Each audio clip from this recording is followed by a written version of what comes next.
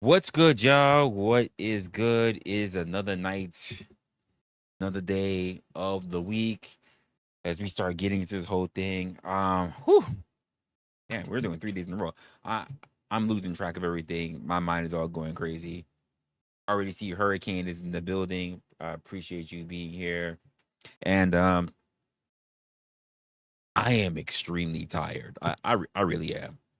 But it also reminded me of how we need to do things. It reminded me back a little bit of the old days of how we used to do things and how much energy that I had. And it actually reminded me when I was doing this whole thing when it comes to content and I was running through back and forth and I had a lot of low energy.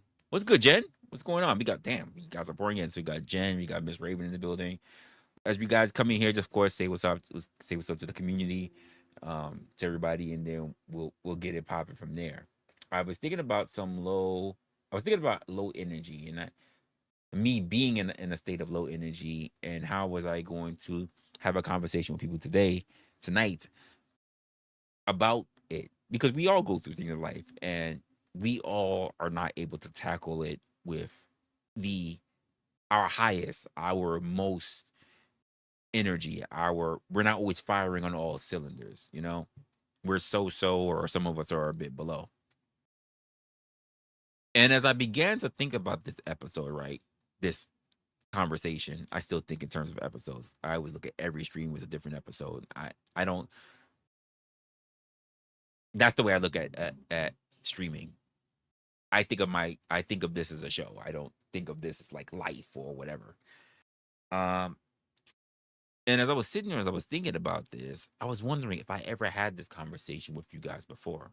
Lo and behold, I don't know exactly if I did, but I do know that I do at least have a show where I talked about low energy. Now, I don't know exactly what's on it. I really don't. All I know is that it comes from way back in the day of Opinionated somewhere in season 2.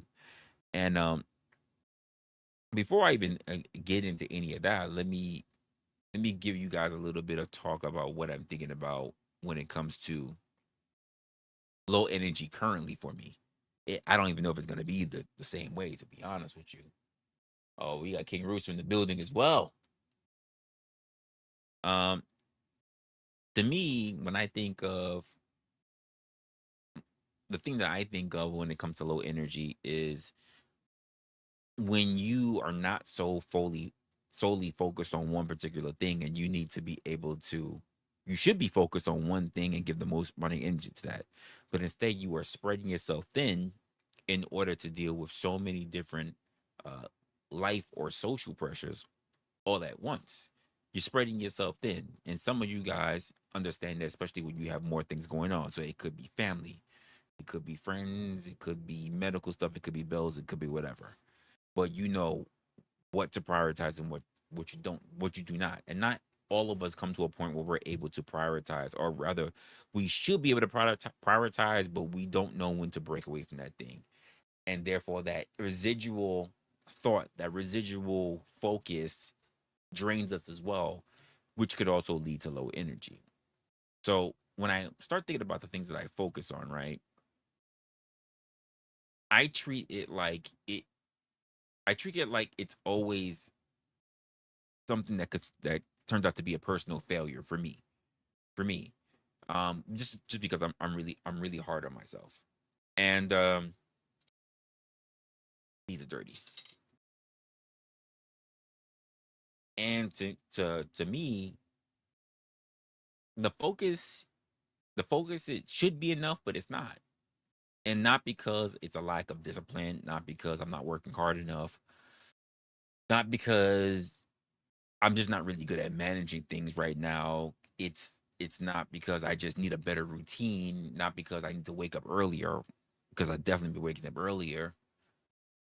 Not because I'm not even more grateful, but rather because the things that happen in life can turn your perspective on how you look at life based on what you're focusing on, right? The energy that you're putting into it.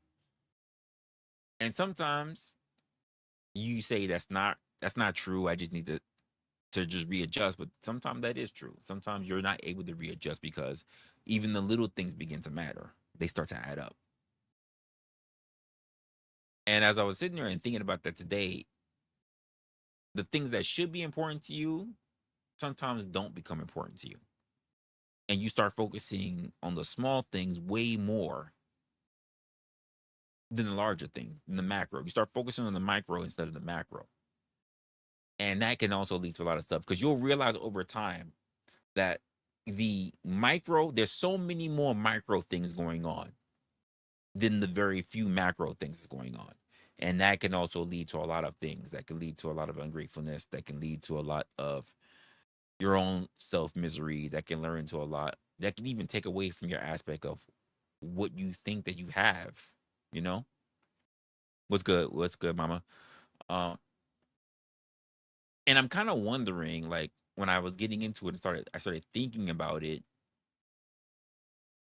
When you have this low energy, how do you go about recalibrating? How do you go about trying to get trying to get the right vibration back so that you can be strong again? And I realized that okay, maybe we should talk a little bit about that. But instead, I realized that I already had a stream a while back that was called low energy. So I said, all right, let me go look back at it to see exactly if this was something that I even talked about. And I think I'm gonna do that. I think I'm looking to see. I'm curious enough to go look at myself in the past to see if this was something that I potentially talked about. And I'm wondering rather, if it turned out for the best. Let's see. Let's see. Where are you? Let's see. See what I've brought up, what I've talked about. Boop, boop, boop. Are you here? I got so many windows open all the time. Nope, that's something I'm learning.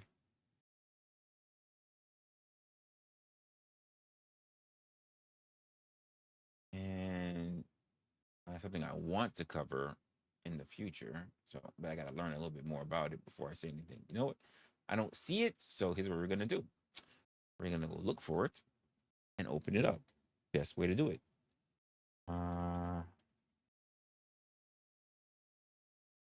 When I learned to spell. Wow, that's really far back. Now that I'm looking at the episode number. So it's episode 97, which is quite a ways back, to be honest with you. Oh, I just backed out of it like an idiot. All right. So I'm gonna take a look at this to see if it turned out to be anything. I appreciate you guys for showing up here. I guess y'all are having those step talking. That you stop talking. All right. I have no idea what the hell I'm gonna say in this. God forbid it. You know me, guys. I might say something decent. I might say something actually absolutely atrocious. All right. We go here. Cool. I'm gonna go here. And nope, it doesn't look like anything crazy. Nope, I'm here at the beginning of it. This thing was 10 hours long. I used to do 10 hours with you guys. I'm definitely not playing all of that. So this is definitely a time where opinionated was opinionated. So this is season 2. So we used to do a lot of for those who were here long enough, we used to do a lot of crazy streams. We used to definitely be open panel. And God forbid what was going on. But I know I would always do a monologue at the beginning. So let's see what I might have been talking about. What's good, everybody? What is good? That was extra loud. Hopefully, it wasn't extra loud on your side. It's loud on my side. Oh, I got everything already mixed up.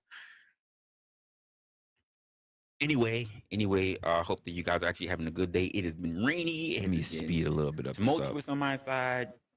It has been a lot of things. I'm always thinking in real time. Your day is actually doing good, but of course, most and foremost, I want to welcome you all to Opinionated with yours truly.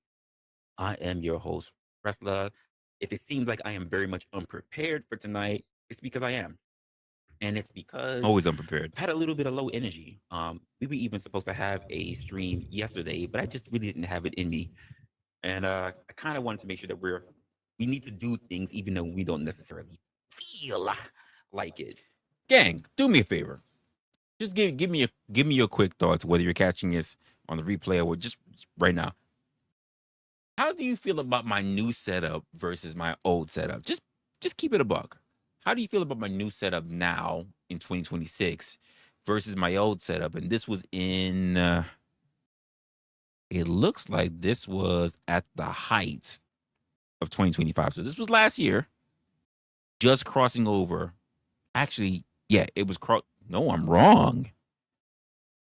This was in 2024. How do you guys feel about that? How do you feel about my old setup versus my new setup now? You write that if you want to.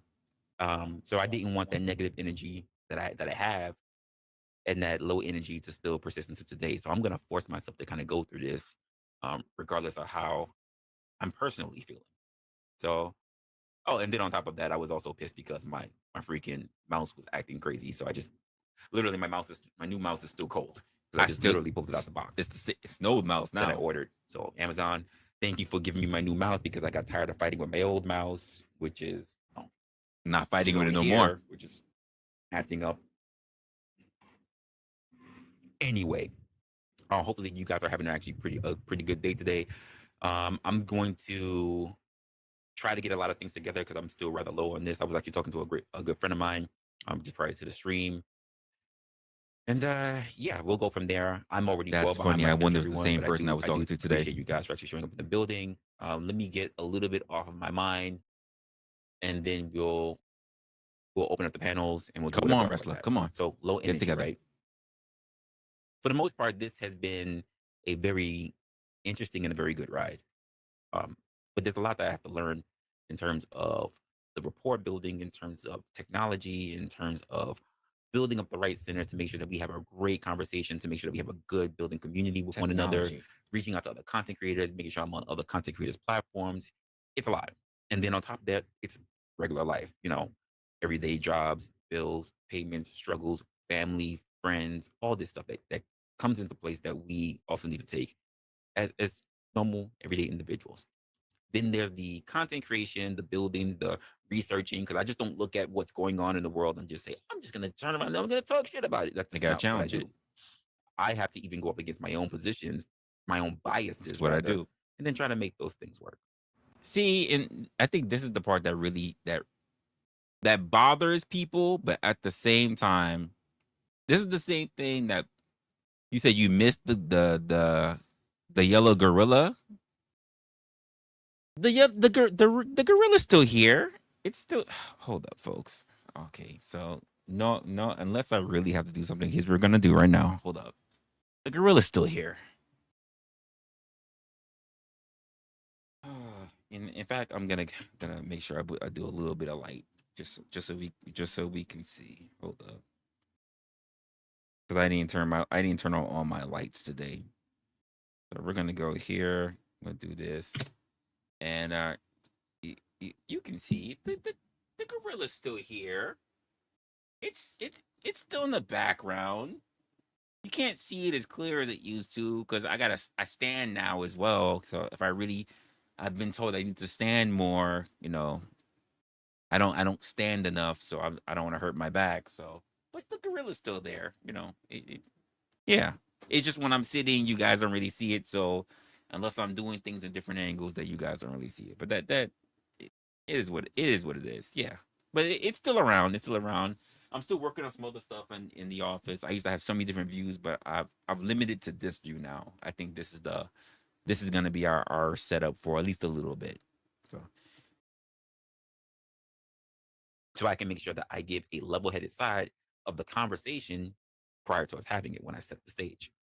Today is a little bit different because I've got nothing to really work on.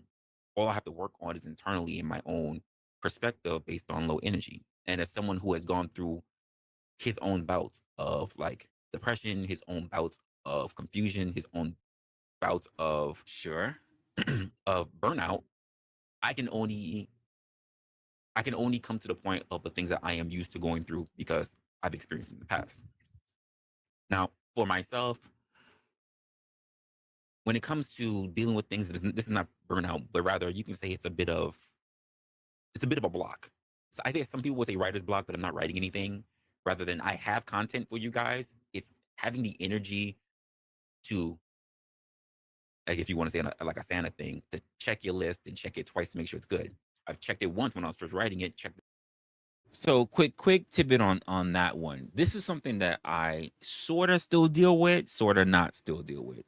And what I mean is that I still have a shit ton of titles that I write when I'm listening or reviewing other people's stuff.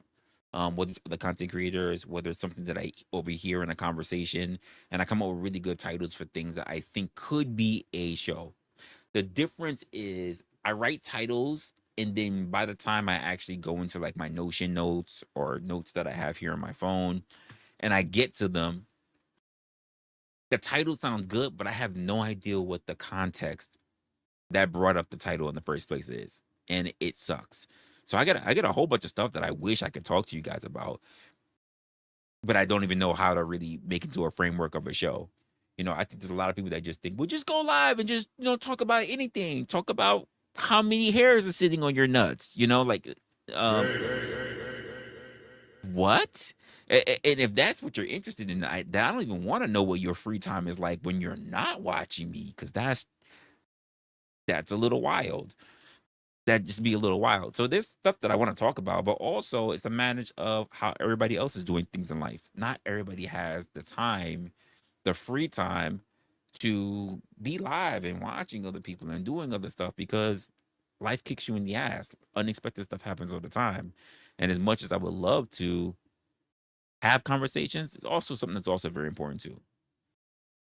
To have enough of your own personal time so that you're not burning yourself out. Because believe it or not, content creation can burn you out as well. And if you're burning the candle on both ends, both your personal life or your personal life, your work life, I see them both as the same. Some of you guys don't. It's whatever. And then content creation, it can really get to you. But a lot of you guys don't understand that, which is why I say you should start your own channels and see, so you can have a little bit more respect for the people that actually do this thing. That again and turn around and say I don't like it. So I guess there's an issue with my energy in saying that this is the type of thing that I wish to have, that I think that will be great and awesome for you guys. And right now I don't think that was it. And I want to talk a little bit about the low energy. What does it actually mean to have low energy? What does it mean when the things that you think that are very important to you, you Sure. feel like you're just not measuring up to? Um, it's a lot. Um, I've been really pushing myself a lot, especially in this last week, which really didn't go out to be the way as I wanted to, because I was pushing very heavily for trying to finish out this last season. But I'm realizing the season just needs to end when the season needs to end, and in the beginning when it begins. But That was a big most of lesson all is for that I me. appreciate you Big guys for always lesson. just showing up. As much as it is for I me, remember it's those the two, same way mama. that it is for you. And when it comes to this whole thing of low energy, is because I'm not really sleeping. I'm too busy trying to set up everything for the future. But I have to also understand and that the future will come, because it's going to come When it regardless. It will come comes. when it comes. I And agree. I realize I'm not really spending time with the people that I really care most about. Not that I don't care for some of you guys who are here, who I do have conversations with behind the scenes. Or By the way, still something that I'm struggling with, by the way. I have plenty of people that I do care about that I really wish I could spend more time with. But I'm really a shitty person when it comes to keeping in contact with people. Like I'm trying to be better at that this year. I said I would be better at it last year, but I was abysmal. So I am really trying to make up for it this year. And for the most part, I have really been putting more of a concerted effort. And yeah, I think it's a start. And I think the only thing we can do is be consistent, right? So yeah. I think I'm gonna give myself a little bit of pat on the back. I've done a little bit better in the last 4 to 5 months than I've done in years. or even on the phone. But I also understand the people who are not a part of this online life, that I want to have those conversations with them, to build those relationships, to make sure I maintain those relationships with them. And I realize that I'm only one man. I can't split myself to tackle many tasks at once. And therefore it builds me into an area where I have low energy. Sure. And that's pretty much how I wanted to start this out with. But before we ever get into that, let me go ahead and just, of course, thank everybody who already walked into the building. Wow, we are already in here. Damn, folks, when was the last time I did that? Like, I just think I just drop shit if I just I used to really had a structure back then. I don't even think I really do that anymore, do I? I think now I just kind of just I flow, and if somebody's here, they hear. But then again, let me can we be a little bit honest, folks? For Miss Raven, you were there, I think, in the time. Yeah, you must have been there in the time being. Mama, you were definitely there. You've been there for the whole show running. We used to have so many people watching the channel back then than we did now. But that's because a lot of people were really interested in a lot of the controversy that took place back then than it is now. And then of course I had to take a really big break last year. Um so I to have a regular run in and just say like, damn, we have people watching here. Let me just give a big round off of the roll call.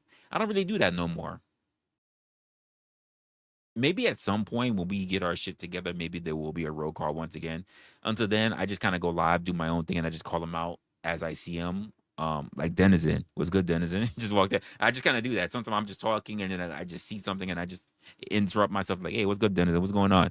Hey, what's mom? What's going on? Hey, Miss Raven, what's going on? Yo, Rooster, what's going on?" Like I just kind of do that and just kind of go back to what I'm doing, rather than back then there was so much going on.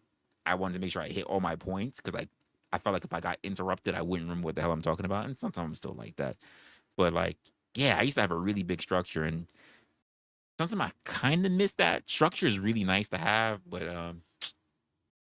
you kind of got to free ball it too, you know. Free balling it feels kind of liberating. With 22 strong, I appreciate you guys for showing up here. I guess y'all are having those rainy days the same way I have. So we got Les that's already walked in here. Ron is up in the building. Appreciate it. Appreciate True Keys is up in the building. I appreciate What you. happened to Appreciate True Zuma. Keys? Zuma says us. Us. Wow. The Q is up in the building. Appreciate you, FAQ. good sir, for actually coming up in here.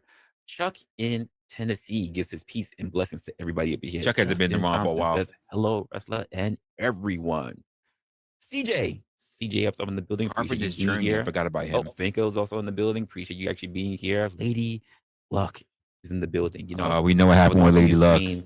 I was watching the stream that you had where you were talking about, I guess, trying to remember the actual title. It was like the better half or the other half of us or the other side of us. I can't remember the actual title. I was a little bit inebriated. I was also watching other stuff, but I was paying attention in the chat. I thought it was a very good discussion. I really liked it. Mayo Bunky's up here says, "Hey man, appreciate you, Mayo."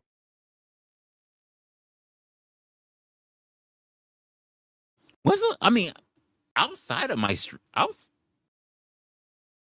outside of my stream, I've seen Mayo, but I can't remember the last time I saw Mayo even within the stream. I'm pretty sure he's busy. He's been doing his own thing. Mama, you would know more than anything else. Fink was already started. Appreciate you, my guy. He already hit with the 20. Says for a couple of energy drinks. I wish I had gone outside and got energy drinks. I really didn't though. And for all you guys to know, I like to promo. That is so funny. That is so funny. Right, even right now, talking about getting an energy drink and such. Let me do this real quick. Let me move myself up here because that's exactly what I got even right now.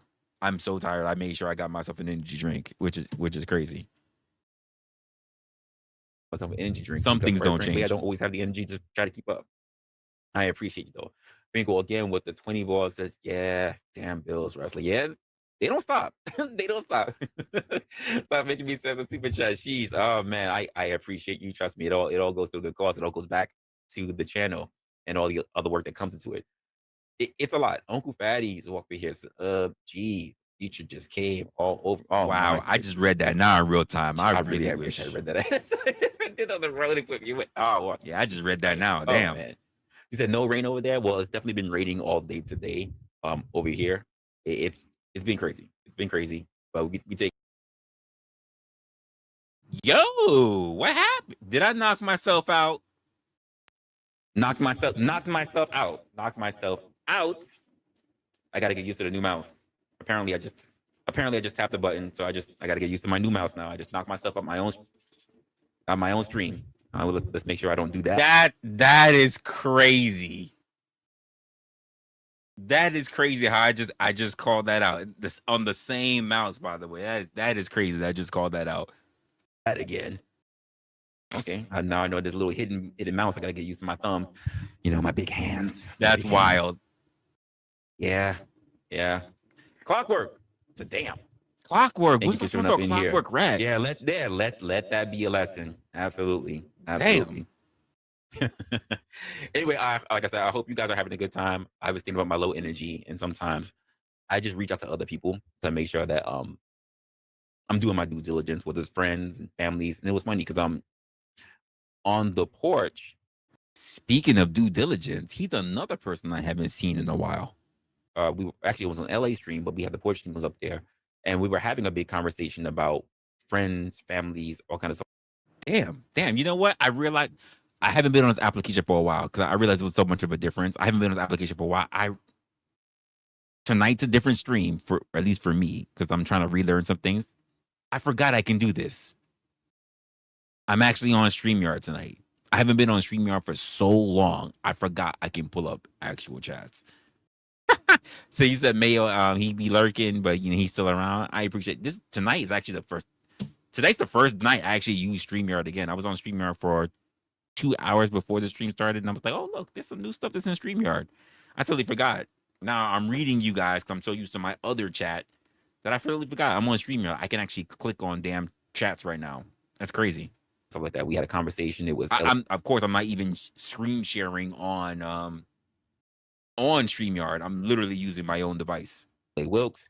It was OG Do Dirty. Some of you guys already know OG Do Dirty. It was Uncle Tom who was also up there, and we had John the Baptist that was also up there, and we were having a really good conversation in reference to family, friends, and what are those things? Could be happy with that treat. There are friends that we have more of a bond with in terms of looking at them as family than actual people that we are quote blood related to, and I wonder how we all still feel about that. Mama, you would know more than anyone else. I mean, you can see how much of all the boys have changed over time.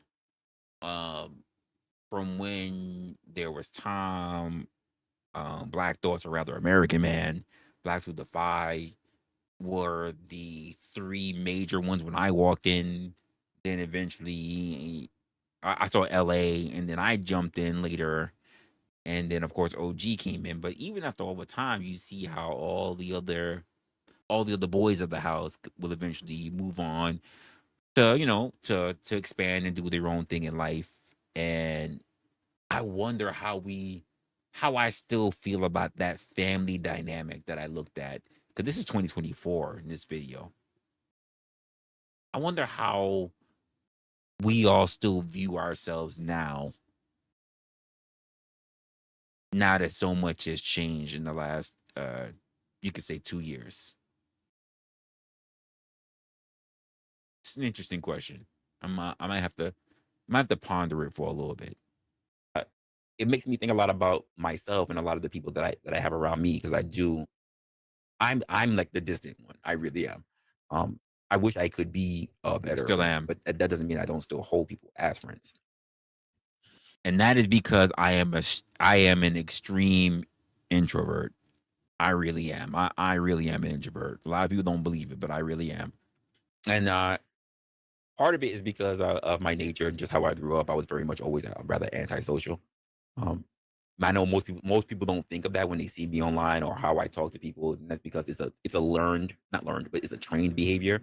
I've trained myself to have a particular energy in how I speak to people because, quite frankly, I understand the nature of people's existence and why you need them.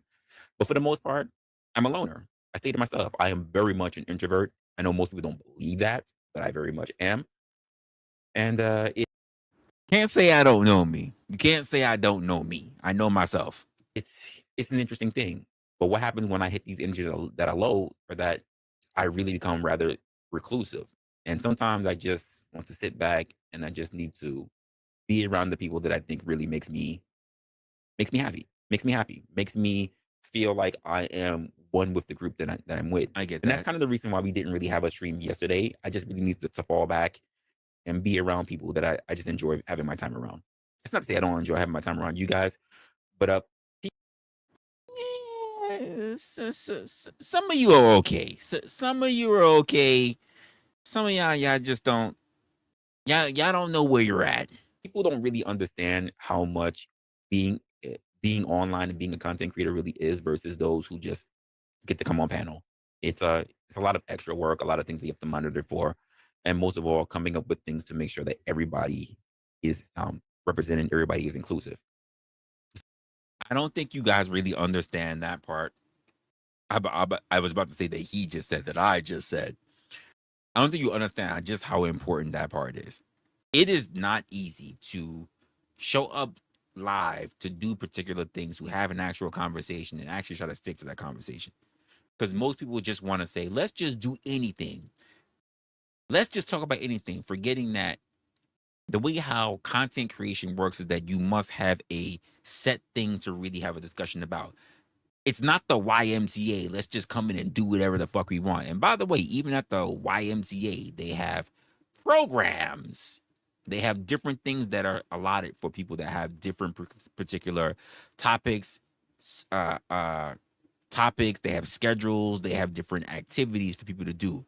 A lot of people just come in and just think that we can just do everything. No, there's a chess club. You don't come into the chess club and play dodgeball.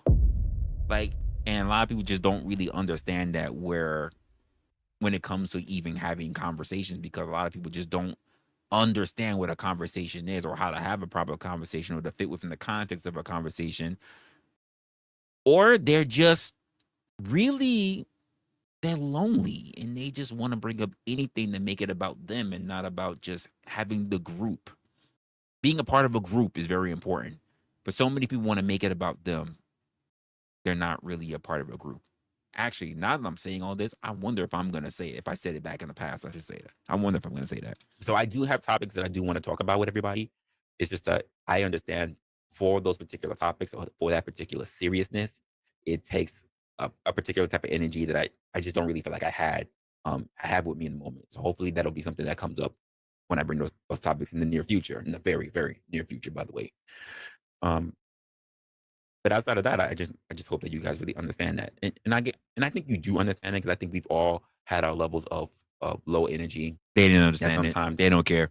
we know what we need to do, but at the same time, we're just not really in the proper mindset Sir, to give you're our a best for cartoon. it.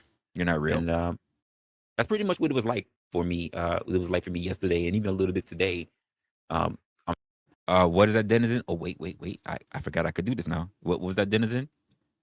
Are they like inside the section of the yes, section of the pool sometimes for certain events. Yeah, I yes, but not everybody treats it the same way. Denizen, you know this is as well as anyone else. Like, people still feel like, like, oh, we're only doing swim races today. So I can't just float around and just pee in the pool or whatever. It only meant for people who are actually gonna participate in the race. Well, I don't think that everybody should be able to participate in the race because I don't want to participate in the race. And there are people that just don't want to be a part of a group. But I also say this: if you don't want to be a part of the group, just do yourself a favor. Do not, do not go into the event. Don't go into the event. Just stay out. Stay out of the event. Wait till when it's open to the public for everybody, and then you can come back in. What's going on, Peace? I'm sorry, I didn't. I had coffee. My coffee did not work, and I think you're right. I should have went out and go get me a Red Bull or give me a Monster or something because I just didn't have it in me. But I said, you know what? I'm not about to go dry 2 days on y'all with nothing. So I thought I would just come in. We would do the stream, have a talk, and we'll let it go from there. So this might be one of those chill streams, nothing really too structured, because quite frankly, I don't want to seem like I'm just disappearing off my own head when truth matters I don't want to disappear in the first. Can I just be honest?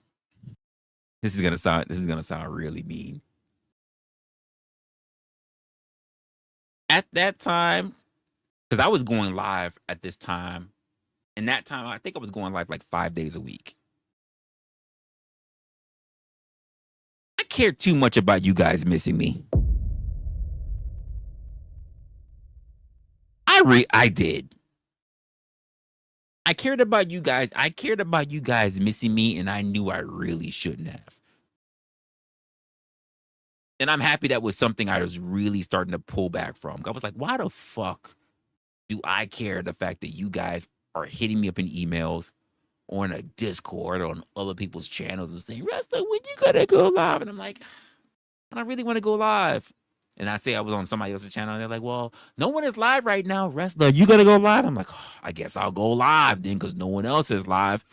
And that used to really grind my gears because people don't really understand, like, it is easier, and for those of you guys who've been on other people's channels or you hear other content creators say, it's easier to sit on someone else's panel than it is to host it yourself. There's a lot that happens on your Steam. For instance, how about the fact not just that you have so many people that's coming onto your platform that you have to manage, how about the fact of just holding an internet connection? Do you not understand that just the main thing that could fuck up your whole stream is just simply the fact of you actually holding on to an internet connection? Now, for me, I got a strong internet connection, but if you're like, yeah, wrestler, you can go live during a thunderstorm. Thunderstorm, no one has control of it. I could be in a very good, great fucking internet area. Thunderstorm want to fuck up my shit. It's gonna fuck up my shit, and there's nothing I can do about it. So there were times where I was just like, I shouldn't go live. I really shouldn't go live. And sometimes when I was bored, I would go live. And sometimes after a while, I should say, I learned that you just gotta sit with the boredom. And me sitting with the boredom actually put something in my head that I need to be creative outside of going live, because I don't like going live. Why there's nothing wrong with it? Plenty of people do it. I don't like going live and having nothing to talk about, because that's how you get into really screwed up content. You get really screwed up content when it comes to people not knowing exactly what is it you do. People don't know what the hell do you do. Then finally, when you want to talk about something that's really important, you get people that are very confused because they don't know what you do. By the way, you do get people that come to your channel that don't even care about what you do, but they're bored for their own reasons. They really don't have a life. They really don't have any ambitions. They really don't know how to think. They're lemmings. They move from they're moths to a flame. They move from one heat source to another heat source. They really don't have anything of themselves. So I would ask you guys, when you're moving from platform to platform, are you going there because you're actually picking up something, or are you being a moth? Are you being a lemming?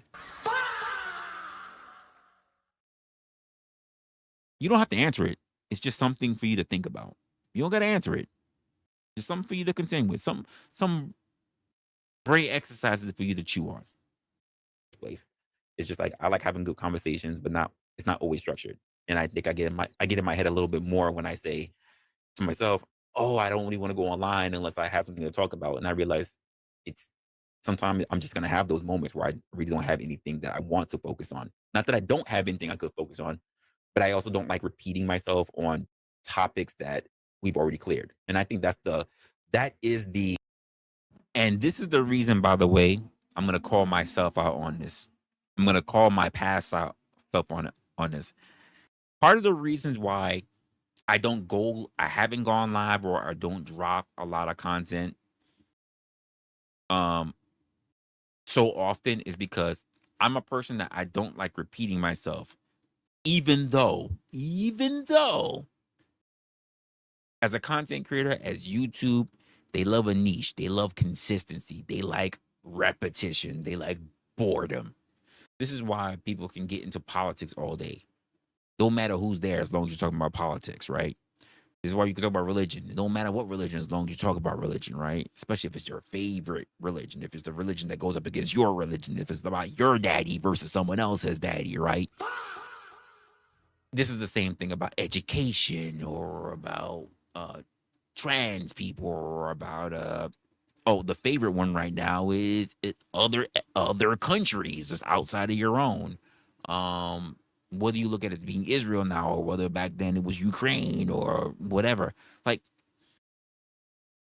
the idea that if it's not something that you're just always on and now you're bored because you're stuck there, but if that's all you're known for, or if that's all anything that's giving you traction, what are you doing? Because think about it this way, unless you do politics for a living, if you started a channel and when you started the channel, all you did was talk about Ukraine, your channel is going to take off, right? But is anyone talking about Ukraine now? When's the last time you heard the words Zelensky? When's the last time you heard of him? When's the last time you heard Zelensky? So if you started your channel last year thinking you were going to pick up on it, and now Netanyahu's in and you really don't know anything outside of that, you are fucked. So I like multiple conversations that are outside of the static shock. I like the things I actually get with regular people on a regular basis. And I've stayed that way, and I've been very consistent that way, even though people will turn around and say it's not that sensational. And I go, well, it's funny that you say it's not sensational, but it's literally the thing that you think about when you roll out of bed, when you go to work, when you're trying to feed your kids, when you go back to sleep, when you're hoping to bust a nut with your significant other, or you don't have a significant other, so all you're doing is diddling or jaying yourself to get a good night's rest. It is what it is. It is what it is. It's just something you need to really consider. You can box yourself in early, and unless you want to be your own person, you're going to have to really fight to be your own person, because if not, other people will always try to tell you who you should be.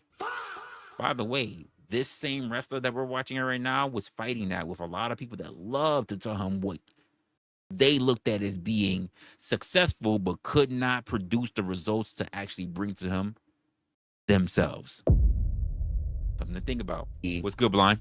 That's the hallmark. That is the difference between people who sit and they do conversations that are all over the place and people who have niche topics, because it means that they don't really have to think about it. They have all their talking points. They have all their narratives. They can always just recycle the same stuff all the time, versus someone like myself who has to constantly think on the fly if it aligns with my values or if it aligns with the actual topics. So I think I know you guys get that, as people who have to go through your everyday. Blind, you didn't know I was on because you was on. That's why. You was on, so you weren't looking to see what I was on. Topic. I have been in a bit of a funk pretty much at the beginning of the first quarter. I've been really trying to figure out a whole bunch of stuff from the first quarter. And as I am trying to do a reassessment of my life, I was wondering, have I ever talked about things like this in the past? So when I was thinking about my energy being low, I typed into my own YouTube search about energy just feeling low to see if I ever did content on it, and this is the one I ran across. So I'm wondering if I'm repeating the past, if there's any correlation. So, as they like to say, a good predictor of the future is the past, which I don't actually believe. So I'm trying to see if I'm actually repeating, or is this something that I am noticing changes of. By the way, folks, this is what you do when you vlog yourself, when you use this as a barometer for where you are in the world. So I did this when I was like in like counseling and things like that. And then afterwards, like I will videotape and vlog myself. And then I would go back way later to see what changes that I made, or do I still have the same feelings or the same thought processes that I had back then. And I have so much video catalog. Nothing that's content. It's just all me and my own personal ish. So this is what it's like, by the way, to go back and look at yourself and be like, damn, did I say that? Or damn, that's the way I really felt? Or do I still feel that way or whatever? You'd be surprised. But most people don't go that far, because most people live their lives being a fleeting familiar. They think they might have changed, but they really don't know, because they have no documentation. They have no checkpoint to see where they really have changed. So they just say, I'm a new bitch. But they haven't changed. because there's no reference point to say that they actually have. So, something for you to think about. Realize what you did with friends, families, coworkers, whatever, that you also understand that you're not always at your Cake best. mix is in the building. And I guess I should feel a little bit guilty that always want to make sure I'm giving you my best, which is not always true. But I always want to make sure I give you my fullest attention. I like to know that if I'm having a conversation with you, that you do have my utmost attention. And I just think that the last day or so, um, my attention's been scattered. You know, that's pretty much what it is. Oh, they going here with the 10. Look, I almost clicked the wrong mouse already.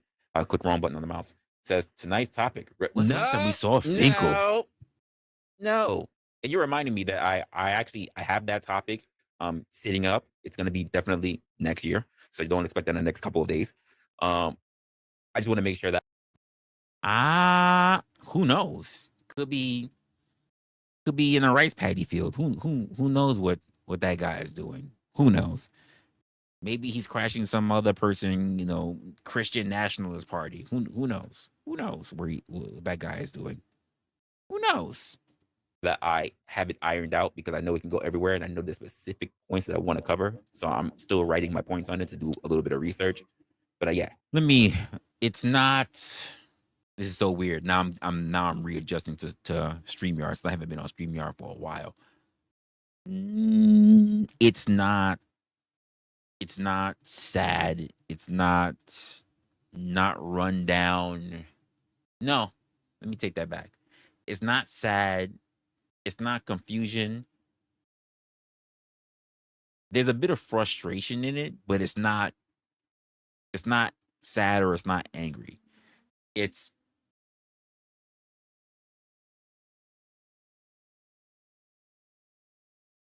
not it's what I'm frustrated at is that there are things happening and I don't like not understanding. It's not sluggishness.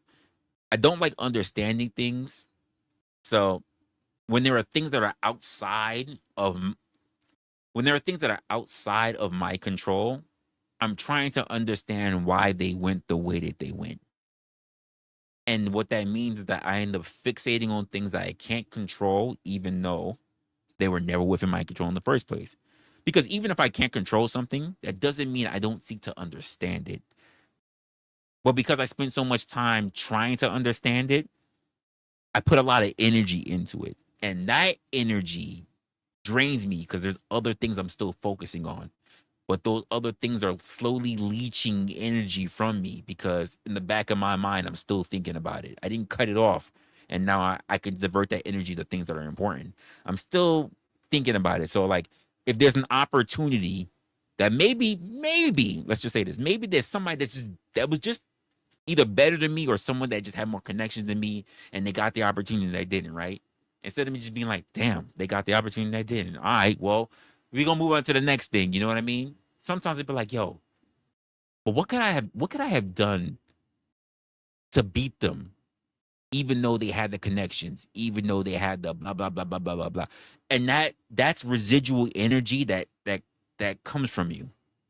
And it's not a good thing, but I've done that with so many different things lately, which is like it's really done more damage than I care to admit. Which is why your energy becomes low. Because you can wake up, now you feel pumped and you're sitting down. Yeah, networking. But then imagine this cake mix. Someone you have networking, you have rapport, but someone has more of a bigger network than you. And you're sitting here now wondering if there's anything that you could do. Like you're wondering if you have the chess move that you could have. Not keep in mind, the situation already happened. It's done. It's finished. And you're still sitting here wondering if there was a way to beat the network. How can I beat the next network? Like, it's ridiculous. It's a foolhardy errand, but sometimes I get caught up in those kind of thoughts, and that can still leach energy from you. You know, you get fixated on the things that you really had no control over. And I'm realizing there were a lot of little things over the beginning of this year that happened, and now I'm trying to reclaim that energy back. because those other things interrupt you from other things that you should have been or you were already doing in life. So that's where I'm kind of like going through it. That conversation will be coming up. It will not be tonight. That it will not be, but it will be coming up. It will be coming up sooner than later. Part of it was making me want to say, hey, you know what? Maybe I should hold back. I should hold that conversation to February. But as much as that conversation is coming up, I don't think we can wait to February. I don't think that we can. Oh, Jess has already walked up in the building. Appreciate you, Jess, for actually walking in. Brick is actually here with us. Maybe try to get everybody up in here. Brick was up in here, already here at attention. Danny was up in here. Hey, what's going on? Let's see. Danny, who's Danny? Guadalupe Who's that? is up in here. Hey. Yo, Guadalupe. Yo, Your where so were so funny. they at? Let's see. Armor is in here. What's going on? A lot of names I remember. Mr. Carey is up in Mr. here. Carey, what happened to him? Appreciate it. And Scotto's up in here. I almost didn't notice. Oh, we know why Scotto was around. We know why Scotto was around. New icon is fire. I like it. Easy's up in here. What's going on, my guy? Easy comes back and forth. I appreciate it. So yeah, that was pretty much how my feeling was yesterday, climbing into today, and I just said I still want to go do this with you guys today, just to make sure that we're at. I know that you guys have things that are probably in your mind, or actually, you know what was the funny part? The funny thing that I fell asleep to yesterday, The Purge, and I don't mean the movie. I mean The Purge that we have here on YouTube. Okay, so this tells me that we're close to the end of the year. So this is 2024, but it also tells me that we're close to the end of the year. Because if I'm talking about The Purge, that's like a end of the year kind of thing. All right. Because I heard myself say February, so I want to say like this is probably, it's not December. And no, it could be December. Who knows? I want to say it's probably like November, October, probably even December. So if I'm talking about The Purge, somewhere close to that. I was watching everybody scream their heads off, new people that I've seen on the internet before, people having their own beefs and their gripes, and I'm just in there looking like this is a shit show. No, this is not the reason why. At least for my personal assessment, this is not the reason why. The reason why people are not here as much is because there are several factors why. The first one is that I took a huge the first major factor, Blind, is that I absolutely took a knife and I severed the connection between me and the Panelverse. I said, this is a tumor that we need to start going through. This needs to be surgical because it's a tumor that's metastasizing. And instead of going through chemo of just saying, I'm going to do videos, I'm going to yell at people to say this is not what we're about, I'm going to do this, I'm going to do that. Mofos weren't listening. The cancer still kept growing. So I said, there's only one thing we got to do. We got to cut the bitch out ourselves. And that's why in 2025, the thing that you did not see me do was go on panels. If you did not see me on Marathon Kev or Resto Chesto, you did not see me on a panel. And I said, I'm going to take a huge dip back on when I go live and how I go live, and there will be virtually no panels for any of that. And then I thought maybe I might have been ready, and I said, you know what, we're going to drop Opinionated. And prior to that even happening, I wanted to warm up and say, let's give a little bit of a test run before we fully go live with Opinionated. And the moment I opened up the gates for light conversation, it wasn't even an opinionated show. You know what happened? Guys, the men came in and fucked up everything. And it made me realize I'm not ready. It was like PTSD, sir. I wasn't ready. So I just said, I'm gonna take a step back. Because all it let me know is that the cancer is still there.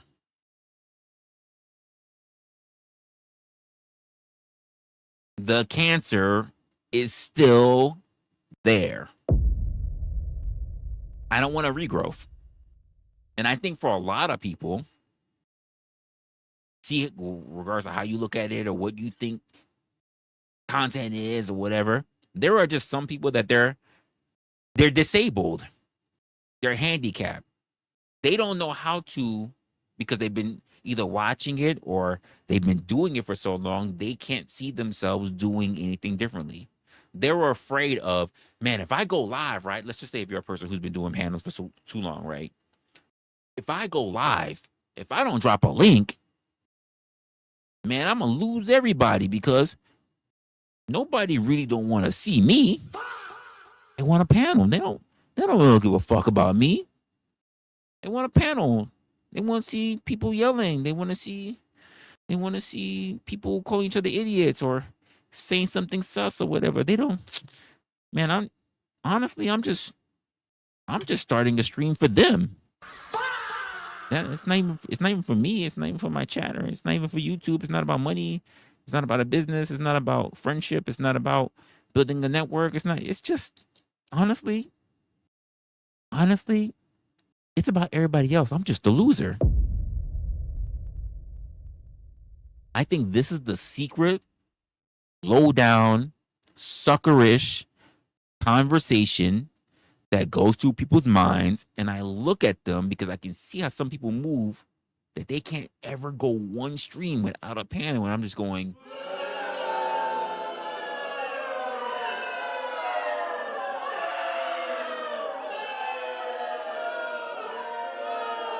because I see you. I see you. I see the words that you're using. I see the effort that you put in. I see how long you go live for. I see. And I don't say just because you start a channel, even though I say you should start a channel. People should just start a channel, just if anything, just to see how hard it actually is. But when I see people who are consistent and I see they actually have a personality and they got stories and they got stuff, but when they tell themselves that their stories are not good enough, so therefore they need someone else to help them, distract them, to take away from the shit that actually is the reason why people should be showing up to their fucking channel. When they make the concept of someone else, when they make the beef of someone else outshine the reason why they went live in the first place, you diminish yourself. You forget people will show up because they say, I want your perspective. Yes, there are a lot of people talking about this, but I clicked on this link probably because I'm bored, but 2, also because I want to hear your perspective. 3, because I think you're funny or entertaining or whatever. 4, this is the one that it starts getting nasty, because there are other people that don't like you, and I wonder if that person's going to show up. But it starts with those first 3. But if you're starting out as the creator going, well, I want to start being online because I want to build a following of people who are like-minded, want to be everything. And the second thing comes down to, but no one really wants to listen to me because they just really want to worry about everybody else. So blah, blah, blah, blah, blah, blah, blah, blah, blah. You already fucking failed. You killed your own shit. And a lot of people came to me, by the way, and I've had this conversation online. I've had this conversation with a lot of people in the back chats and then Discord. And I've had people yell at me, call me names. Blind chat. I've had people call me a straight up bitch because I refused to do what everybody else is doing.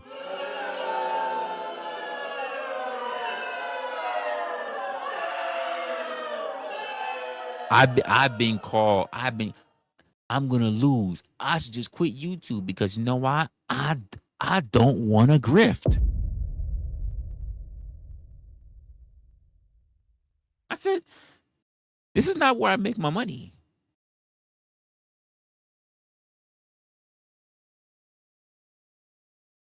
Now, don't get me wrong.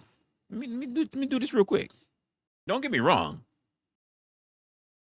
If I was at a point where there were people who were all following me and everybody flocked the fuck in and everybody was like, yo, Resla, we gonna lock in with you because we see your areas like Switzerland.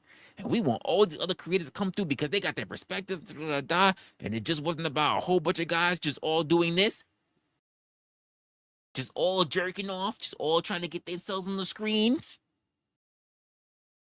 But we see what you're doing. You try to give this person a chance. You try to give this person a chance.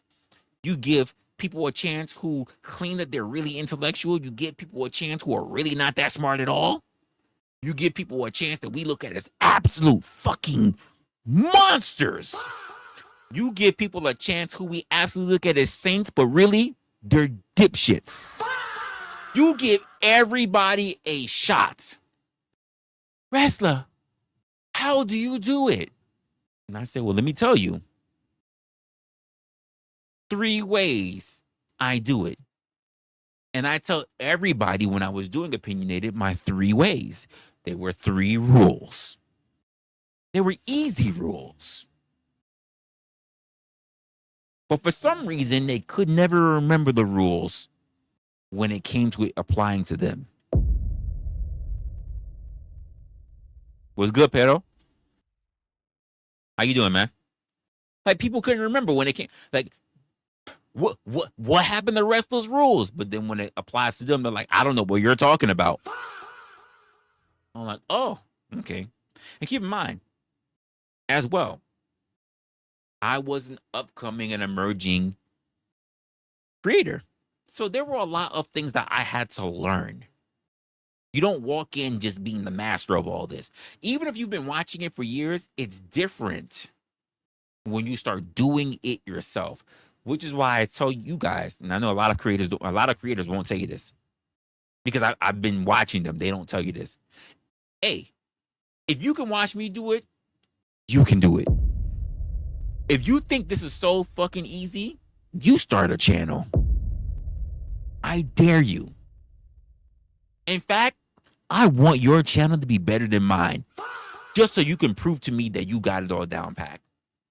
I fucking dare you. Because here's what I say. I'm not better than anyone else. I say that a lot of times. People say, yo, Wrestler, your channel is good. Wrestler, your shit is so underrated. Shit, Wrestler this, Wrestler that. Wrestler. I say, guess what? My numbers don't show that. But also, kind of fine with it. Because I realized that my numbers are a reflection of me, my effort, but also the type of community that I do not want. Not want. Do not want. If I wanted to have the over 100, 200 people follow me, all I gotta do is be a controversy, pick fights, willing to make an ass out of myself. You know what? Damn. You know what, folks? Chat, that's the problem, isn't it? I have too much self-respect. I got too much self-respect.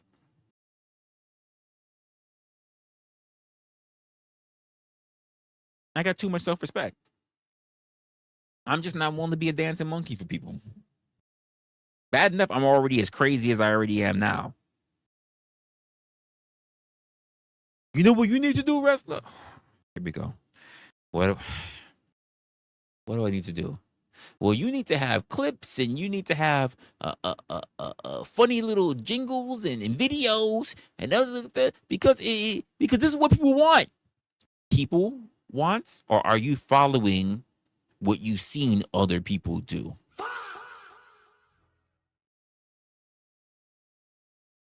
Which one is it? Is it what people want? Because the thing about advertisement, the thing about shopping, right, is that people don't know what they want until they see it. Because while you say, this is what people want, right? And I go, I bet if you're telling me that, your algorithm is full of nothing but panels. Because I see people who have so much viewership, not even a lot of subscribers, so much viewership, and they don't even have half the shit of what I see low-level creators or channel space creators are willing to go do. So what does that say about them? What does it say about their efforts? Just it's something to think about. AM, you're an hour late. You're an hour late to work. What's happening here? Don't tell me you're making ice. There's a lot. There's a lot of things that people don't follow, and there are so many people that's willing to. And I know I've had this conversation in the past before. I just can't remember it. There are so many people that want to tell you how to do things, right? But they cannot tell you how to do it themselves. They can't. Here's the funny part. Maybe they got lucky. Maybe over a course of a weekend or a week, they were able to get numbers. But here's the true factor. They're unable to repeat those efforts. If you have been sitting around, and I'm going to say this, right? Because I can say it as a person who's been watching it. I have been roughly sitting at my number between 930 to almost 1,000 for a year. There have been people who I watch who's been sitting at 2,000 subscribers for about like 5 years. You do what you want to do, that's fine. But my thing is this, if you're not growing or if you're not shrinking, it tells me that you're not really being seen. Now, you could take that as a lot of different things. That could be that the algorithm doesn't really favor you. It could mean that not because you got shadow banned or whatever the case may be. Because if you're doing something, well, KM, I keep forgetting I'm on StreamYard today. KM. So you say quality, not quantity, right? There's a yin and a yang to that, right? And the yin and the yang is this. Quality, even if you're stuck at your numbers, if you have quality, your numbers won't stay stuck. Because you'll notice something that happens within your studio, your content creator studio. You'll be recommended to other pages. You'll be recommended on other people's feeds. You'll show up on other people's homepage, their For You page. You'll be recommended on the home tab or when you're live and they're looking for live shit, you'll come up, right? Even if they've never subbed to you. The issue is that quantity, the other part that you mentioned, quantity. Quantity is all about numbers. And if you only stay in your same pond, you're only going to get a limited amount of fish. There's only but so much fish in a lake or in a pond. Who here has fished in a lake or a pond? Have you noticed that at some point someone has to come around and give you new fish? You can overfish a lake and a pond. You know what they never say when it comes to mating and dating? Don't worry, man. If it don't work out with her, there are other fish in the pond. That doesn't happen. You know what? If it don't work out, man, there are other fish in the lake. That's not what's being said. They said there are other fish in the sea. You have to cast a wide net. And if you're in your fucking small little area, now we got to go back to what KM said, which is very important. Quality, not quantity. Your quantity is limited to how far you can reach. Your quality will go beyond your borders. Your quantity is you being a fish inside a pond. Your quality is how well you got away being known as a big fish from a fisherman, that the fisherman goes out there to tell tales of how they almost got you, which draws in other fishermen. Think about that real quick. Think about what I just said. Think about how I just did that right now. For those who love to fish, I'm not a point who love to fish. Think about what I just said there. That should make sense to you. If you had a bullshit watering hole, no one's gonna go to your watering hole. No one's going there.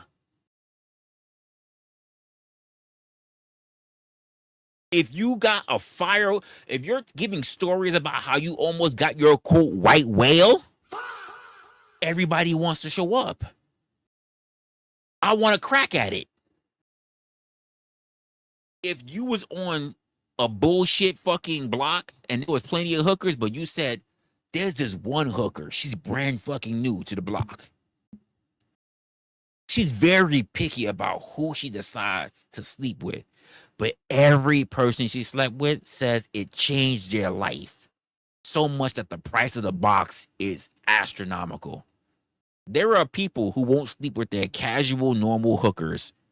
They can save up for the one time to sleep with this bitch.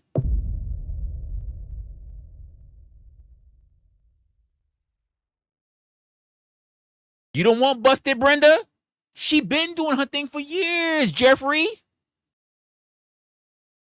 Nah, you want the new bitch on the block, the one that they call Queen Bean Stephanie.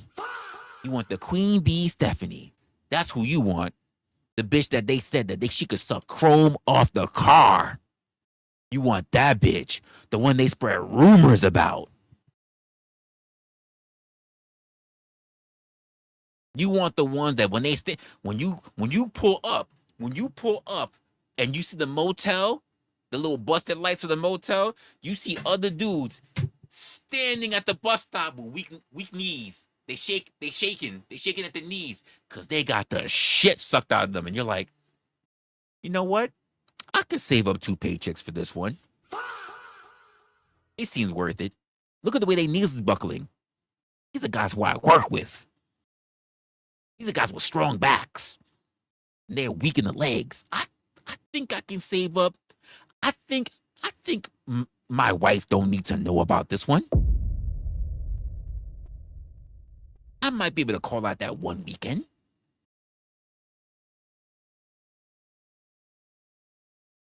You don't want busted Brenda. You've been getting busted, Brenda.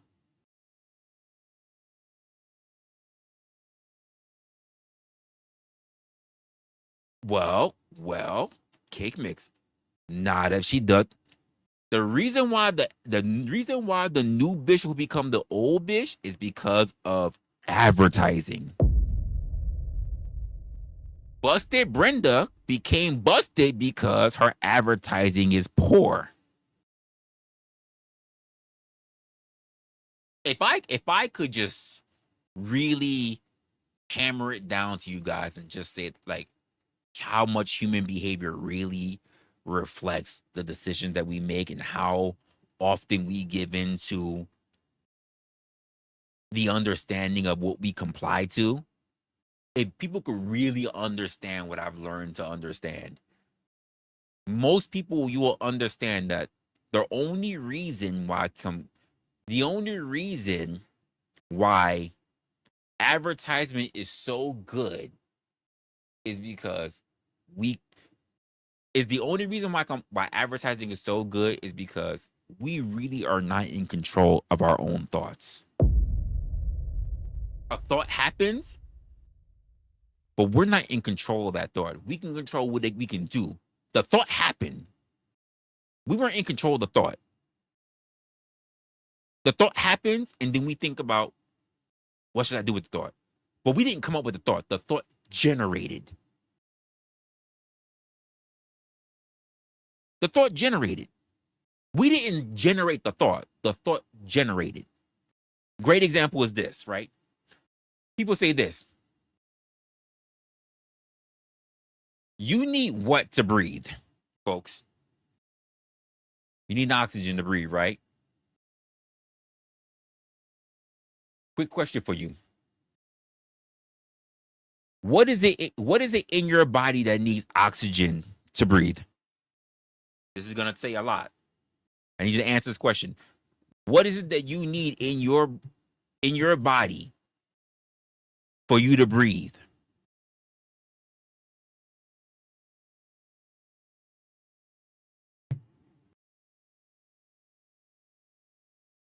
You're close, Cake Mix. You're close.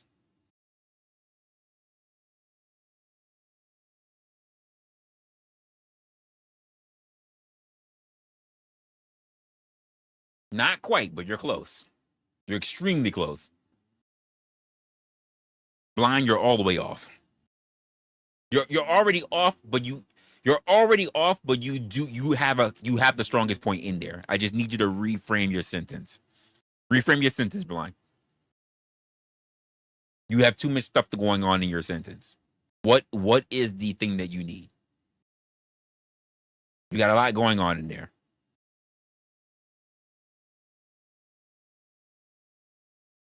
Come on, folks.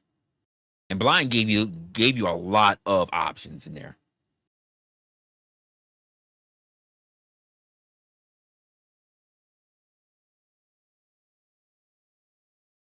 Your brain. Thank you. Blind got it. Blind got it. It's not your lungs. Your blood does carry oxygen, whether you have healthy blood or bad blood, by the way, Cake Mix. But your brain is the thing that needs oxygen. You can pump blood into the lungs. You can even pump excess oxygen that's needed into the actual bloodstream. But if your brain is dead, nothing is helping you. You can get new lungs. You can get dialysis for transfusion. You can't get a new brain. Think about that. You can change up so much stuff in the body. You cannot get a new brain. This is why when all else fails, you can instantly be put in the grave if they just pronounce this one thing, that you are brain dead. Everything else can be working properly. But if you are brain dead, you are shit out of luck and jolly well fucked.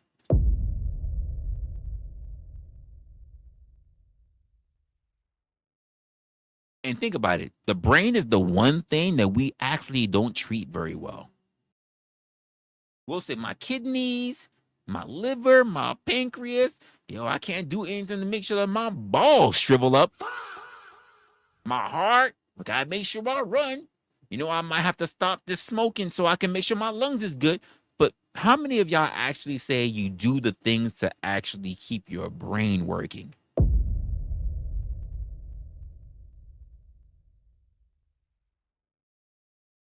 Sit back and really digest that for a moment. Think about yourself. Think about all the things that you do focus on when it comes to your body. But how many times do you really think about nourishing your brain, replenishing your brain? Think about that for a quick moment.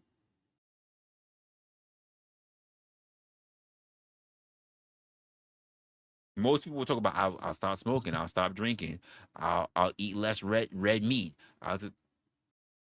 But your brain, none of that other shit really matters if your brain ceases to function. And too many times, for so many people that I've seen, even online, they give up that stuff because they make sure that there are other things that take away the very thing that the brain needs to be stimulated in order to stay healthy. So they divert themselves over to content creators that tell them how to think, what to think about, how they should feel about it, how they're wrong if they think differently from them. Or they take all their cues from AI.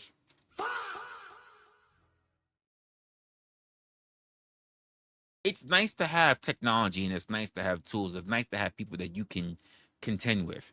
But there are too many people who are willing to go along rather than to learn, rather than to have their own opinion.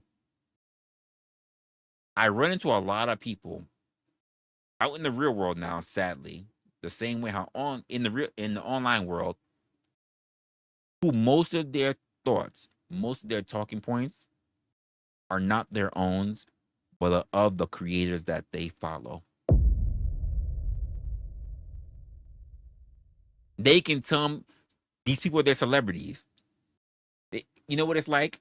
To be honest with you, it's like Roman. It's like Roman gods.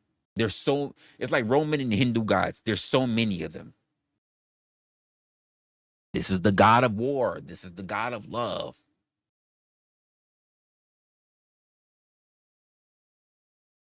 You got too many gods, and you worship them all. I'm gonna go to this one for this thing, and I'm gonna go to this one for this thing, and I'm gonna leave an offering for this one, and I'm gonna leave an offering for this one. But you offer very little to yourself.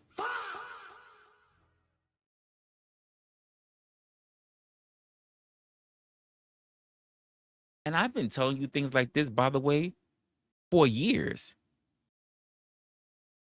Since like Opinionated season 1. But people don't like other people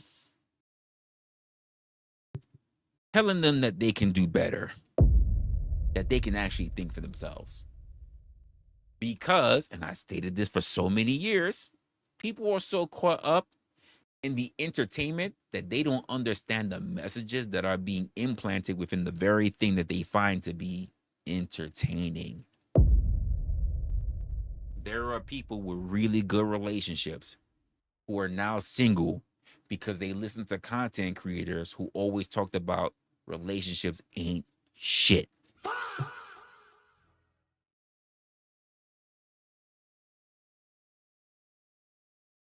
The same way how there are people who are actually doing really good in finances who had some influencer or content creator online who told them this is what you need to invest in, and they lost all their money.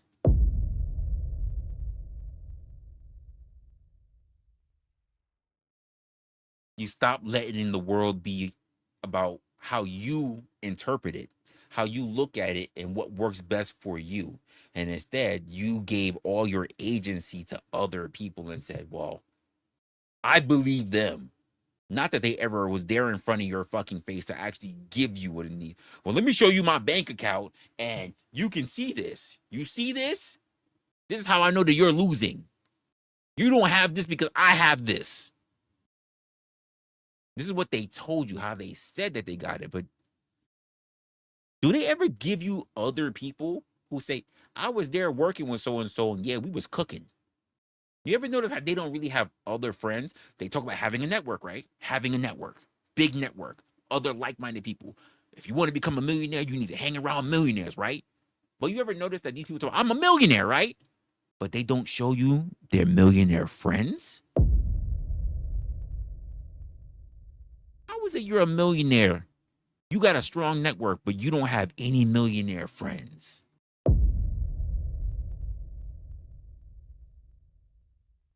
Does that make sense? Does that make sense?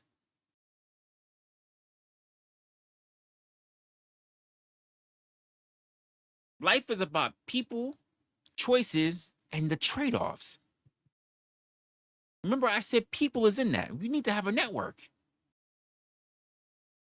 So, how is it that you're this thing, but you don't have other like minded people to have that? One of the things that we talk about so much, but it's so goddamn true, is we talk about the Jewish community, right? Because I know a carpenter, I know a realtor, I know a mason, I know what. It's a network. And then they all come up together and they can all make money. But when you're sitting somebody, you too can fly overseas in a jet. You too can own all these properties. You too can do. Okay, cool. How you did it? I did this. I did that. I did that. So who's part of your network to do that? Well, I know many people in my network. Can you show us any of them? And they go, how dare you question me?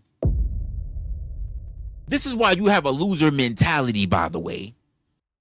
You can't just see, you think that I need to prove myself to you when I got all the results and you should be following me, even though you have every fucking right to question how I got those results and other people who are there to verify it. How dare you? You know what you should do? You should either give up and be a bum or go pay that $59.99 a month.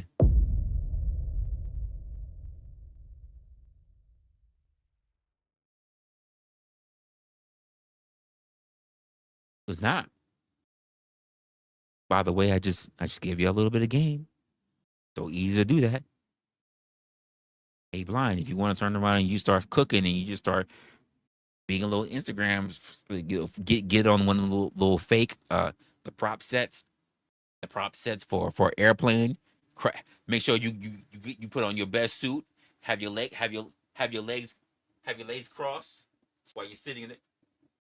Get yourself a little a watered down food dye orange drink, and you pretend that you just put in your caption that you're drinking mimosas while flying over the Serengeti. And people might believe you over time if you cut enough photos of them. All you got to do is just switch up your outfit in the fucking in the fucking prop. Just make sure we need like six shots, right? Okay, I'm gonna change up to 6 different outfits, and every 3 months or so, I'm gonna post that picture flying over Dubai, flying over the Serengeti.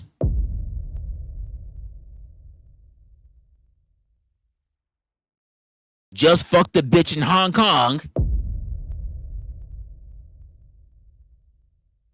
Who's gonna verify that?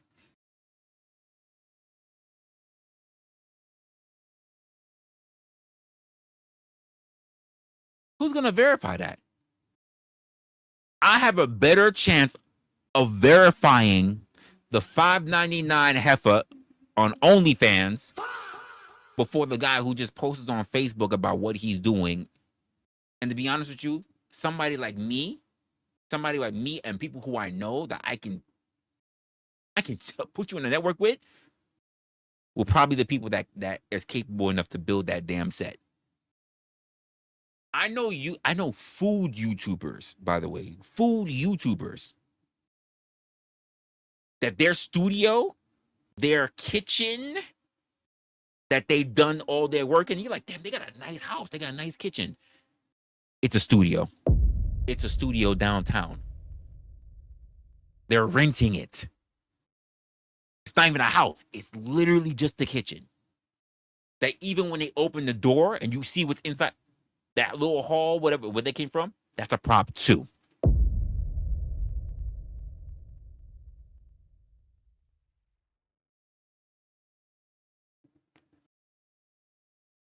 It's just one big warehouse.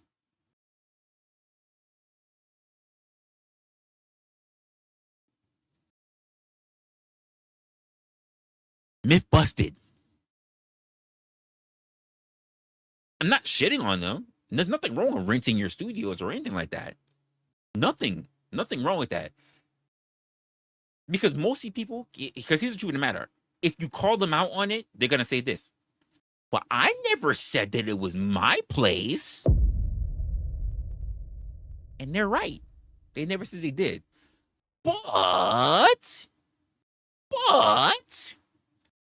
when you have yourself on a fake ass jet, sipping a fake fucking mimosa, you are lying when you put in your caption that you're flying to Ireland. You're a liar.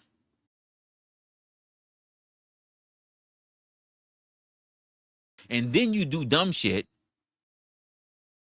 when you post a video of you actually in Ireland, but since there's no timestamps, you look relatively the same. But really, that video or those photos that you have in Ireland were really 2 or 3 years ago. Look at him. He's doing all this shit. Here's the funny part. You didn't even fly by yourself. You flew with your ex-girlfriend or your family or whatever. And here you are talking about in the current year, just flew to Ireland. Those photos are old. Skiing on the Alps. That was like 4 years ago. 4 years ago. What are you talking about? Who were you to question it? Because in your mind, man, they're skiing on the Alps. I wish I could ski on the Alps.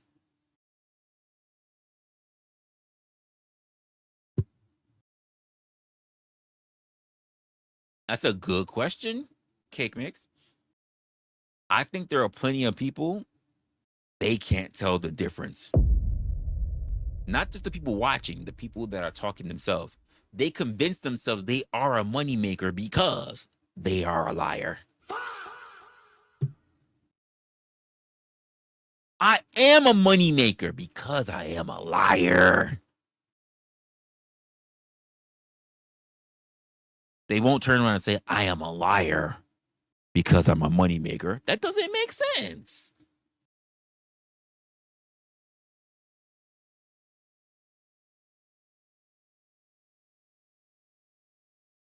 And the old adage still happens, Cake Mix.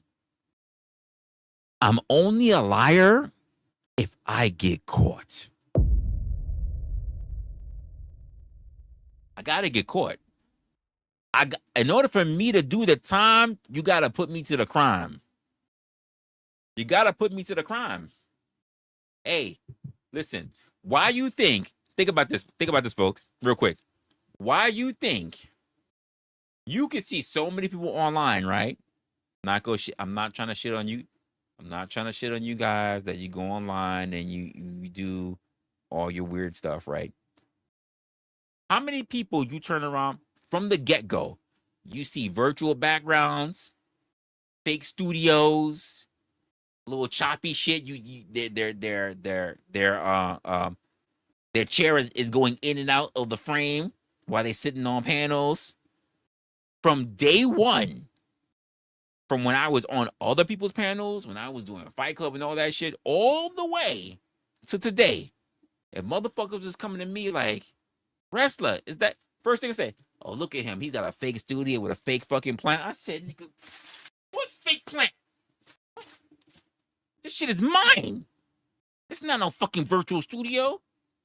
This is fake. That's not really your stuff.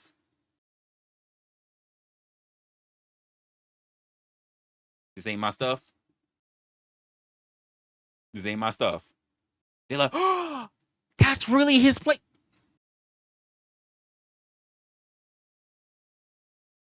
It's really my place. That's not a studio. This is a window. It's a window. That's an AC. This is not a warehouse. This is not a Zoom studio in the background. There's no blurriness. If I roll over my foot, watch this. See back here? I'm not getting out of frame where there's no blurriness or whatever. Do you understand how hard it would be for me to not well, actually now that I'm thinking about it now, it wouldn't be too hard. For me to turn around and make a fucking studio thing and then take a picture of that so I can make sure that it was good and make sure that there were no fucking there was no noise. For you photo guys, that means it wasn't staticky or it didn't have snow effect in the background, not actual falling snow, but actually like me not having enough light so it looks kind of busy in the background. And then every time have to carry all that different shit to every fucking place that I went just to make sure that you guys were like, this is his place. You know why it's really his place? You know why? And you have people debating all over the place. This is not Wrestler's got he's got a fake studio. No, it's yeah, he does. No, he doesn't. You know why I know it's really his place? It's because when he had his old studio, he had that golden gorilla back there. Well, no, that's not true. He just made the fake studio, but then what he did was that he photoshopped. He went to Canva and put the golden gorilla in it. until I do shit like, so this is everything here's fake, right? And I grab it and they're like, well, how we know that's real? How do we know that you didn't on OBS create that strip? You didn't really put no lights in there. Oh, wait, what? How you did that?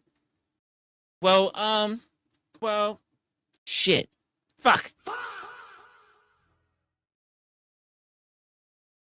And I go, it took me some time, by the way.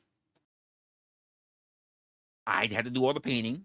There was no crew. I stapled everything. I screwed everything in. I held things up. I tried to make sure things didn't break. If something didn't break, I had to replace it. Keep in mind, you don't have to. But because I do more than just content, because I got into this way before content, I like a clean aesthetic. Some people, not even to shit on some of you, because sometimes it just doesn't matter. People are more interested in what you have to talk about than what your atmosphere looks like, right? The same way how we can see IRL streamers. They sitting in IRL, they got thousands of people watching them. Tens of thousands of people watching them. Ain't shit going in their house. They sitting in an empty ass house. No furniture, basically. They sitting in front of a camera.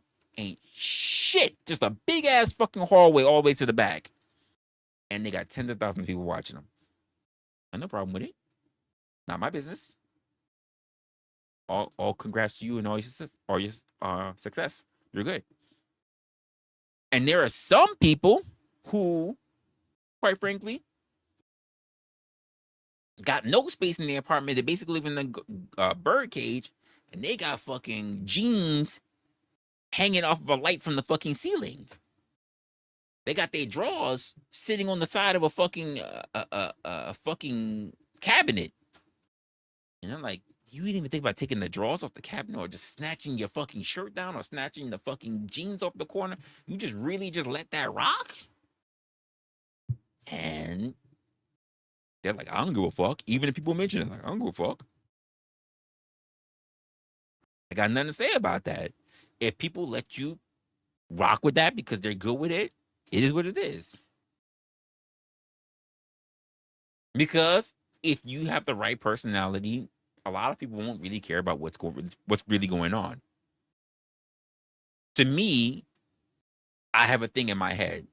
There's a place for everything and everything in its place. When I set things up, I set things up for me. I don't set things up for y'all. Because when I was first being online, you didn't see shit in my background. You saw nothing. My walls were white. They were clean. In one of my earliest stuff, you may have seen a TV in the background. The moment I started doing online jobs, everything was cosmetic for me. Because that was the thing that made me stand out from the other instructors that I had to compete with at those jobs. They were like, hey wrestler, you know what we like? Well, a lot of people like to come to your conference calls. I'm like, why is that? You look so put together. We don't know what it is, but you look so put together. Keep in mind, I keep my mouth motherfucking shut. You know why I keep my mouth shut? Because I already knew why they couldn't compete with me. Because they didn't have enough invested the same way I did. Most of these mofos were doing the fake condos, the fake Zoom condos, or whatever else in the background. Most of them were streaming off of their cheap webcam laptop. They didn't even buy a webcam. They were just off the webcam laptop, looking blurry like a motherfucker. Wearing glasses. You couldn't tell where their glasses began and their glasses ended. Just like it was a whole part of their face. They didn't have anything. I wasn't mad. They were highly dependent on sunlight or an overhead light. Hey, check this out, folks. How many of you guys even noticed this? We gonna do this. We gonna go back low. We gotta go. They couldn't do this. They didn't have standing desk. Look, they couldn't do this. They didn't have standing desk. They couldn't do this. These are the small things why I stood out. They were like, you can't see me, it's too bright. You know why it was too bright? They had an overhead light in the daytime while their window curtains was up because they didn't have blackout curtains. Shit was crazy. Blinded like a motherfucker. They're like, how you have your lighting so good? Because I turned off all the actual lights that were built into this bitch and I bought all my lights. Well, how is your camera so good? Wait, how are you on your phone when you're talking to us? Are you on your laptop? I'm like, no, I'm not on my laptop. My laptop is here. It's good. I'm good. How are you doing it? Because we can talk about that later. And I would be like, I actually have an actual camera. I actually have actual lights. Oh. And then that's KM. This is when the bullshit happens, right? Because then my students or the other coworkers will be like, "So Resla, are you a content creator?" I'm like, "This is why I can't have shit like this." Are you a content creator? Why? You got all those colors going on in the background. It's either you're a content creator or you work at Magic City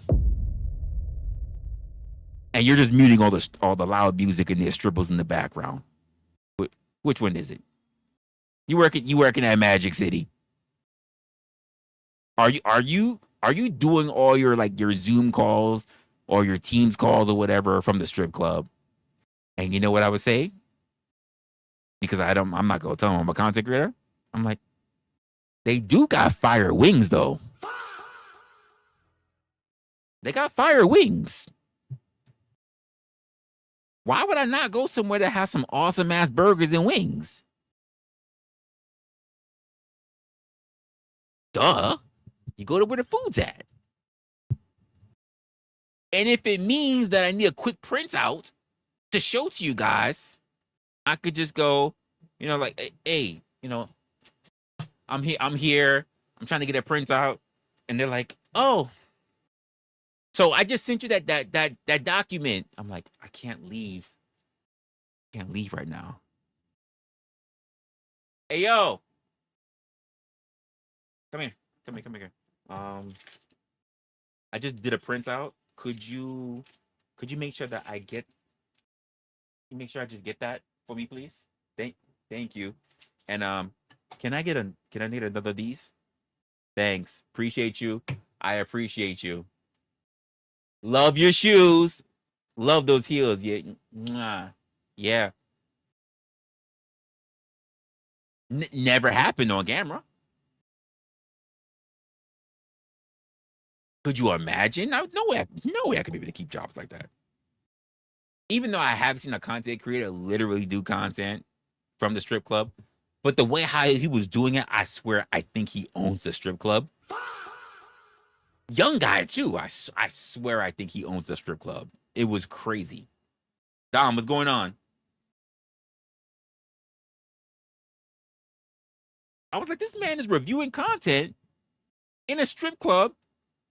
He getting wings and fish and chips and burgers being brought to him.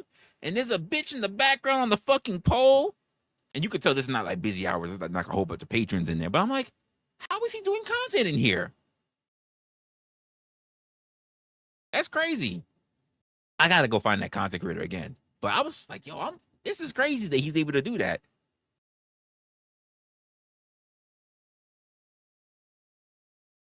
I'm hoping that meant salute, Dom. You didn't like call him like Saute Don. Not salty Dom. He's not salty.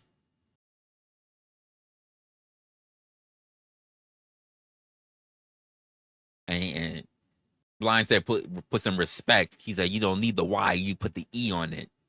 The saute. Not salty, saute. The saute Dom.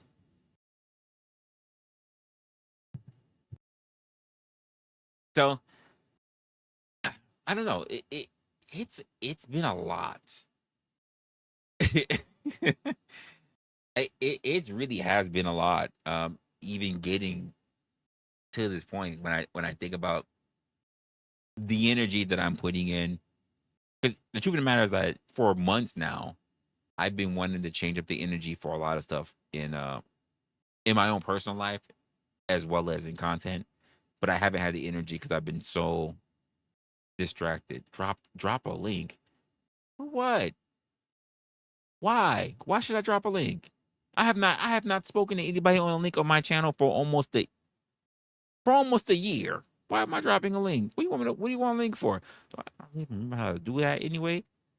What you want to say? Huh? What you trying to say?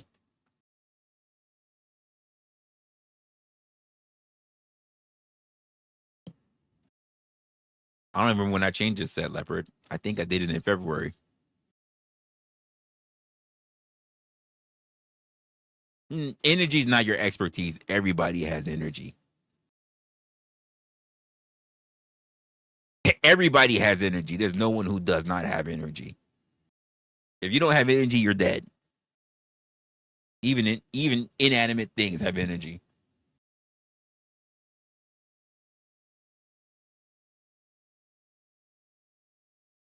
You don't do it, it's a trap.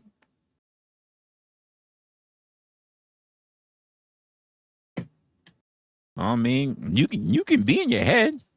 A lot of people like to be in their head.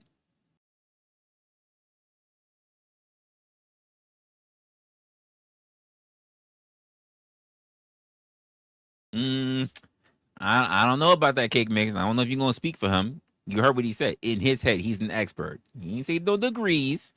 This ain't no 6 degrees of separation. I'm happy that Leopard said, listen, at least Leopard is sitting here finally taking note.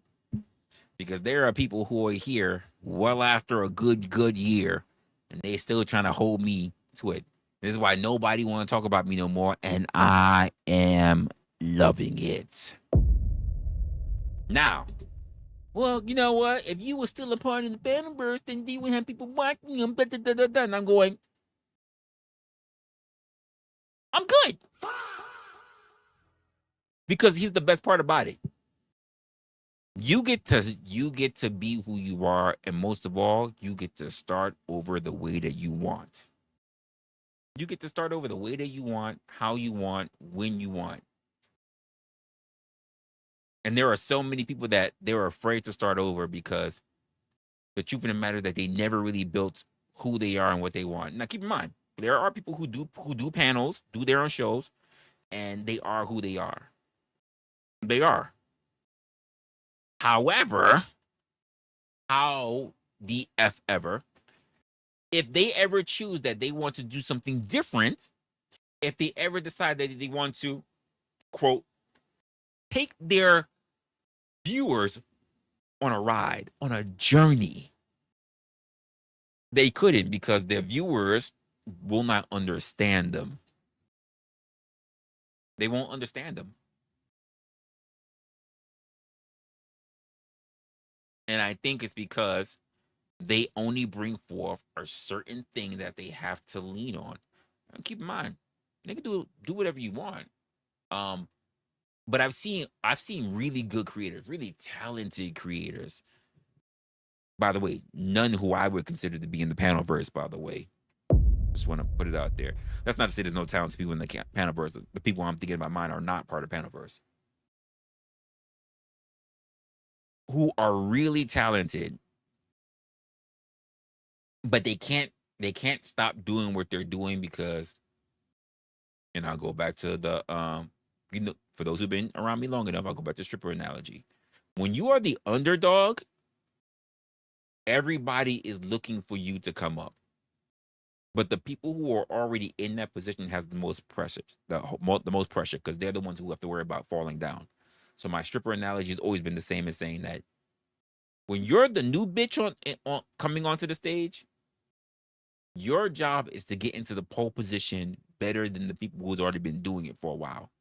The people who's already been the best in the pole position, they have the most pressure because everybody's looking to see them fall from the pole. All you could do is come up. And therefore, when there are people who will start doing their flips and the tricks and flips and the tricks and they showing their tits and everybody's like, yeah, yes. Because all they can do is come up. I understand that even when I show up, even when I, as the new kid on the block, who was showing up doing my own thing, a lot of people looked at me like, he's an underdog. Yes, yeah, come up. Go ahead, wrestler. Do them flips and the trick and the thing. Go ahead. You was dropping it like a Will I Am freaking track. I'ma be rich, baby. The shit, baby. Check me out. On top, never stop. Like, I'ma be the new niggero. I'ma be the Advent brother with soul. I'ma be in Rio, rocking Tokyo. I'ma be brilliant with my millions. Like, I'ma be your brother, but my name ain't Lehman. I'ma be a bank. I be loaning out semen. Like they were expecting all this shit, and I'm just like, but all this shit is not what I want.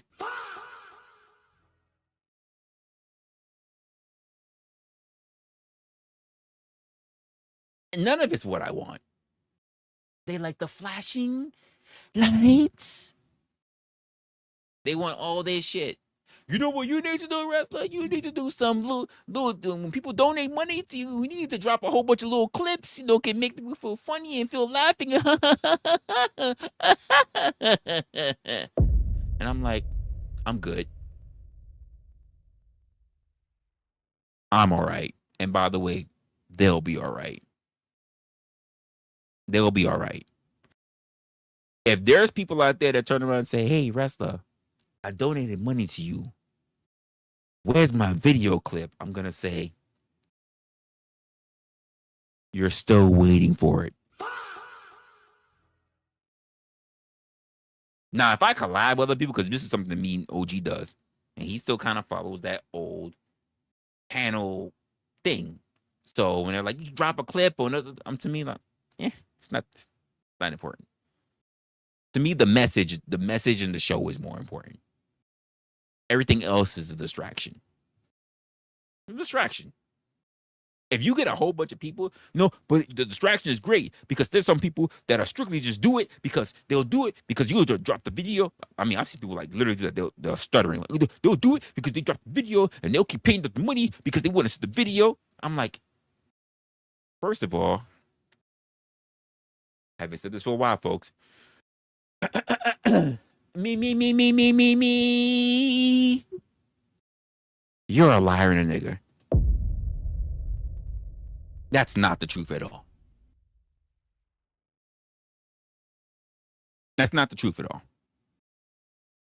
Acknowledgement is acknowledgement. You don't need some weird, quirky video clip to do so.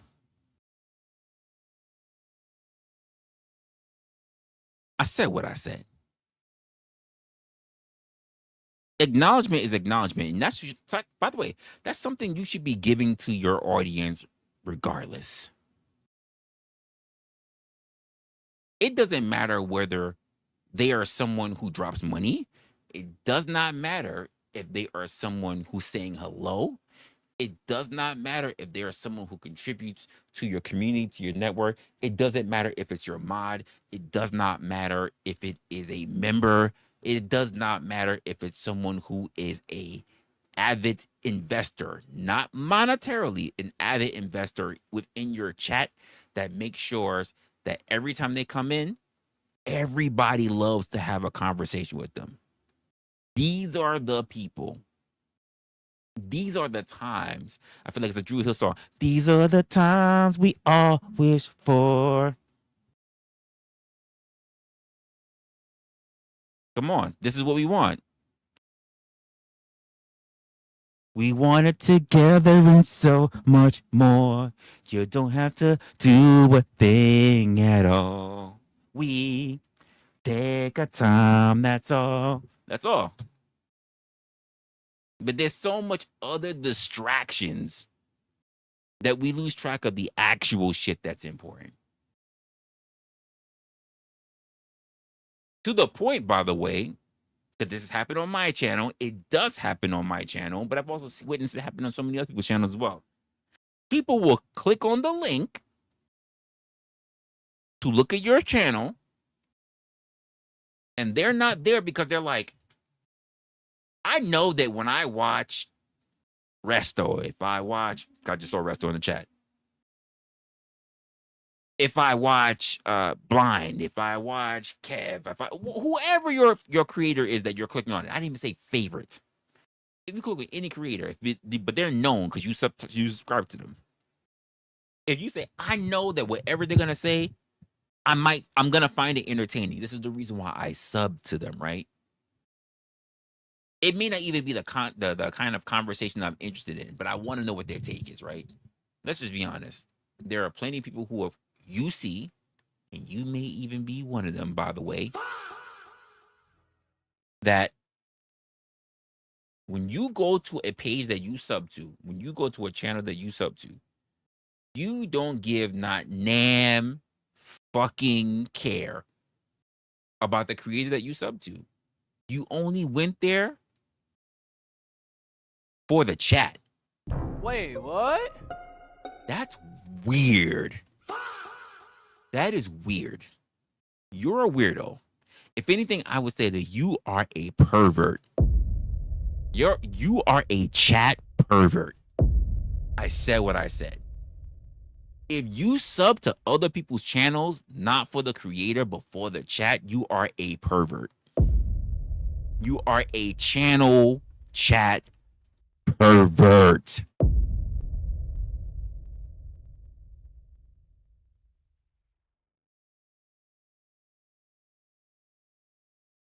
By the way, folks, this is how my term for lurkers began. The people who sit back,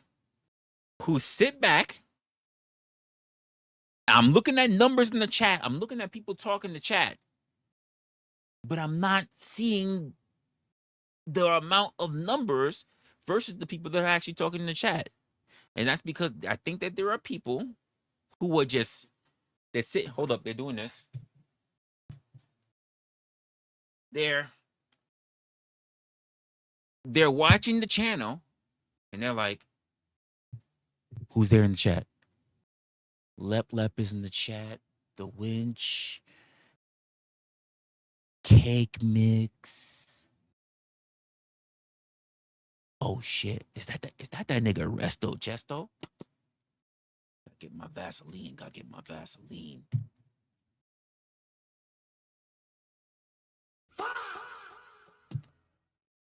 You're perverts. You're chat perverts. You're chat perverts. Getting your Vaseline ready so you could do some weird handy dandy shit. You're fucking chat perverts. You're weird. Lurkers. You can't type in the chat. You're too busy holding on to your meat. Chat perverts. This is why I'd be like, lurkers, do me a favor. Talk in the chat. Let people know that you're not a pervert.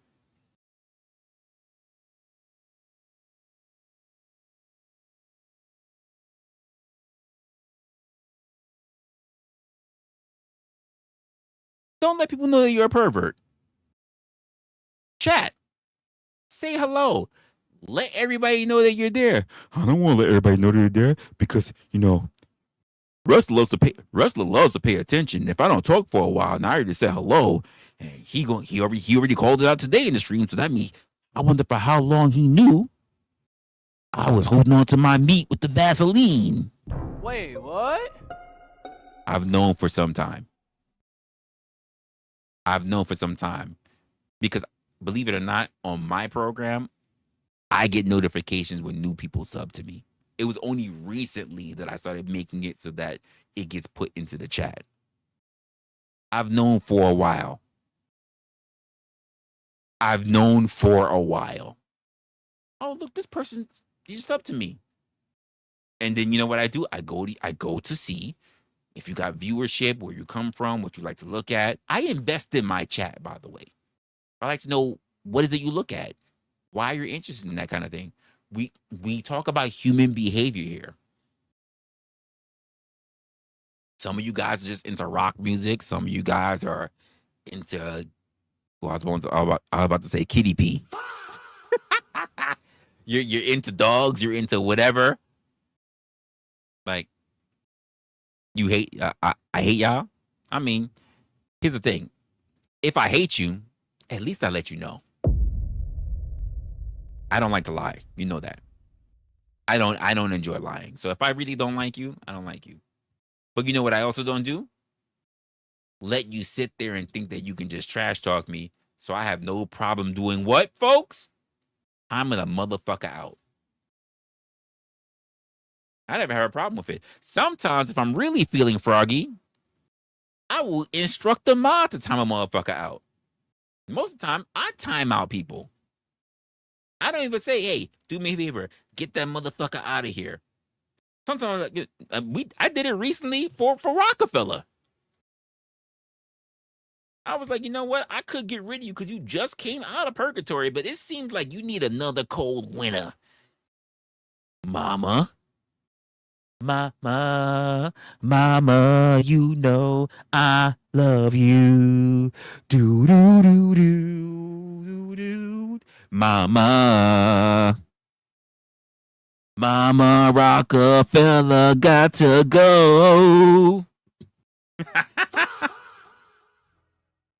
Send that cold ass into the snow. Rockefeller, I want you to know. You was on Gatsby's dick and you're still a hoe. Anyway.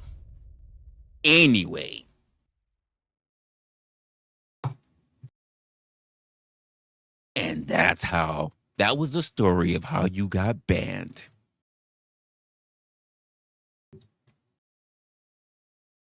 That was the story.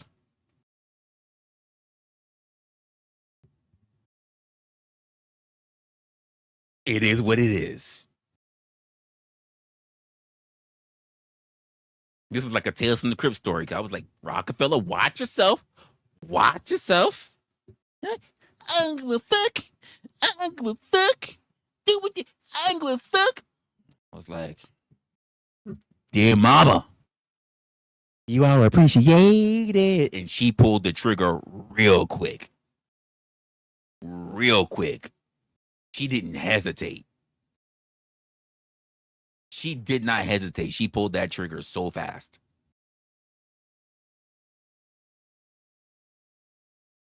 And I was just like, well, you're gone.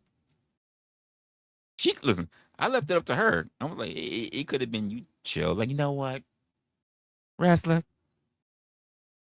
we might give him another chance. You know, maybe they just haven't been enough on the outside to really understand just the value of sunlight and water.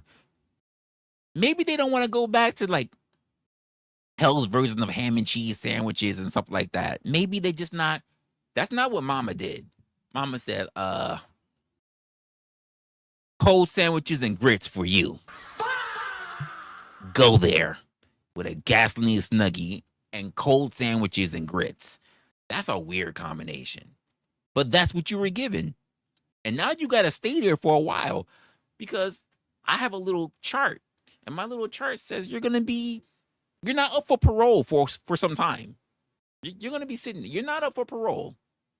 It's been a while before you ever get the parole board. This is what you wanted. You asked for this. You asked for it.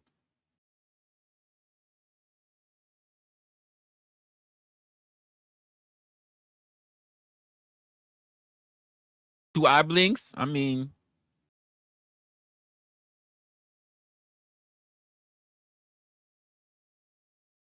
no, that is the story. That's the whole story. That's not even part of the story. That is the whole story. I can click on my program. If I go scroll up far enough, But that wasn't that long ago, I guess.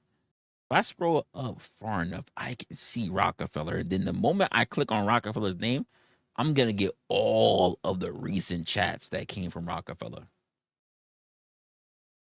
Whoop, whoop, whoop, scrolling real fast. Hold up, hold up. If I scroll, oh, you're lucky.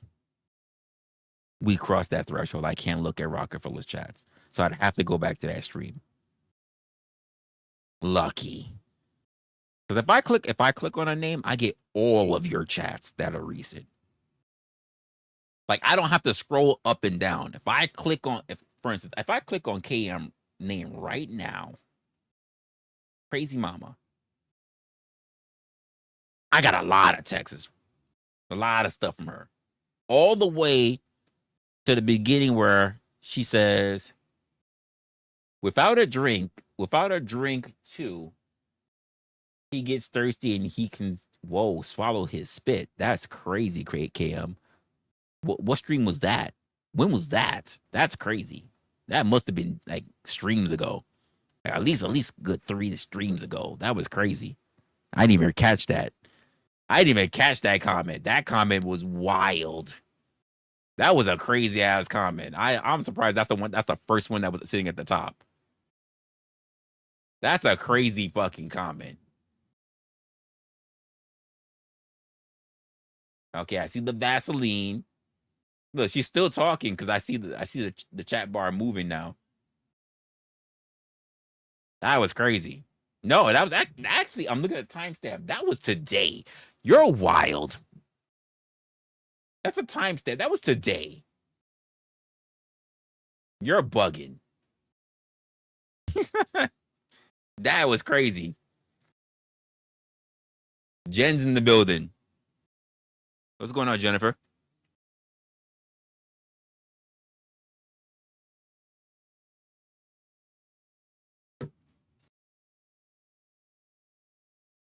I wonder. I'm thinking at some point. I might be close to the panel portion. So let me do myself the due diligence right now. Let me check out this. Let me see. I think we're close to the actual chat portion, which is funny enough because originally I was a person who used to circulate a lot of those areas. And I just said this is not. Whew, I'm so happy that this is not something that we're actually focusing on here in this type of community that we're building.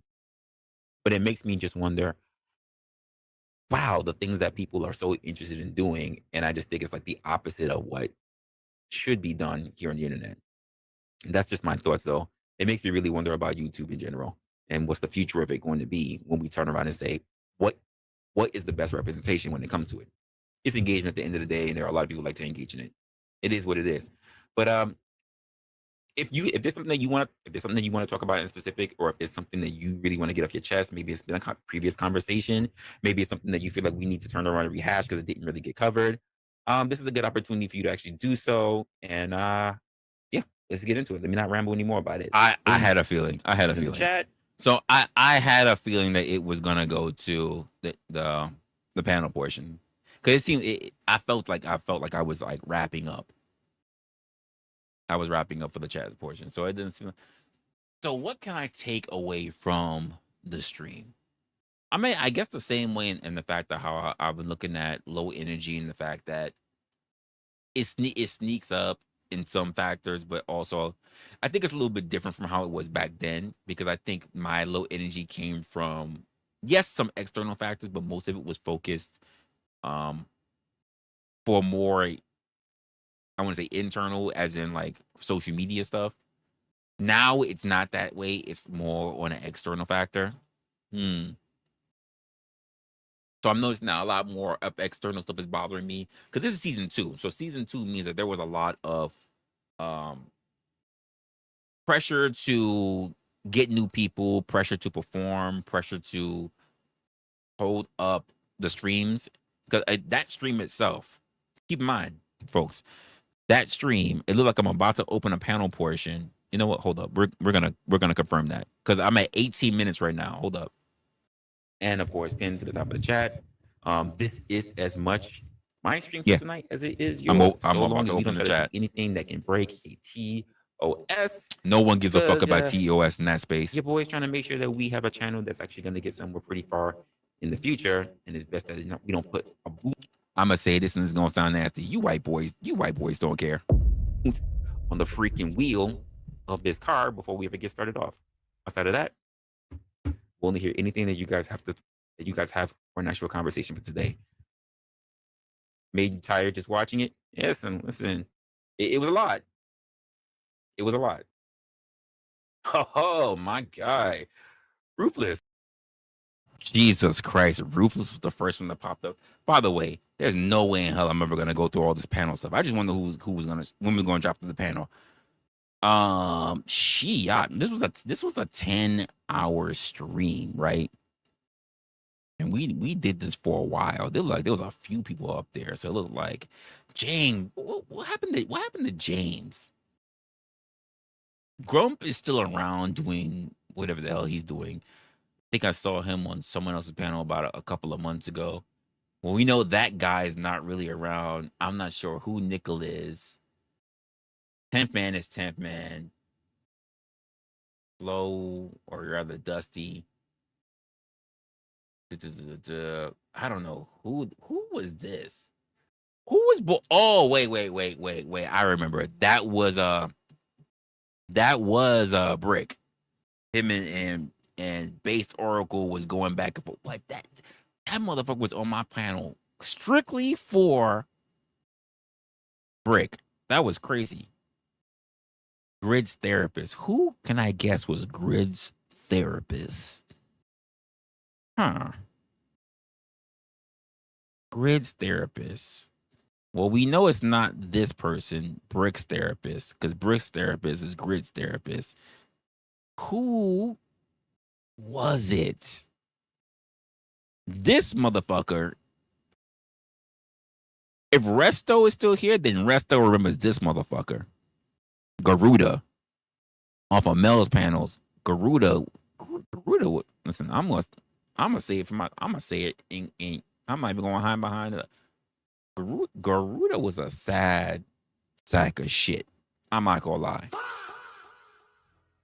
Nothing but narratives, nothing but talking points, and really no good life experience. Only thought about himself, only thought about his perspective, and had really nothing to back it up. I'm gonna keep it a buck. I remember because he sound every time I heard him speak, and I would try to have a conversation, he sounded like a child.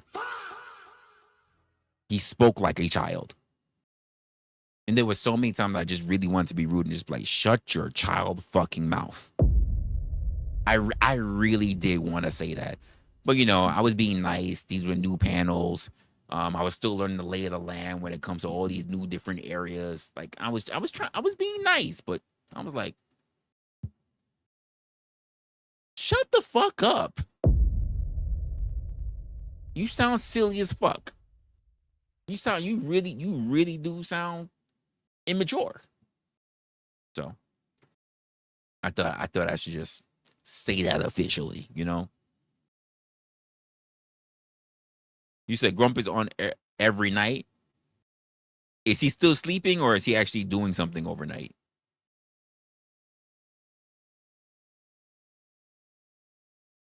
Because Grumpy at places, I just thought, you said what? And that was Josh before he, wait, what was Josh before he died? Not the therapist.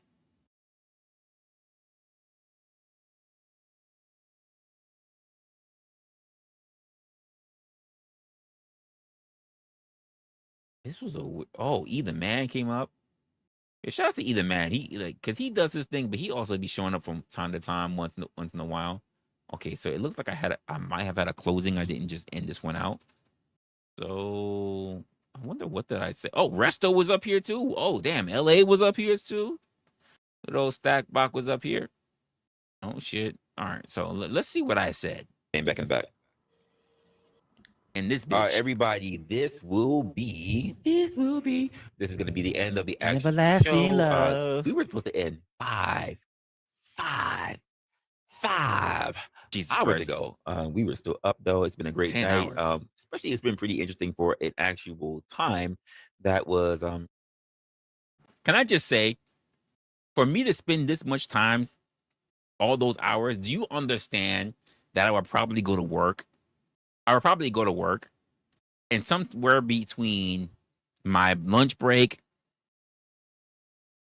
and getting home would be the only time I would get sleep. Like, honestly, like I would be here 10 something whatever hours, especially if I had work, and I might have had an hour or two, and I'm just like, at this point I can't sleep, because if I go to sleep, there's no way in hell I'm waking up in time to go to work. Logical, what's going on? Got logical sparks in the building. I was like, there's no way in hell I'm gonna go. Like, I used to be up. Keep in mind, I'm only 44, so this was like what, 42, 43? I'm like, yo, I'm up. There's no way in hell I'm gonna go to sleep, because if I go to sleep, it's over for my job. Interesting enough. unplanned for. But of course, I couldn't have done it without you guys. Of course, without the great panelists that we actually had up, having the I'm watching this, and you know what's hitting me right now? Because this is my other camera. It's not the camera that I have right now. It's my other camera. I kind of like the visuals of it because of the sharpness that was everything that was in the camera. But I'm a little surprised that I had no problem having the camera be that panned close to my face. How did you guys feel about that? The fact that the camera was so panned to my face, so that you can literally know what I'm talking to you, and I'm It has saying been a whatever. very good one. We bounced. Whether I talk to you or whether I look, like, I'm not gonna lie, I kind of prefer it at a distance where I can talk to you, I can say whatever, but I can also be aware of. I think back then as well, I can look into the camera and I can talk to you guys, but I wasn't really aware of. I wasn't really aware of what I could really see with you when it comes to you guys. I think my awareness of the camera is better now than it was before. Um, because to me, when I was looking at the camera, I was like, I felt like if I was, I'm still the same way, by the way. Like, if I'm thinking about something, you see it, but I feel like there were so many people who had so much, not animosity, but they had so much of a thing that they wanted to try to tear Resla down for, that they were looking for any expression, anything in their mind, so that they could judge. You said wrestler judging old wrestler. Yeah, absolutely. I judge myself all the time. I always look at my past stuff from time to time. Um, People would look at me. They would try to pick up my expressions, and I do this. By the way, I do this. I have to look at myself, because most people are not appreciating looking at themselves to understand what they're doing wrong. Most people wait for someone else to call out the habits that they have. They don't notice the habits that they have on their own. I am in a very luxurious, let me put it that way, position where I can go back and look at myself and go, what the fuck was I doing? What the hell was I thinking? I could have said that better.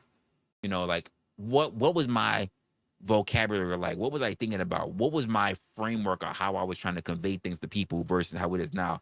I am less in the position now to care about being so appropriate online versus back then. This is season 2, and it looked like it's almost at the end of season 2, about to climb into season 3.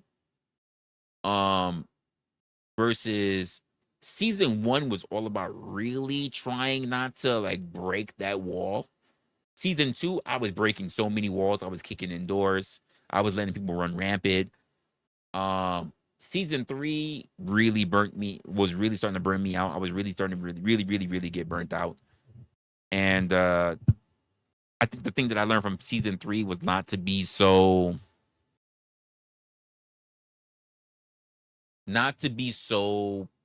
polished with how I was trying to convey things to people, because my audience had turned around and became so different. from how it was. I think I was still running on a mindset that, or rather, I was still running on the possibility that I could have more of the kind of viewers that I had in season 1. And season 2 threw the bath water and the baby out the window. Like, I'll drop that for myself.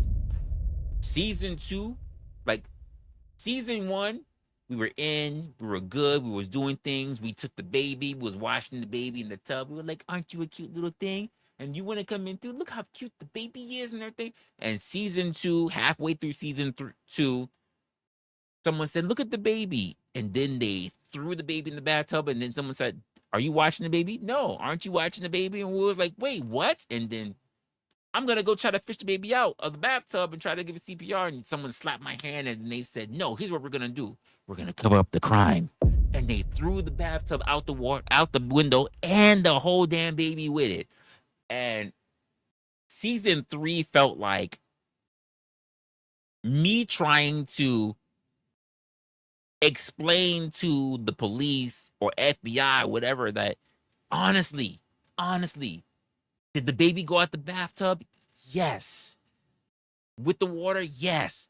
But I swear, I'm not the one who threw it out the window. I swear, I was trying to say it was these other people. I'm saying, was it my house? Yes. It was my house. It was in my house. But other people threw the baby out the water. Yes, I understand, Your Honor. It was my house. I did let them in. You're right. I did let them in. But I didn't throw the baby out. I didn't suffocate the baby. I didn't throw him in, I didn't throw him in the tub. I didn't wait till they started not breathing. I didn't swish them around the water like it was like the tub with a goddamn cauldron. I didn't do that. And then after the baby had been knocking his head in all 4 areas of the bathtub, swish the damn tub around and throw it out the window. I didn't do that. And I felt like season 4 was about me. Season 3 was about me kicking everybody out. Fuck you. I'm all on trial. Everybody out. Leave. I felt like it was a Martin episode. Get the stepping. Everybody, step. Step. Everybody out. Get out. Get the hell out. That's the way it felt. And then and then after that, like I was like, I need a break. I need a break. Yeah, you're right. Season 3, nobody was safe. Season 3, nobody was safe. I was like, anybody can get it in season 3. Don't even think of trying me. Season 3 was my most pettiest season. Season 3, I think season 3 had more closer to Tesla moments than people really realized. Like, I'm gonna be honest with you. Like, season 3 was a long season. Season 3 was my longest season. Normally, I did about 50 to 100 episodes in a season. I think season 3 had like 150 something episodes or some shit like that. Like, season 3 was hard. Season 3 was hard for me to walk away from, because season 3 was, for me to walk away from season 3, I had to admit that I fucked up a lot in that episode, in that season. And I didn't want to admit that I fucked up, and I thought I could repair a lot of it. And because I didn't want to just take it as a loss, the season kept running longer than what it was supposed to be. That's what happened. I was like, just stop the fucking season. Stop the season. Take a goddamn break. I was like, no, I can fix this. I don't know how yet, but I can fix this. And it wasn't fixing.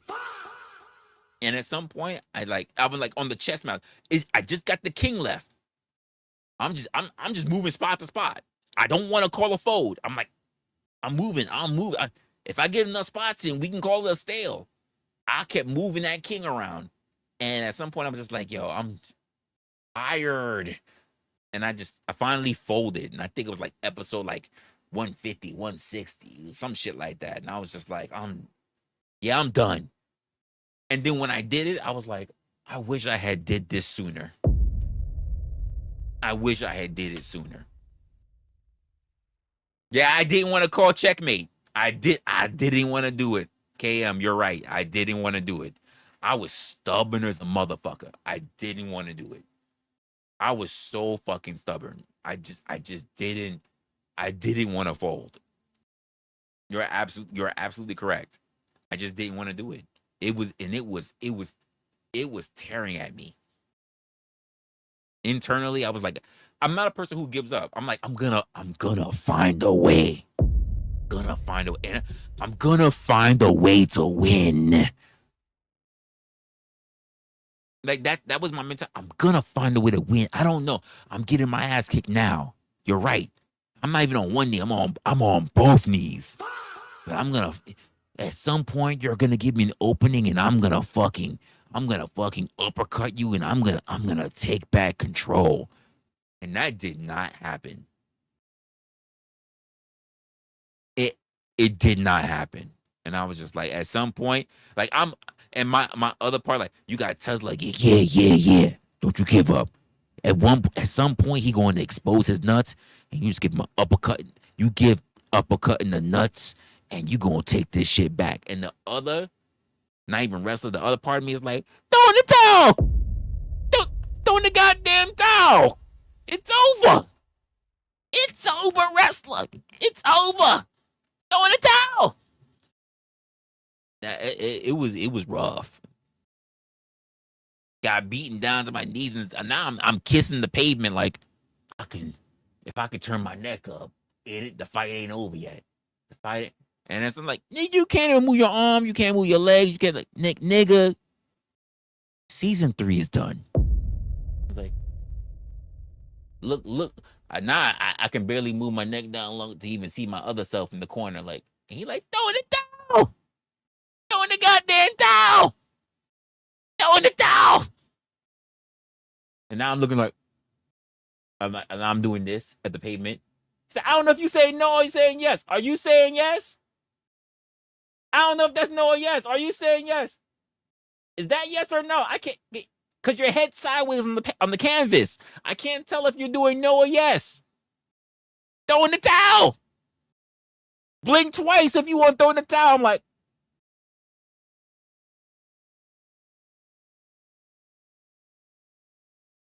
okay. Ding, ding, ding. Ding, ding, ding. Where? By exhausting fucking knockout. Content creation. You had a hard fight, but definitely 12 rounds, wrestler. Definitely 12 rounds. But you did not win. It was a technical knockout for sure. You had heart. You had heart. But you did not win.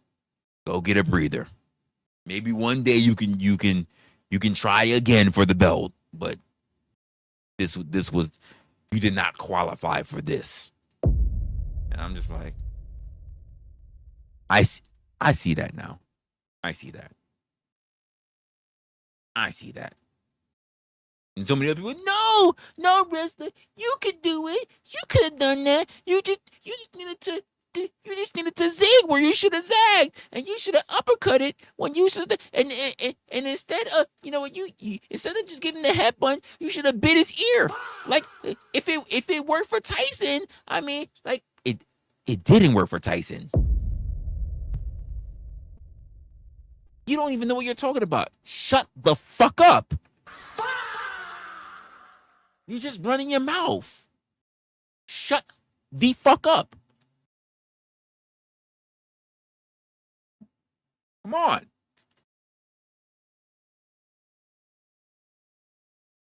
Well, you know what, wrestler? I was watching the Creed movie, right? Baby Creed was doing his own thing. I said, yeah, but do you remember his father Apollo? How did he die? Because he wouldn't give in. And he died on the fucking camp. What's the saying? If he dies, he dies. And I can tell you right now, I've used that line on so many ladies. But I could not realize when I was catching that beating from content creation. I was doing my thing, and content creation was like, you think you somebody. You think you can outlast me? You think you can outlast me? Oh, you still breathing? You're only breathing because I allow you to breathe. I allow you to breathe. Oh, you want to get up? Oh, you on one knee. Now you on two knees. What you gonna do now, huh? You on two knees now. Oh, you think you not now you on two knees and an elbow. You still wanna and the other side's going throwing the towel. Throwing the goddamn towel. It's over. Wrestler, it's over. OVAH is over. It's done. I'm sitting there, it ain't over. I still got one arm. I got two knees and an arm on the pavement, but I got one good arm left. Now you're on all fours. What you gonna do now? My neck still moves. It KM called it. It took a while. It took a while. It took a while for me to acknowledge that I just needed to call that as no. I needed to call and I needed a break. I need a long fucking break.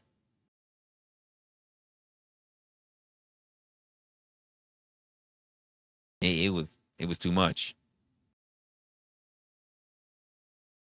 I can look back at it and just go, yeah, I fucked up. I should have gave in way early. Not give up. I should have gave in way earlier to preserve some strength. When I tell you, like, for me to just be able to get back to strength, man, to get back to the strength that I'm at right now, not to say I'm better yet, but for me to heal from this thing, especially like to the point where I'm like, not for nothing, I still have PTSD from panels. This year has been the best year. Because the first person's panel that I went on, people who showed me support, they come to the channel, they watched, they've interacted, they've talked in the chat, they've even dropped money. The first person's channel outside of like I would say like Resto and Kev that I went to this year, because it wasn't last year. It damn for sure wasn't last year.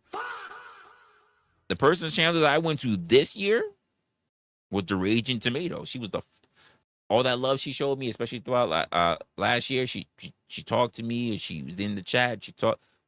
Even when I said shit that she could look at it and say he's talking shit about my channel. She could have took that way, but she was like, no, you're right. People don't do this. People don't do that. I host this. I host that. I see it all the time. Whatever. She never took anything bad and said it towards me because I'm just talking abstractly. I'm not just talking about her channel. I'm talking about everybody that happened to be in the space, and she just took it with stride. So when I was like, if I'm gonna go on anyone's channel, try to show some love or try to get myself back into the fray of getting into shit, she's the first person that gets my respect. She's been through some bullshit throughout last year. I've watched some of it. I've heard some of it.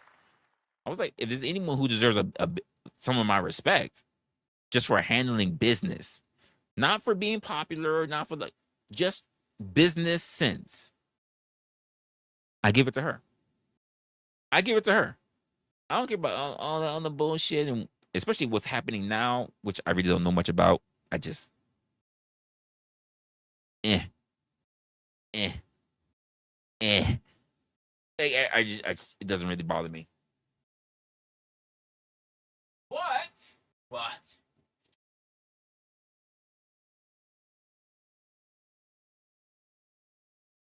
But But BUTT,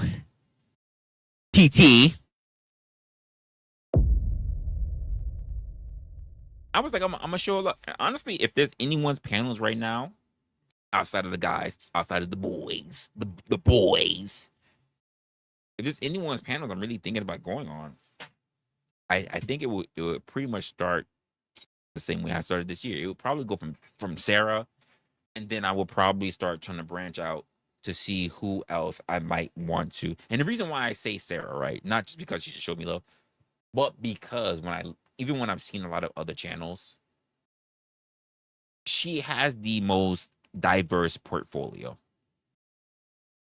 I'm saying it again.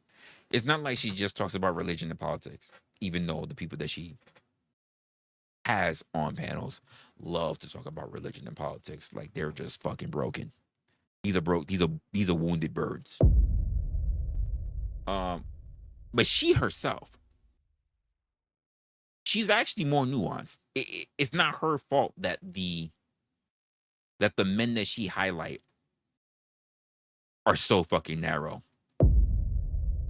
She herself, like, I'm seeing how she is and the things that she can talk about. She's very open to new ideals and new things to talk about. I just think that those kind of conversations are not things that people are very comfortable with, and therefore those conversations can also not span as long as a show can run for her kind of segment, for her kind of style of people that watch. So if you want to run things for like 4 or 5 hours or so, or have a whole bunch of people on a platform, I don't think that people can really take conversations that affect real people in a real meaningful way.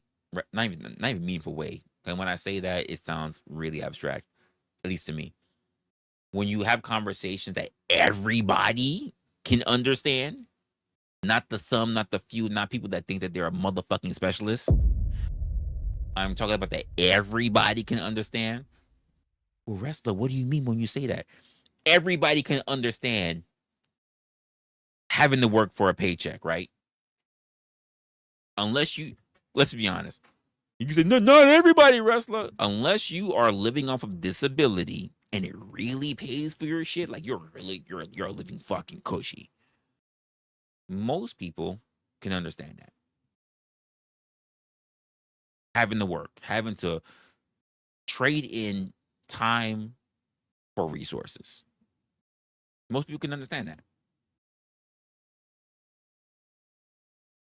What is it like not like having a whole bunch of bills and not trying to have your shit default? What is it like when you're like dealing with kids or being in a relationship or being single?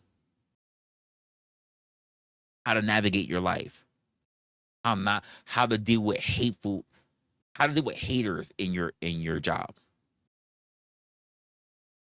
These are things that we all deal with. What to do when you're doing everything for life, but it seems like life is not working with you. You're putting in your part, you're putting in your half, but you feel like life is not putting in their half. These are really important things. And as much as we could talk about all the other things really are leading to the one thing that's really important that nobody wants to focus on. But I think about it all the time. And honestly, there are probably people who should focus on it, but they don't. But the reason they don't focus on it because a lot of people are not able to think about it and not get ultimately depressed. And I used to, and I'm not depressed about it. I've accepted. We should all accept it, by the way. But I've accepted that this is the lot. This is the privilege of living as a human being, and that is that all the shit that we're doing, all the shit that we're expounding to, all the shit that we're striving towards or not striving towards, all the stuff that we're trying to build, all this life that we're trying to be comfortable about, ultimately comes down to the fact that one day, one single solitary silent night, you, your friends, your family, your children, your spouse, you're all going to die.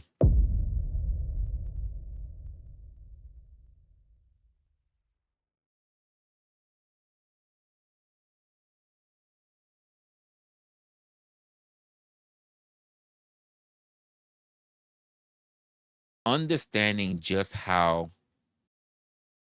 fragile, just how finite life is can put a lot of things in perspective. But all the distractions will keep you away from that. All the distractions will pretty much have you believe that you're going to be here forever.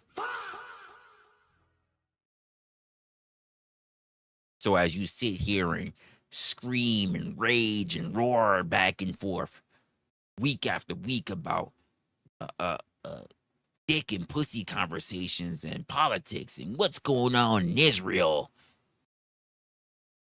while you're crying about gas prices and eggs and whatever else, why do you care what's going on in Israel when you have other things going on? Resla, how could you say that easily? I don't live there. It's not my day to day. They have a problem that they need to contend with. Their problem is not my problem. It's that simple. We can just say what it is. The same way how we could say this. If there was no war, think of the last time there was. Think about the time where there was no war. Whatever. If this wasn't the most recent honeypot, would that make a difference between the fact that there's a difference between you and the rich? No. They're rich. They have a perspective that you don't.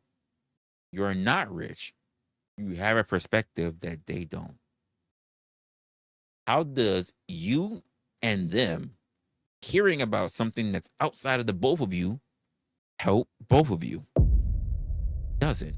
Because you still have to live every day that you get up to make sure that you can maintain or get better at the current lifestyle that you're in. Because every day that you focus on something that's outside of yourself, you're possibly fumbling the opportunity for you to get better, or because you're fumbling, because you're not paying attention, things can get worse. These are things that people don't want to focus on. By the way, you guys can't see it, but I lost so many people watching me the moment I said the very thing that's important, that one day you're going to die.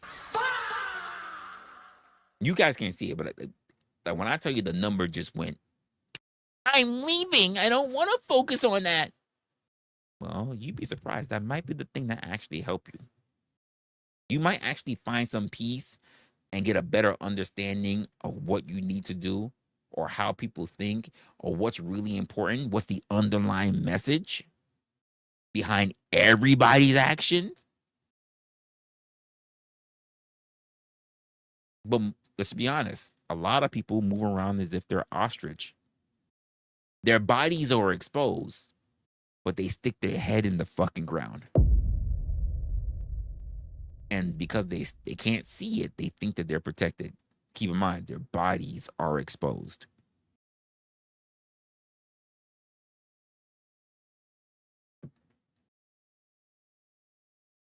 And a lot of people don't want to look at themselves as being that way.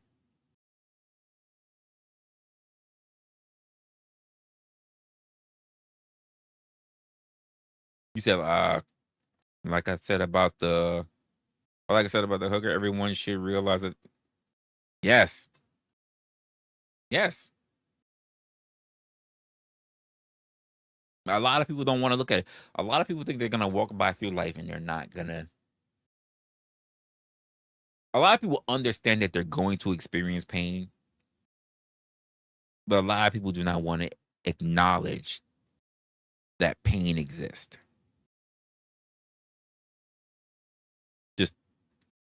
Think about what I said there for a moment. A lot of people,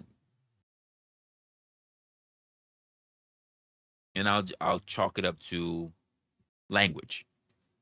A lot of people will understand this, that, and I've done this too. You've done this. We're all gonna do this. We're all gonna continue to do this, by the way, because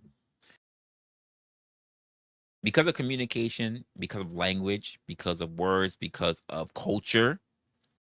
Language changes. Language evolves, and because it evolves, sometimes we have to take concepts and we have to take sentence structures and make them new things for us to understand, right?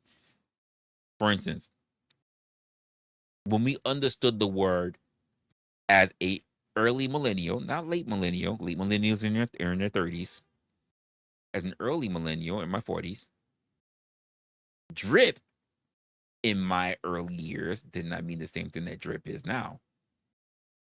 But I'm not so old to the point where I can adapt and use the terminology of drip. So when younger people are looking at me, they're like, he understands. While at the same time, there are plenty of people who are around my age that will not use such terminology, and they looked at it something different. Language changes all the time because our experiences or our understanding of the words also change. We say, hey, words exist and words have a definition. The one thing that we don't want to admit, especially with the upcoming ages, the upcoming generations, is that words are finding new definitions. And older generations are not happy about that. No, the words are the way that they are, and that's just it. I'm just like, and that's why you're dying off, because not because you're just old, but also because you no longer have the ability to adapt. You no longer have the ability to adapt. Now you're clinging.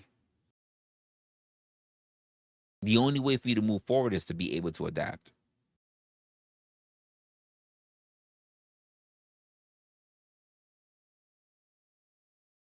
Well, you say, here's the thing. You say it's easy to learn slang nowadays. It's not the fact that it's easy to learn slang nowadays. Slang has always been with us. Always been with us. Slang is in every culture within human history. The issue is deeper than that. The issue is with the human brain. We're stuck between two easies. Yeah, sure you could. You could absolutely adapt in the 90s.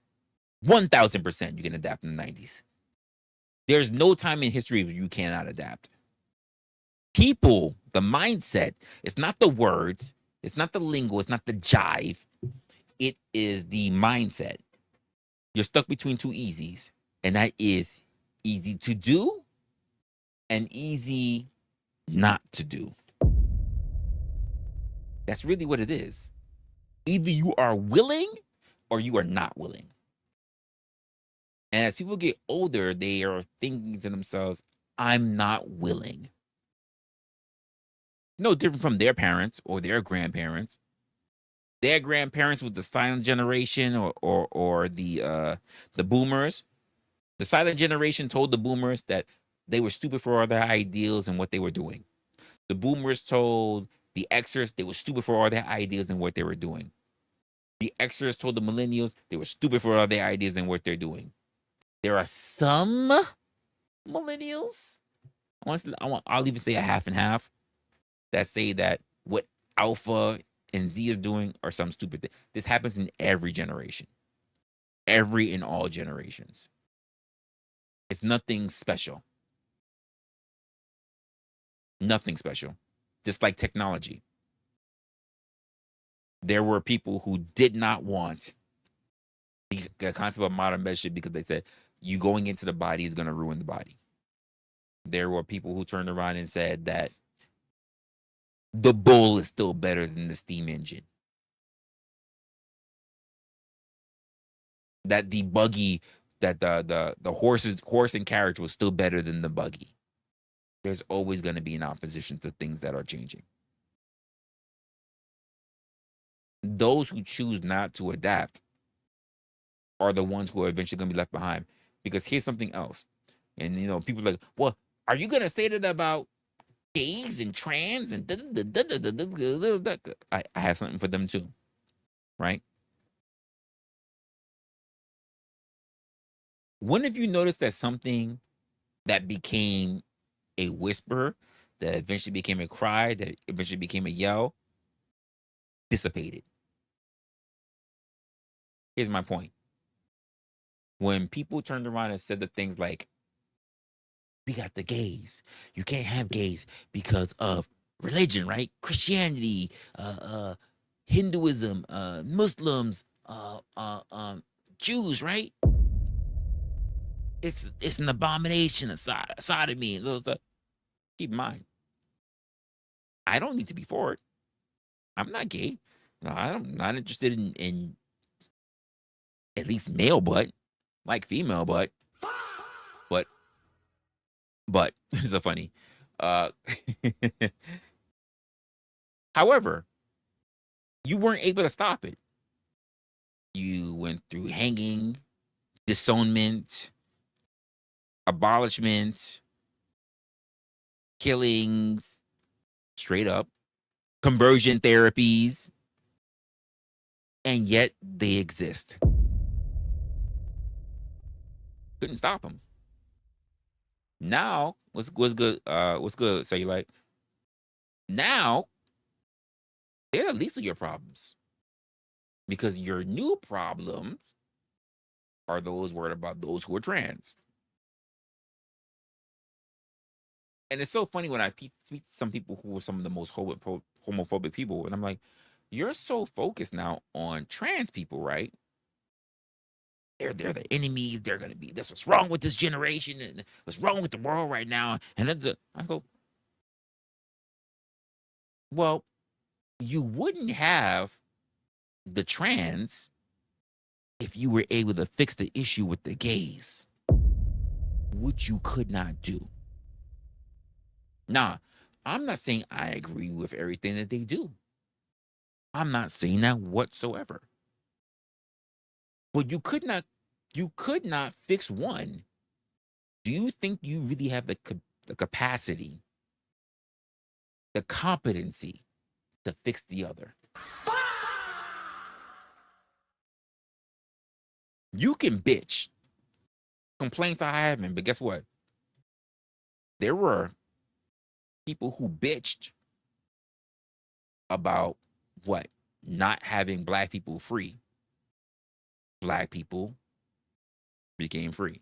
There were people who absolutely complained. By the way, we're talking about the minority.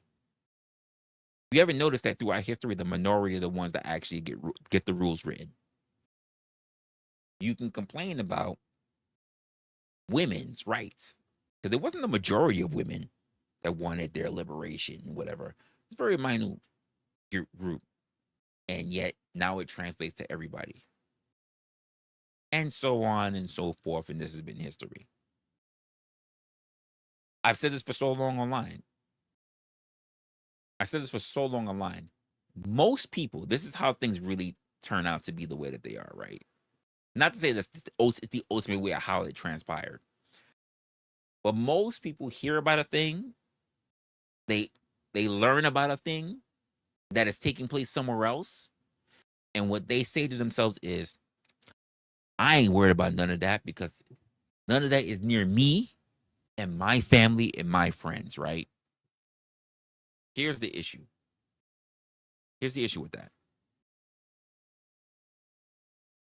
The thing is, where there is smoke, there is fire.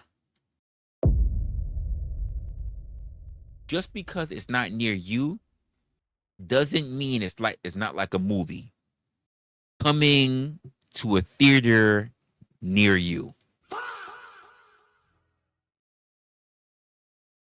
Most people, for good or bad, for ill or whatever, most people never act within the interest of others. They only act within the interest of themselves, right? This is just the way how human beings has always been. But because of their lackluster efforts, this is how things also take place. So if you are not interested in things that you consider to be unjust, we're gonna go all the way now to even 2026, because we can see this throughout history with other events and other things as well. If you do not take action for things that you think that is an offense in other people's states,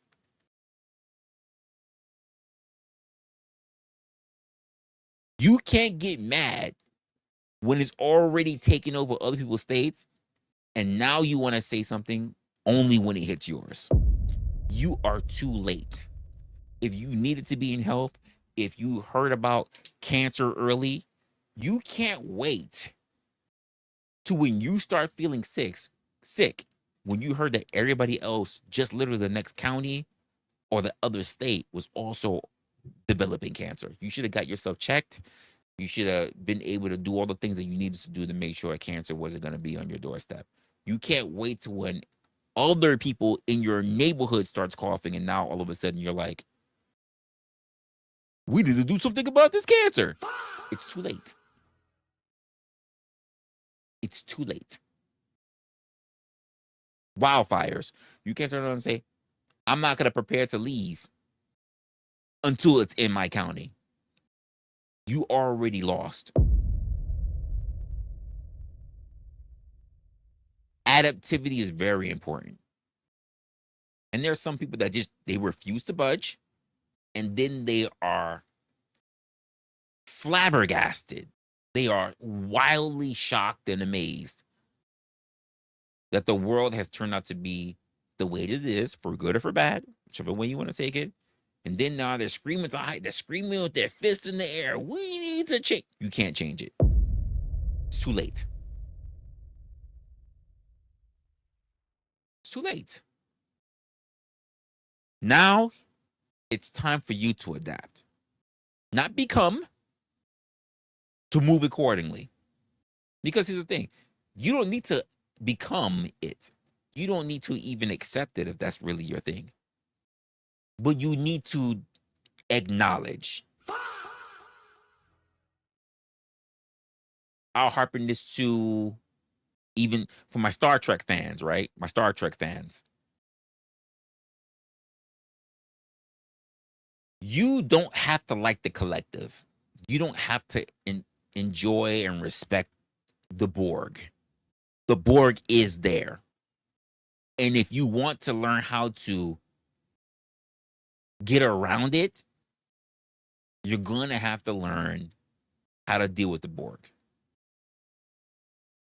Now, there are some people within the Borg who are part of the collective who have been able to even reintroduce themselves back into society.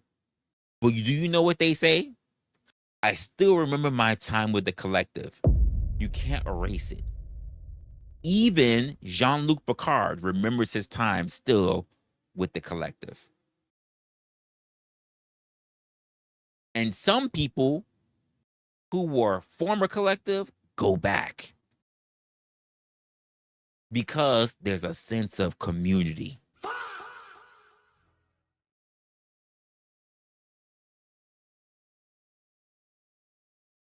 There are people who will not like that, who will not accept that. And I say, this is your detriment. But also, even if you don't accept it, right? Unless this is part of your lifestyle, unless you are worried about assimilating yourself, how does this bother you? Do your thing. Live your life. Because it's the only life that you have. And that most of all, we're going to go back. Most of all, one day, you're going to die. All that shit's not going to matter. No, Resto. I'm not gonna cover it. I don't really be on reaction and shit like that. I'm not gonna cover it. There's plenty of other smart, capable people or ambulance chasing people who are better at it than I am. I'm not gonna cover it. I'm not gonna cover it because it'll never end. I would rather have the entire thing, and then I'd rather talk about it than get bits and pieces and the shit's not over. Yeah, I'm not gonna cover it. Yeah, I'm gonna be a watcher like everybody, like the other people. I'm not gonna cover it. I'm not gonna shift my position or change based on the new shit that's going on. It's too much work. I got way too much other shit going on. All right, yeah, yeah. So I'm not. I'll leave that to the people who got time to really do that.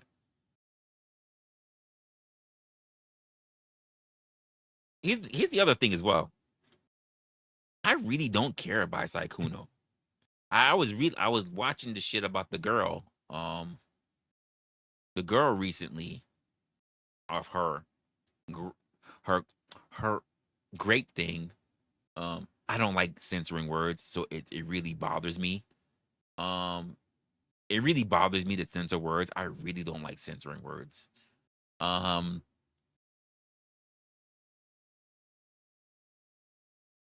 and there's so much I want to say about that, but at the same time, it's just it, it it's a nothing burger thing to me until we know what the end of it is. I'm a person that I like to be in the books and read the entire book. Like, here's the thing. Here's my thing. I'm not gonna tell you that she's not a liar. A lot of stuff that you say she's a liar, I say that she's fucking dumb. Cause here's the thing. Here's the thing about a lie, right? If we hook this heifer up to a fucking polygraph, she might pass it.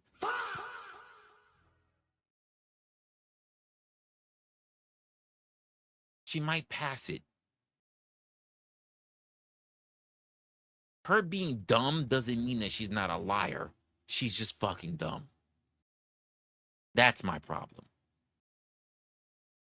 And because of the way how the world looks at things, it's just too many passes. Too many free fucking passes.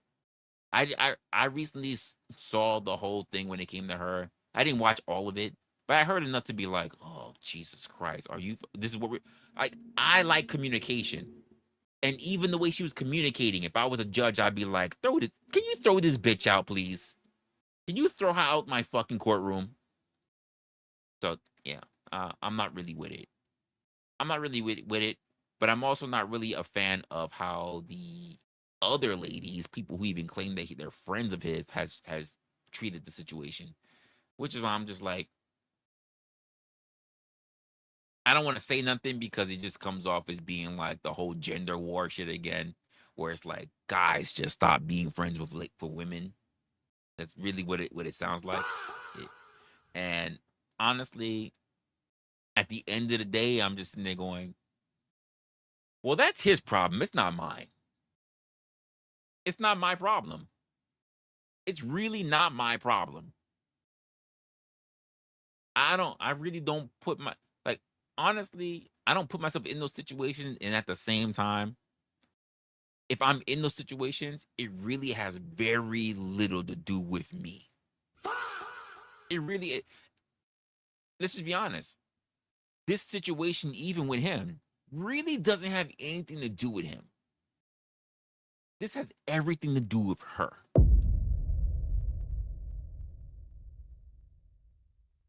Everything has to do with her. None of this is really about Saikuno at all. This is all about how the other people feel about the incident. This really has nothing to do with him. It's no different from anything else. How somebody can come back for 30 years, 20 something years, 15 years or whatever to come accuse you of something that probably no one really remembers or even really want to acknowledge, but we can just do that. Like, this is the same way how like a freaking Kevin Hart gotta apologize for something that happened 8 years prior to whatever. Like, no. If it wasn't important then, I'm not trying to hear shit from you later. Most importantly, I'm not trying to hear shit from you only when I am important. I'm hearing the shit that come out of people's mouth. I don't really talk about my personal stuff, or why the fuck you talking? I don't really be talking about relationships, whatever. Why the fuck you talking?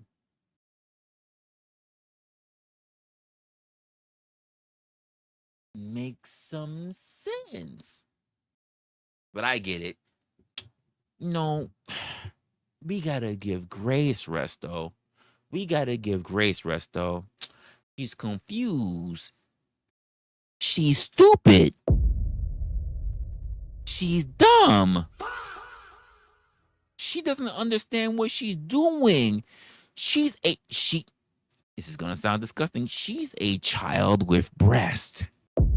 She couldn't possibly understand the nature of the situation, even though she agreed to so much shit of her own volition.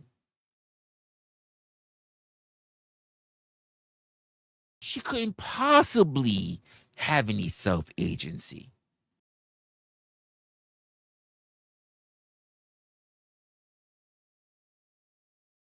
That might be your type. But then again, let's be honest with you, Resto. You're the type of guy that you don't mind having a scandal like this about you. You don't mind it.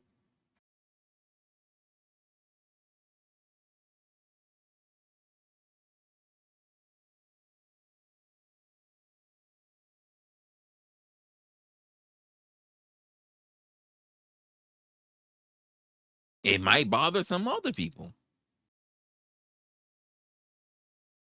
Honestly, if I'm a stream, here's my thing. If I'm a streamer, I'm gonna say this, ladies, you're not gonna like this. If I'm a content creator, if I'm a content creator, if I'm a content creator and streamer, and you're a content creator and streamer, let me just be honest with you. It's not that if I'm single, I wouldn't fuck. But there's no way I'm gonna fuck with you not being on the record.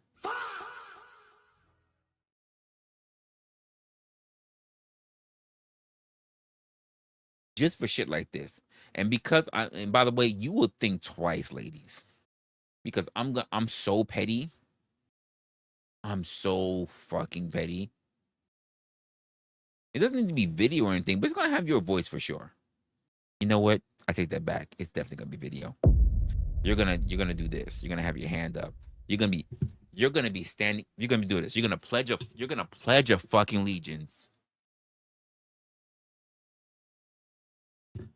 I pledge allegiance to wrestler's cock that I did this all shit with consent. And to the headboard where I was bent over at in his nation under one God and his cock with liberty and justice and moans. And it's gonna be documented. And if you ever decide to go back on your shit, I'm gonna play your shit live. I'm gonna drop it in the Discord. I'm gonna drop it in the fucking Discord. Don't lie on me. I'm gonna drop it in the fucking Discord. So everybody's gonna get access to it.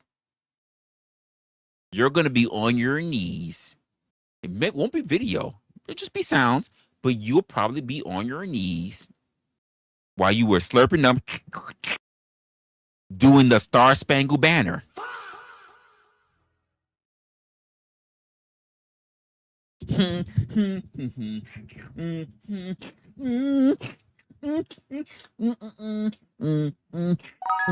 And I'm sitting there patriotic, just getting my shit taken care of. I'm gonna have it. I'm gonna have the audio so that you can't do this bullshit online. You can't defame. Cause I'm like, if you try me, listen, I said this for a long time. Don't come for me unless I send for you.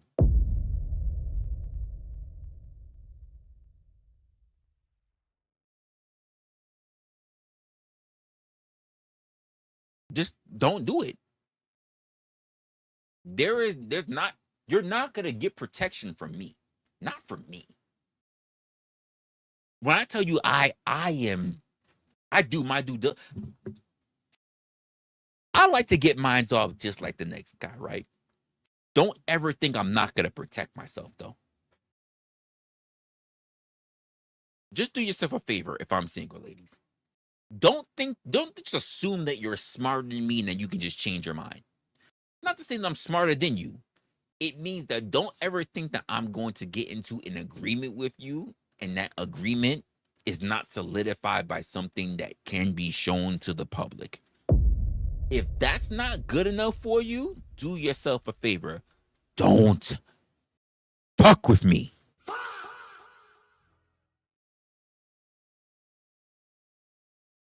Wrestle with the 10 talking about keep that same energy when I eventually have a Google Doc about me. I mean, you can have the Google Doc about you. You know what? If some heifer is coming out with a Google Doc talking about you did this, did you gotta do that? I don't have the same shit. I don't have to say shit. You know why? I know I'm gonna keep the same energy. You know why? Because you already have a record of too much shit being around your dick. Can't say that about me. That's why I don't have to say shit. And I can keep my energy because all the bullshit is gonna be based on your previous history.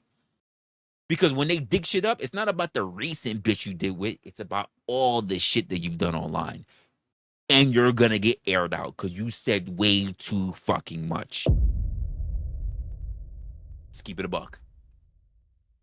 You buried yourself. You buried yourself.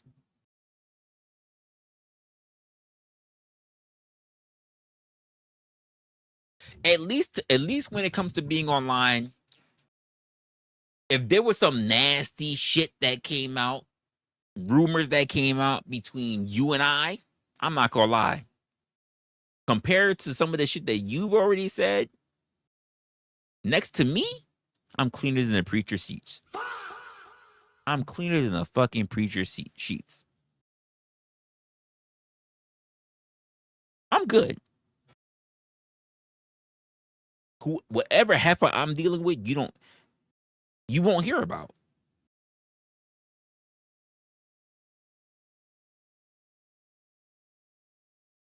Because I hold the old adage, gentlemen don't kiss and tell. I even said it for this year, sir. In 2026, we do the work and we shut the fuck up. And I keep telling you, Resto, you talk too goddamn much.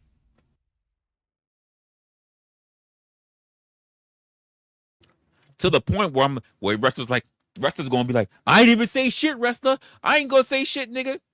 Nigga, just go listen to your fucking music.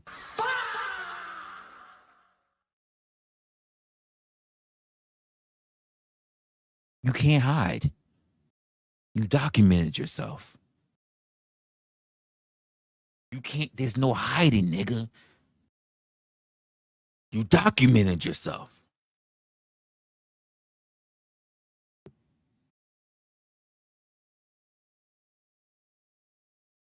You documented yourself.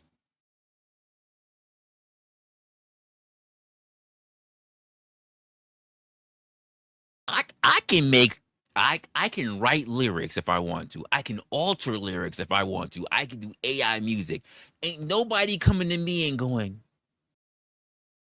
Wrestler really did that shit. And here's the funny part.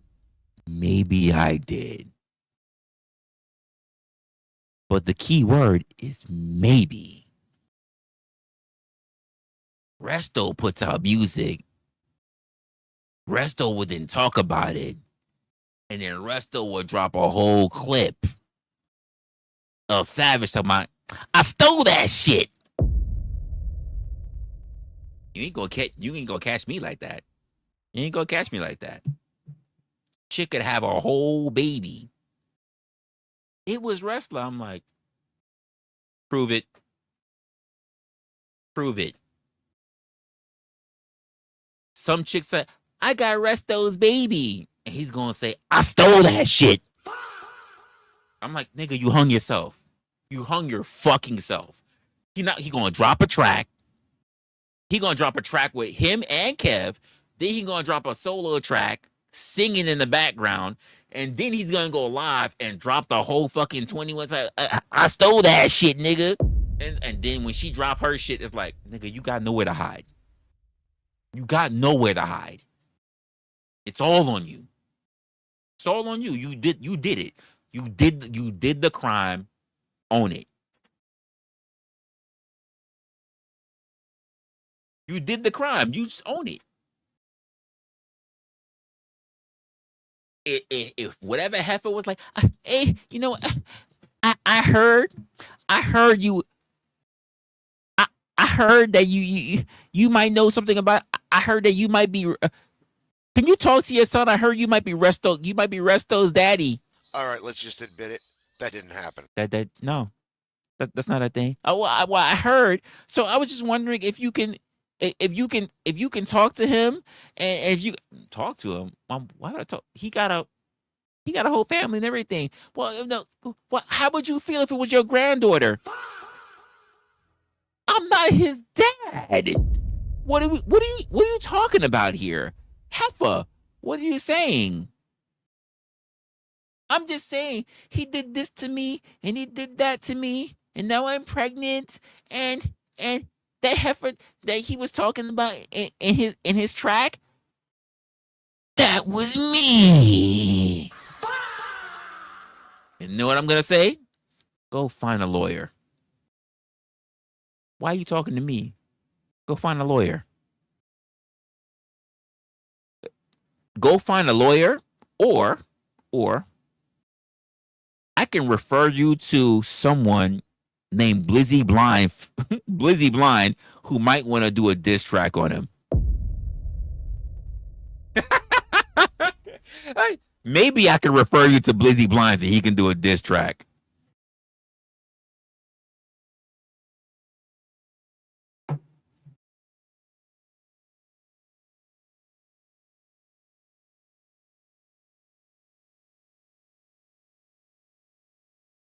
Outside of that, I can't help you, a baby girl. Now I know that you're his dad, because he says that too. He was giving me back shots saying baby girl.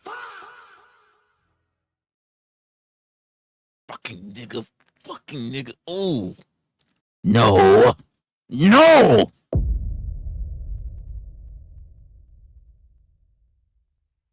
No, little nigga ain't mine.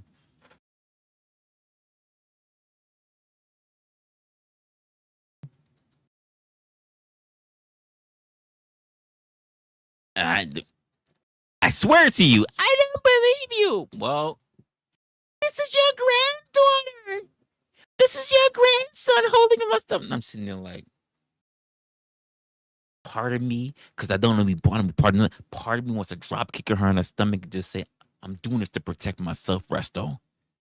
Drop kicking her in the stomach so I can protect myself. But it feels weird because I'm not your dad. You're not my dad. Why would I do this? You almost got me committing a homicide. I just don't want to be an accomplice.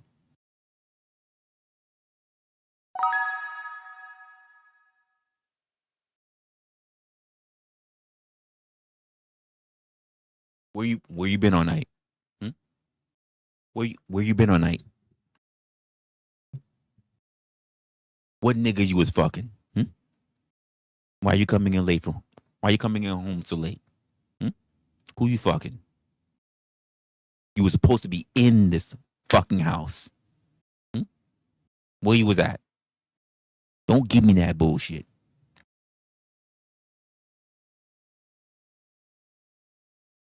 Where you was at walking in so late at home? Don't tell me you had to work late. It is past midnight. Send you the voicemail crying. I won't be crying. She gonna be crying. I'm playing the voicemail like, nigga, if you don't use that in a song, I'm definitely gonna use that in the song. All right. If you don't use that in a song, nigga,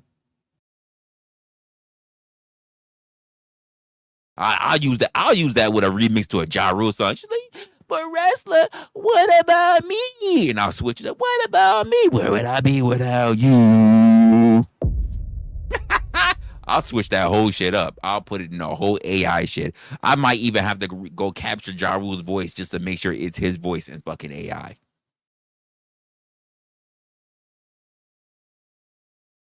I might have to go do it. Like I might have to do it. Wrestler, this is your grandchild. What about me? Where would I be without you? Like, that's what it would be. I gotta go back to a whole bunch of fucking stream clips to go piece, put shit together, all in DaVinci.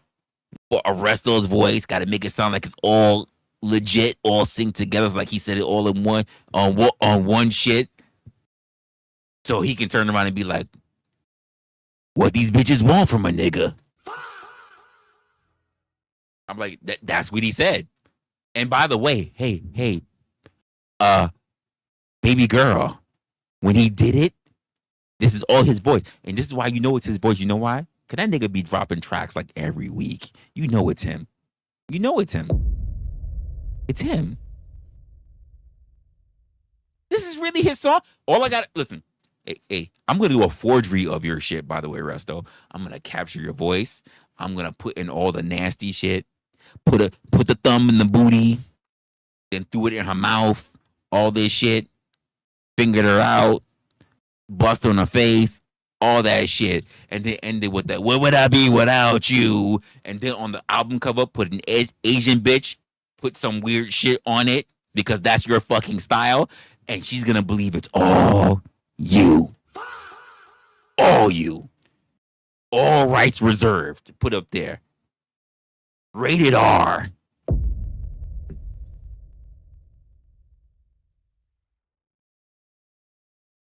How's she not gonna believe that you didn't do it, huh? How's she not gonna believe you didn't do it? He didn't post it on his channel. I'm like, you know why? He gave me the underground shit. He wanted me to hear it first. I thought you should hear it because he's thinking about dropping it. But when I heard it, I said he shouldn't do it. So I'm just letting you know this is what it sounds. This is what it sounds like when the doves cry. Do, do, do, do, do, do, do. This is it. This is the original. Really? He didn't drop it? He really said all that nasty shit about me. This is what he said. But I convinced him that he shouldn't drop it. He might still do it, but he's not going to drop it. Not even knowing I made the whole shit up.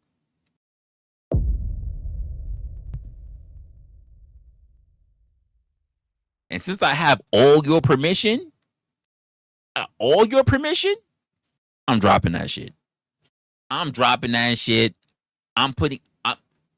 to have it featured. I'm going to reach out to my boys, people who actually do music. I might even break a little bit of bread. Featured by Resto. That shit might even have Resto on the track. No, not Crystal. Resto on the track, nigga. I might put it official, nigga. Official, like tissue. I'm going to send it to you. I'm going to send it to Kev. I might even throw it on Flo's Discord. Just for the fucking hell of it. Just for the hell of it. Just so he can talk about it. Just for the fucking hell of it. Sneak that shit in like I was on the fucking number 2 line in the Bronx trying to sell a mixtape. Just come in like, hey yo, Flo. Hey yo, I got that fire, nigga. I got that fire. Hey yo.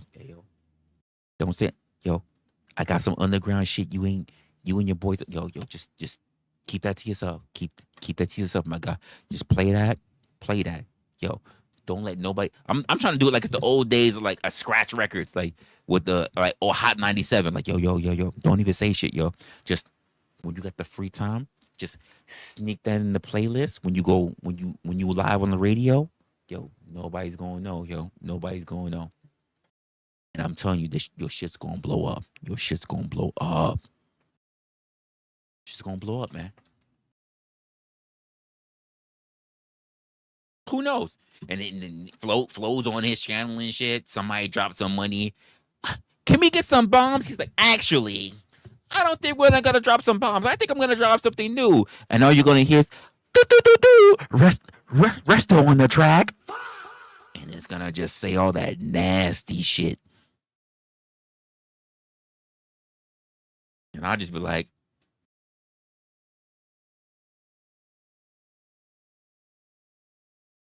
who said it? Who wrote it? Did Resto really do that? Resto did it. Resto on the track, nigga. It said it from the beginning. Resto on the track. And then if Resto even tries to pop up on panel, nigga, I didn't even do it. She gonna pop up on there like, you did it. I got word. It was done by somebody really close.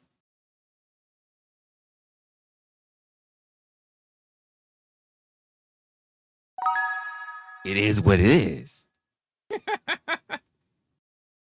Send the bigger Discord.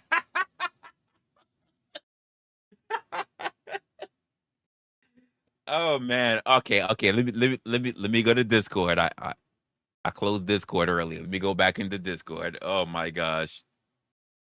That was in the details. Oh, here we go. Here we go.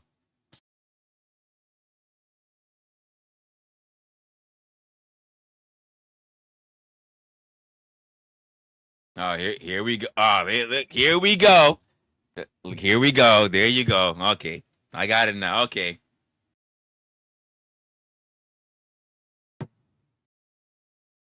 Let me see. Nigga, what? Hold up.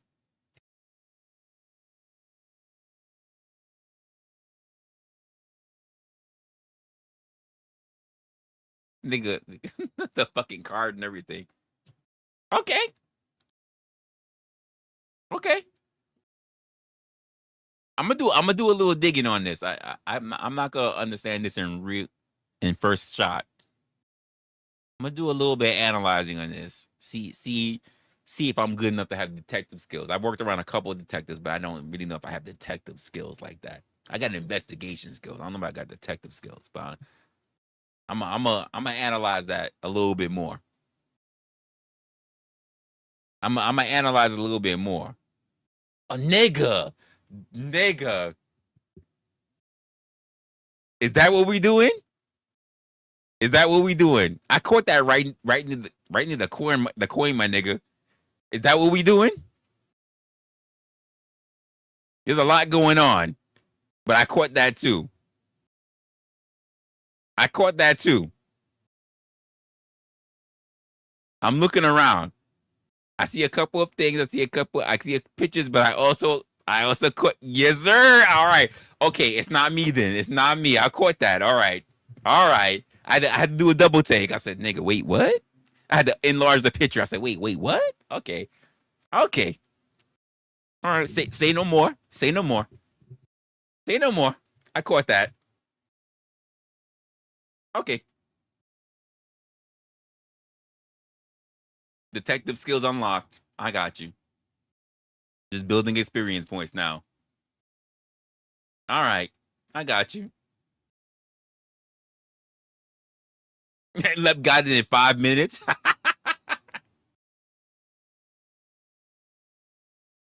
Nah, I caught that. I was looking around. I'm like, okay. And then let me enlarge this picture. Oh shit! Wait, what? Wait, is that what I'm thinking it is? Okay, I got that. I got that. I understand. Not that I don't already know, or rather I've heard it before. But yeah, I know. I got you. Maybe. But you're already saying too much. Don't say no more. You're already saying too much.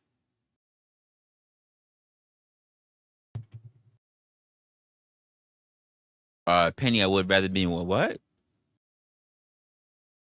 DD spot? What? What are you guys saying?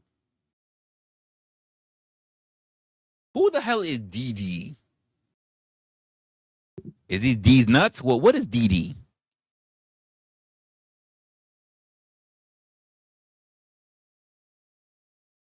Oh, look, there's some kind of weird thing going on. It's like some threesome thing going on.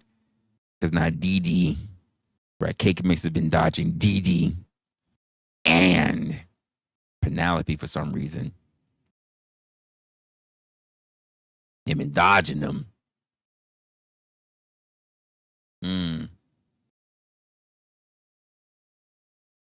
Interesting enough.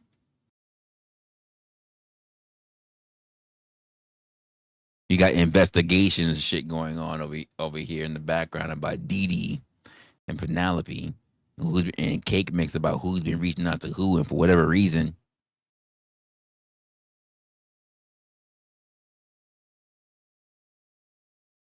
I honestly I didn't want the white one. I did buy the black one, but then I returned it. I didn't need it, so I returned it. I don't like the white one personally for me, because I easily dirty white stuff. Like my women. Anyway. Maybe, hey, you say racist, sir. Maybe it's history. Maybe it's a little bit of history. Maybe I got a problem keeping my white things clean. Maybe that's just simply it, right?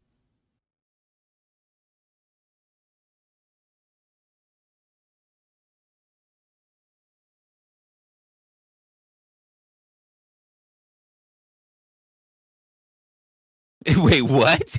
Wait, what, Denizen? That was crazy. So I just fell asleep listening to the stream and dreamed that Russell and I were getting fucked up, making some crazy music videos. Sir, what?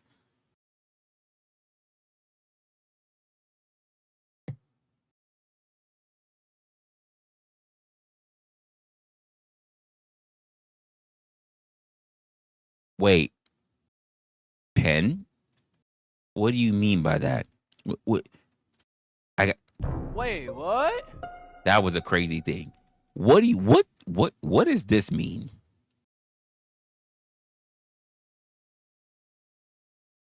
Hey, Pen, is it a picture between you and him?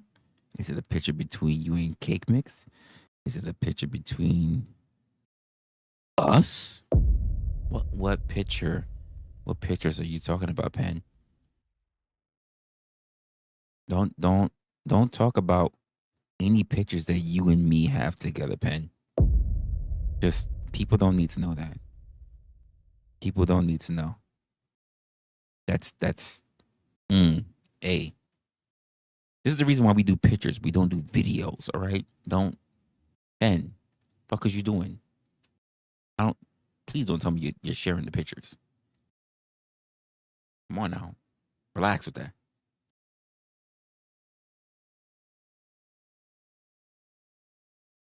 Oh, you took it from me? Oh, okay. Okay, I thought you were sharing the ones that we had. That was going to be crazy. Don't do that. It's supposed to be a secret. A secret. Don't do that. People are not ready for that. Drugs and music, sir?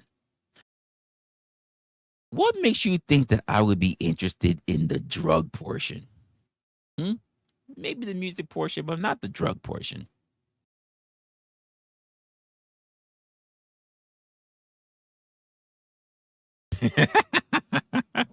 You know I had to do that. Yes. Absolutely.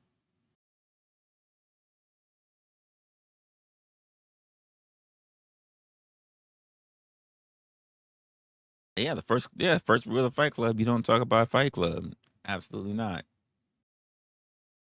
Cuz I'm black. Damn. You know, just because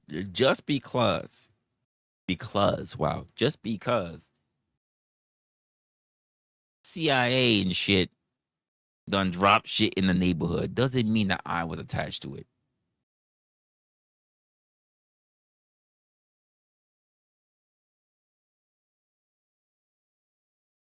You used to the link up or two going spaz out. Resta, you gonna have to tell me how that turns out. Tell me how that link up turns out. I'm, I'm pretty sure I'll try to watch it and try to keep up. And let me know what that's like. What happens there?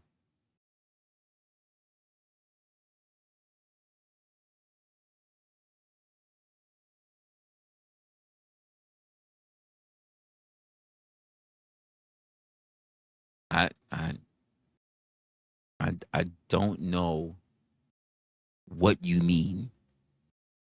I mean, this is what you say. I just this is what you say. I just I don't know. I don't know, man.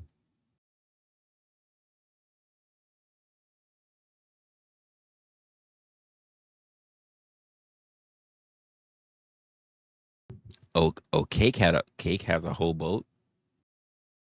Okay, okay. Penn, I hear some weird things happen on boats. What's going on here? Are you over here doing weird things on boats, Penn? Huh?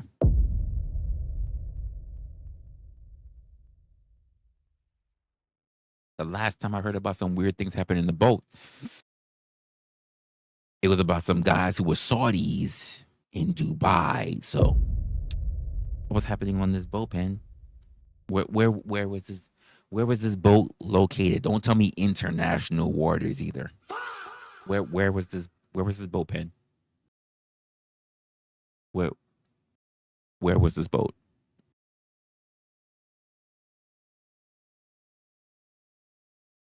No, no, no, no, no, no, no. Don't change the subject. I didn't ask you if you were Justin Bieber. Where was this boat? Where was this boat at? Hmm? I highly doubt it was in the Bermuda Triangle. So where was this boat, Penn? Hmm?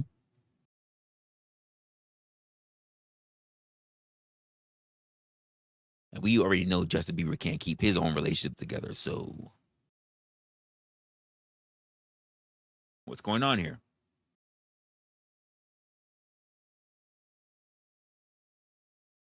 Cake needs to answer the question. Interesting. I asked you, but he needs to speak for you. Very interesting.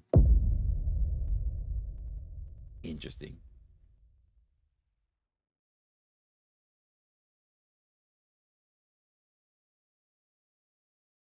Interesting.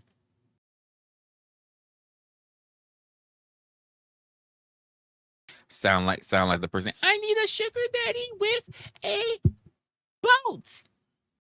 Again, looking for a sugar daddy with a boat.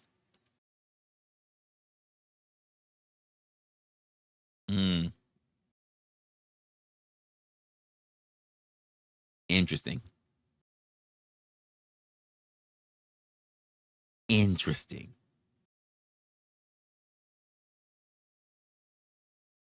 A divorce means she's married. Hmm. Interesting. Very interesting. She wants a divorce.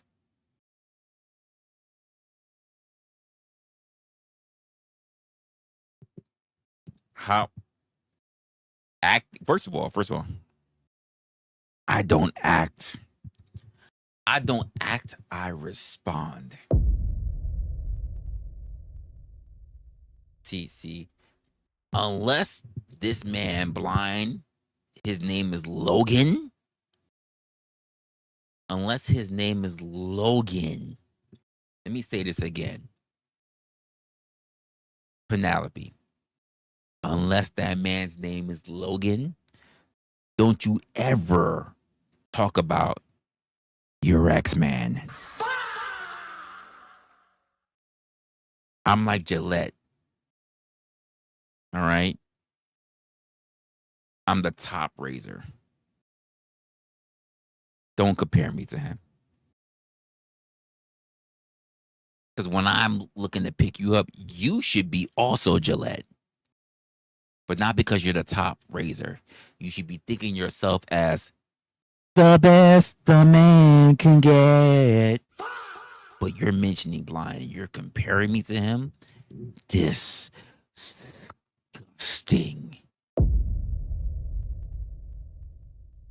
Disgusting. Absolutely disgusting. That should be your nickname. Your nickname should be Gillette, but you're comparing me to Blind.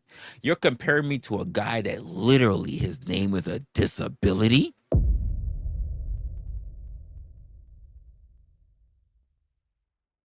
What now?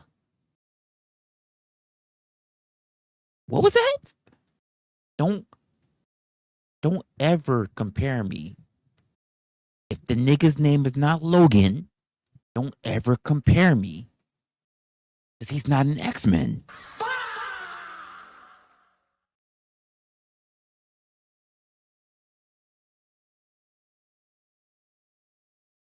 What are we doing here?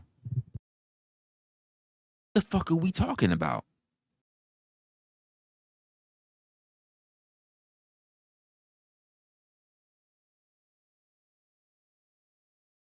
You said what? Stole my bars before?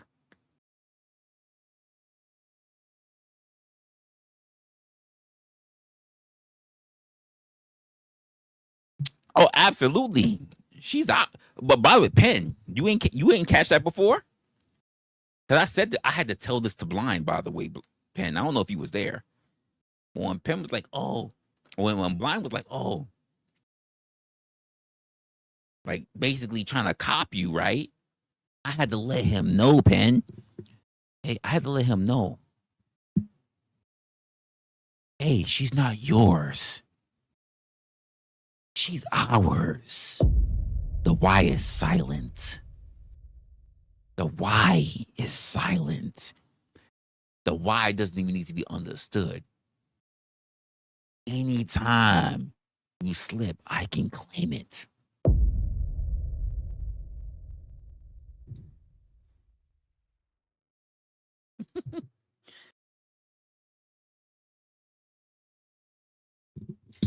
If you ask me, Penn, he don't file his taxes properly, which is why I can claim.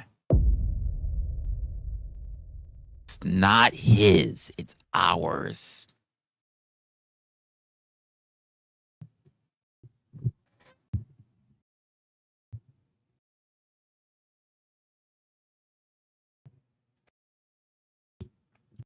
Same. Yeah, Resto feel like he doesn't have to pay me. He's trying to get royalty off of something he can't get royalty off of. He thinks it's child support, but he can't get no royalty off of that.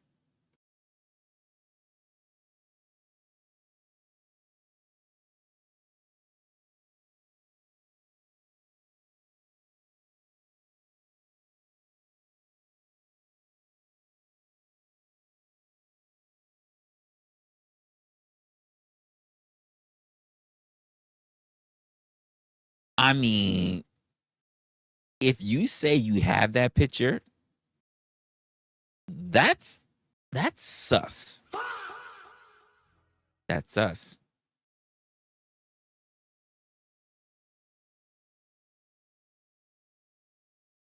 That's sus. That really is not. That's not a good position to be in, especially for Blind.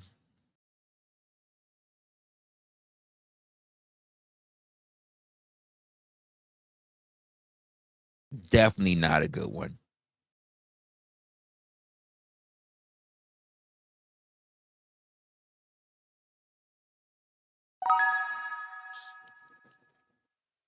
It Here's the thing, Resto. That's not even the smallest. The smallest one is actually 99 cents. It's 99 cents. That's the smallest one I've seen. And by the way, I'm a real man, so I don't see that many. Some people just feel like they need to compete, but I'm just like, you're so small. You have no idea what you're dealing. You have no idea what you're dealing with.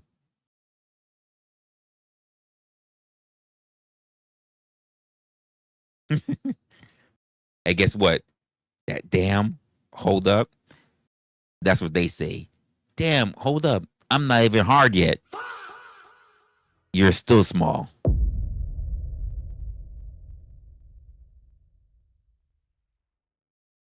It's okay. You don't have to try that hard. It's okay. Just saying.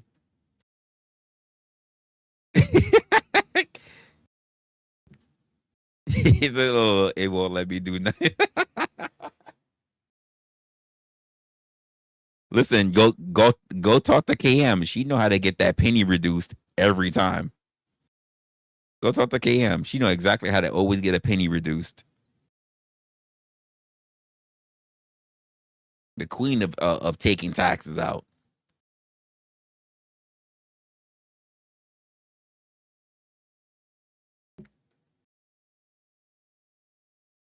She always keeps a penny for her thought. Every time she donates. You need to talk to her.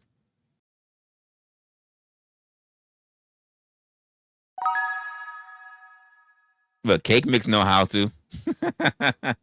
Cake Mix know how to do it.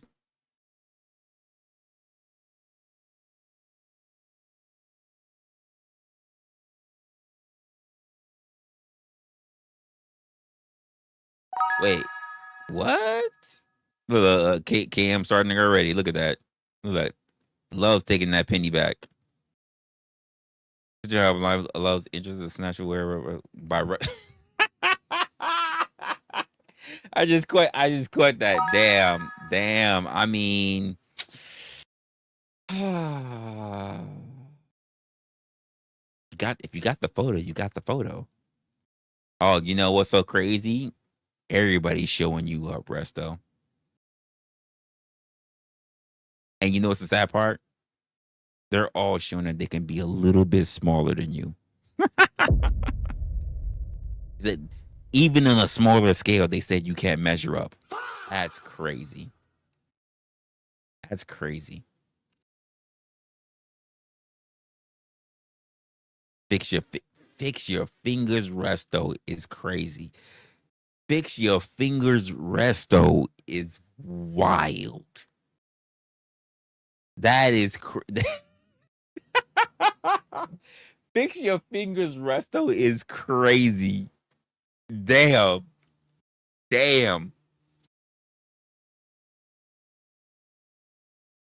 Look. Resto, you can't set it with us. Damn.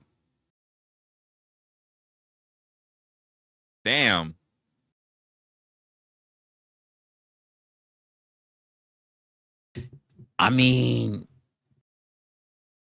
is this true, Pen? Are you guys in love?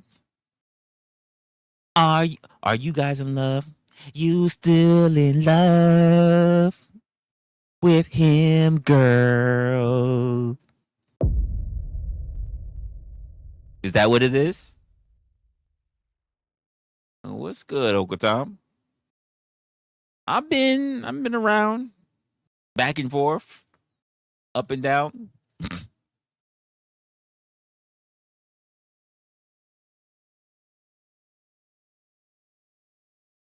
What do you mean fix your Amex? What? Is this true, Pen? Are you still harboring love for Blind? Are you saying that according to K Mix, you can't let him go?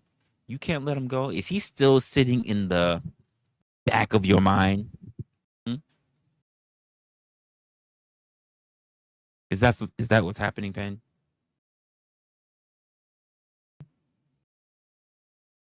You just can't let go yet.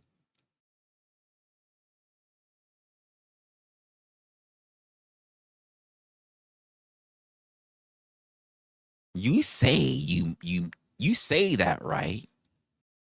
They said they can prove it. Pen, if you might say that, right? But is the itchy bum do that? Is the itchy bum that you're talking about due to a feeling of something else there, which is why it's itchy? Like, is that a feeling of it's itchy? Here it comes. What does the itchy feeling represent? Hmm? Hmm? Don't say hot damn. Come on now. Come on now. What's that itchy feeling like? The itchy feeling is like when someone say, I got a sneaking suspicion. Shared plug? Now that's first of all, that's nasty. If they have a shared plug, can we just say that it's really weird? Because that shared plug is likely to be purple.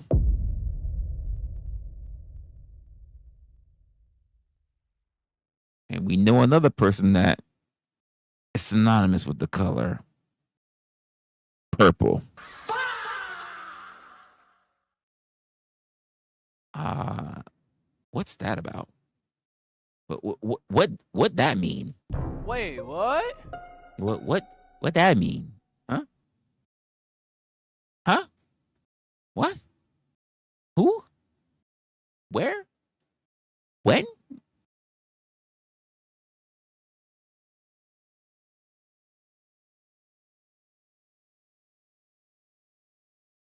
You going to I'm gonna drag you.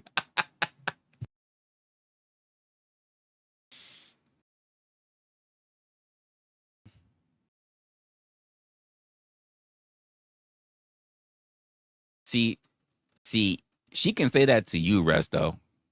To me, that's hot. Give me, give me those crazy eyes. Give me the crazy eyes and do what you do. I'm gonna get lock eyes back. Yeah, yeah. You do that shit, yeah, girl, yeah. Don't lose eye contact, yeah. Don't you fucking blink, bitch. Oh yeah, don't you fucking blink. Ooh yeah. Don't you fucking blink. Ooh yeah. Like, just saying.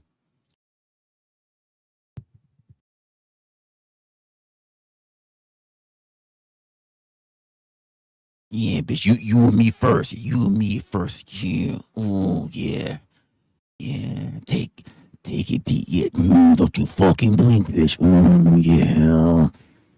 Yeah, bitch, don't you fucking.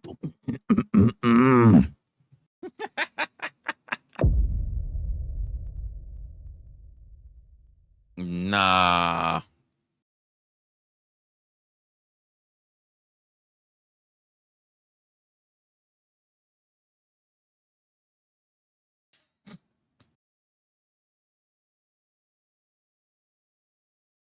What's worse is that I gotta. What's worse is that I gotta finish and not blink. I don't know if I've ever done that, but for you, I might have to make the exception. Yeah. Oh. Oh. It's com- It's coming. Mm,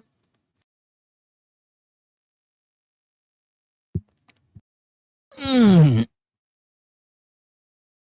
mm, mm,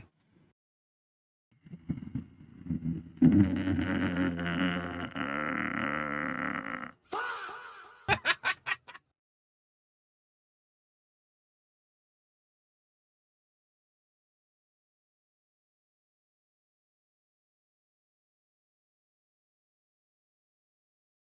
Ah, my gosh.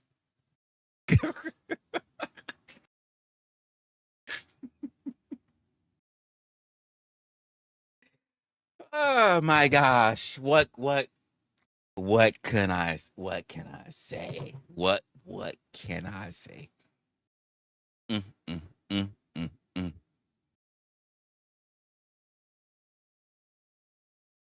Lockstep. If you even think, like, you see me, Pen, you see me, you even don't blink. Don't you blink.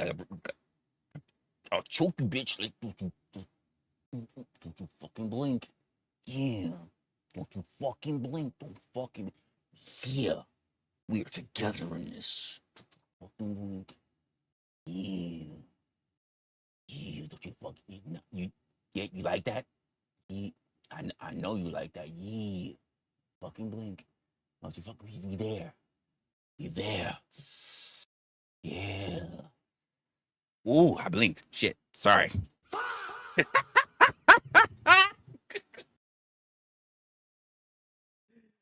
Oh my gosh. Sorry. I felt that little wind hit my eye. I had to blink. Sorry. My bad. My bad, Pen. Anyway.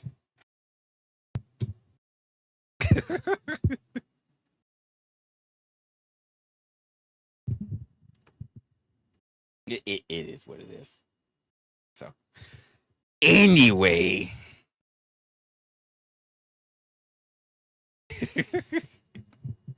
Next time. When I'll get the Bizine, I'll do the drops. So next time you can get the balls. My eyes were a little dry. They were a little dry this time. I'm gonna blame it on the wind blowing by. It dried my eyes. Next time I'll do the Visine and it'll be lockstep. You get all the balls you want, Pen. Don't worry about no balls. There'll definitely be balls next time.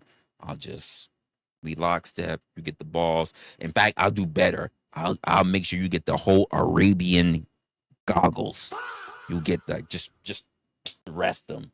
Just yeah. You get 2 sacks. Just 2 sacks. Just one each eyeball. Just and I still won't blink. Visine, why? Just get the red out. Absolutely. Like just we'll work on that next time. It didn't happen this round. We'll work on it next time. Don't you worry about it. Don't you worry about it. And with the goggles, I'm not gonna blink, and I'm gonna put my hand around to reverse choke you, just so you know that we are in it together. Cause this is how dedicated I am. Dedicated. Just letting you know for future reference. For future reference, just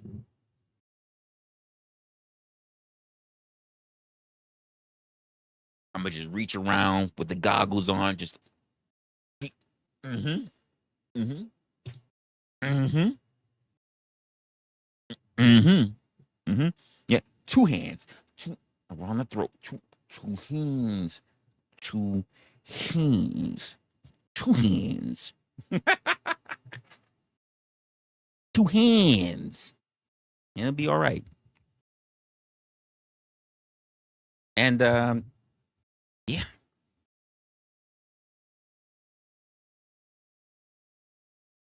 No, I'm much taller than Blind. Don't you worry about that.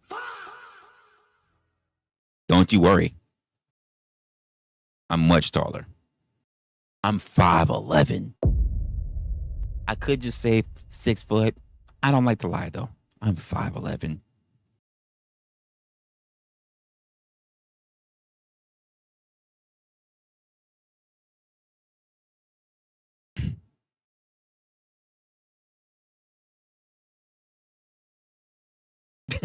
Staying with you.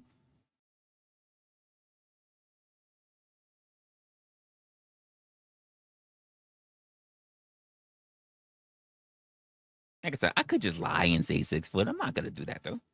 I'm 5'11". Oh, I'm absolutely 6 foot in Tim's. Absolutely. No problem. I'm 6 foot in sneakers. I'm talking about barefoot. I'm 5'11" barefoot.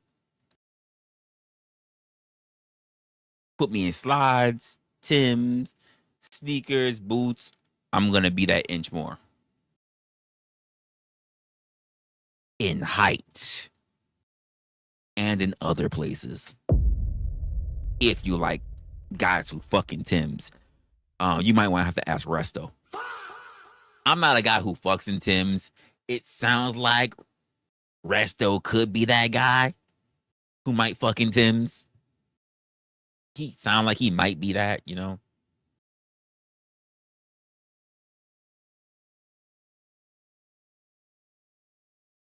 He might be that guy. Who knows?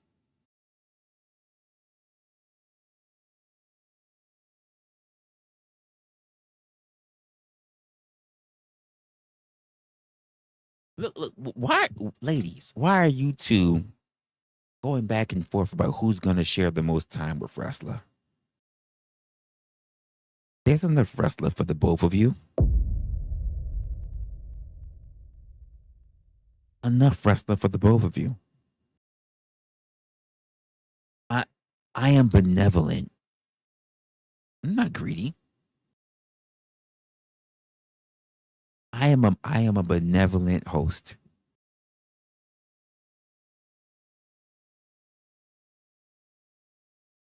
May not be equally, but I will share time if I need to.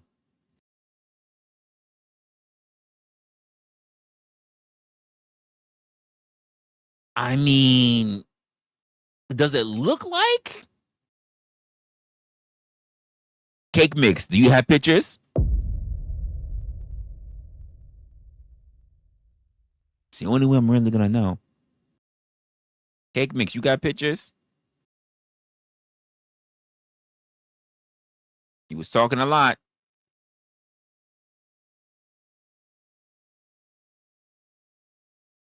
And cake mix says they got pictures, so you know.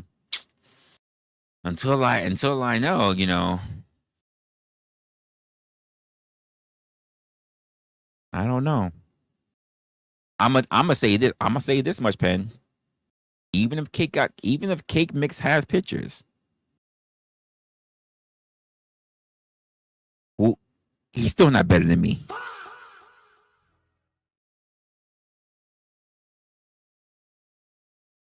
Here's the thing, cake mix. Playing slots together is not the same as playing sluts together. There's a difference.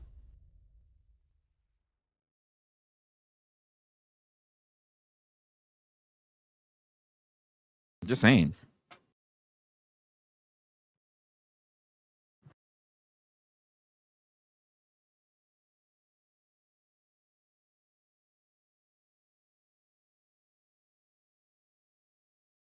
They might play slots together.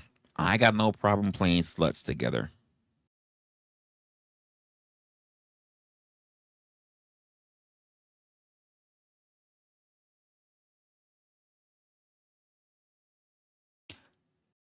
So here's the thing.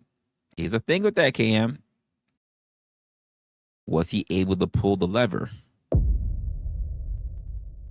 You can put all the coins that you want. You can try to fill all the coins that you want, but you got to pull the lever to win or bust. Most people will love to win, but there are plenty of people who are okay with just busting. So it depends, KM. Gambling terms.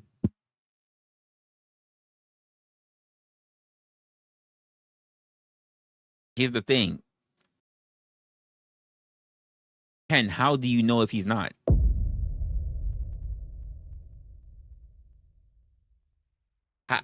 And here's the next thing, Pen. Not to say anything otherwise, but when we say that thing, right? What if it is a case, but you just happen to still be warm. It's a nasty thought.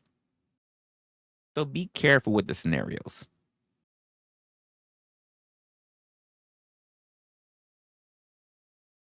Be careful.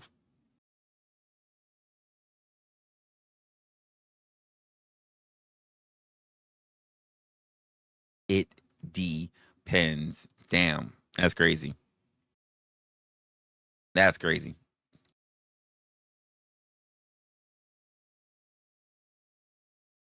Oh, we don't wait. First of all, we don't know what you came to at all, sir. We don't know what you came to at all. And I don't think any of us really wants to know. Whatever you did, you're good. Look, quick to the bushes.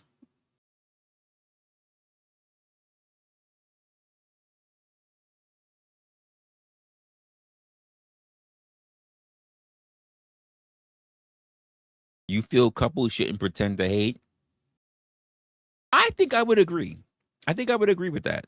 Just be all out in the open. Well, what's a weird thing to say? Them to the bushes? I mean, some ladies like their bushes.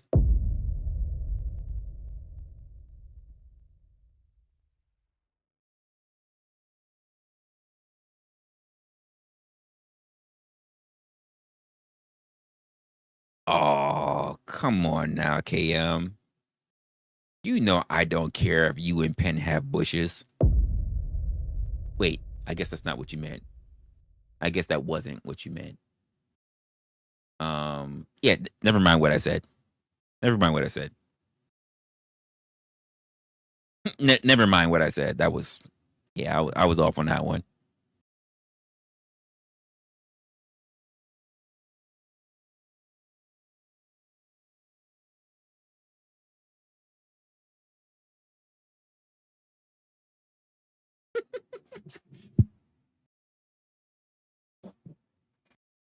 What did I do? I cleared it up for myself. What are you talking about?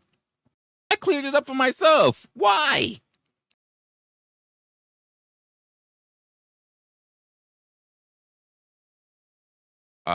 If you can catch a time where I have smoked, then we can know about how much crack I could have smoked. But since no one's ever seen me smoke, I would say 0.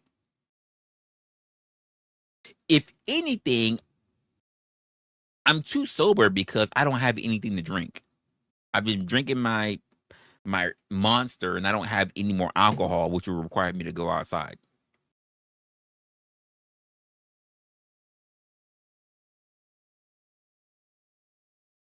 Gonna go walk your fish? Okay.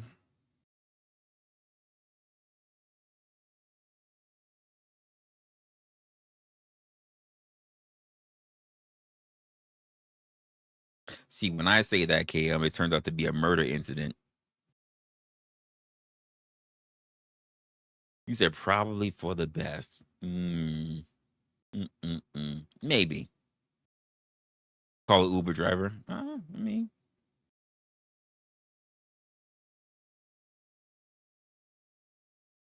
Okay. What else can we do? Because we already hit a 4-hour mark. Normally, I don't try to get to the 4-hour mark, but I think we've been having a decent night. Send one cake. Wonder about that. What is today now? Today is now Thursday on my side. Huh. What? Well, I gotta be up about 6 hours. No, 7 hours actually. I'm not covering Saikuno. You don't see me out here doing freaking reactionary shit, especially to. Here's the funny part, especially to creators that most people don't. Most people, I would say, at least hanging around certain spaces, don't even know about. I'm not doing that. Besides, they got your channel where they can see Saikuno. Because even if I let's just say even if I talked about Sykkuno, then that means I gotta go back to the beginning of the what started. I'm not doing all that. I would rather do one good video than sit there and break up something that I'm not gonna go back to later. I ain't doing that. I ain't doing that. Me talking about Sykkuno is like me caring about what's going on with Pokimane. There's always something going on with Pokimane. I'm not doing that. Jesus Christ. And don't even get me started with freaking Valkyrie. No, too long. Too much shit.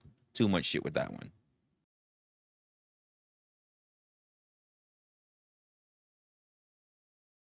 You said hit him up on Cash App, DoorDash. They would be too far. There's not many 24-hour liquor spots near me, so I would have to go somewhere very local. And believe me, they don't have DoorDash.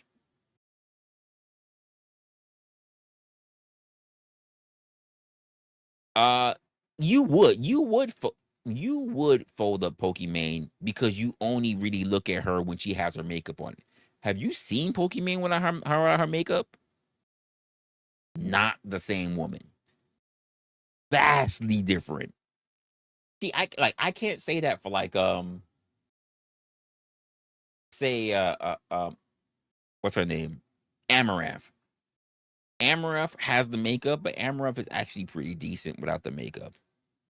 Pokimane looks totally different without the makeup compared to how she does with the makeup. Don't get me wrong, cute, just cute. Like she's just getting to a 6 in my retrospect at it when she has her makeup on. But outside of that, not the same. Same way how you look at Nina, not even close. Like she only looks nice with the makeup. Outside the makeup, I'm not taking that kind of risk. Um, I haven't seen I haven't seen Valkyrie without makeup, but Valkyrie's already showing her age. And the funny part is that she's only 34. Only 34. So good luck to her. Um, and there are other chicks that it look decent. I just wouldn't because they just don't have the mentality, to be honest with you. Not everyone except wow. Okay. Later, Pen, I guess. Later. I was awfully targeted. Sounds like a lover squirrel.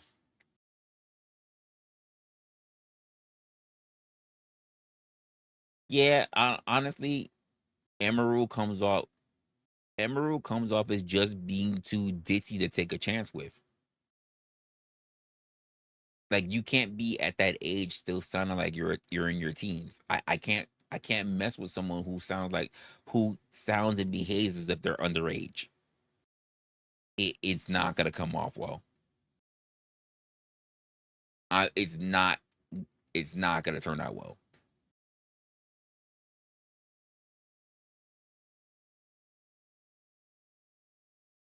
Said that trans he likes her. Oh, he doesn't just like her. He loves her. He loves her. He likes that. He likes that deep voice. Hey, yo, son. Hey, yo, Resto. Get up, nigga, and get me some water, nigga. Get me some water, nigga. Hey, yo, want to ride this shit, nigga? That's it. That's he loves that shit. Yeah. Hey, yo, nigga, I'm about to rock your world, nigga. And he likes that shit.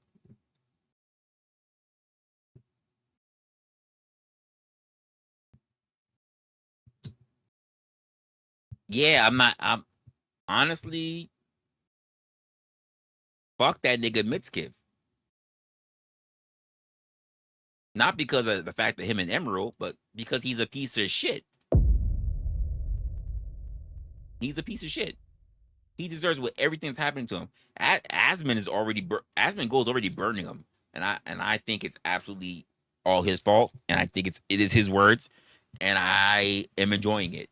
I'm not enjoying the fact that not enjoying that he's getting fucked, but enjoying the fact that You got it falls in line with my rule number one. Just be careful about what you say online. You said, no, I'm not covering Misgift. He's got way too much bullshit on him. And I just don't care about these people they're not my celebrities. I don't have celebrities. They're not that important to me. I don't ambulance chase. I got enough time just trying to keep up with what's actually happening when I do hear about it. Cover them? That makes them too important.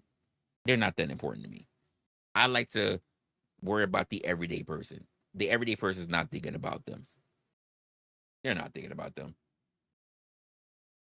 They're not thinking about them. Honestly, let's just be honest with you, Resto. Outside of me and you, the rest of this chat probably don't even know who the fuck we're talking about.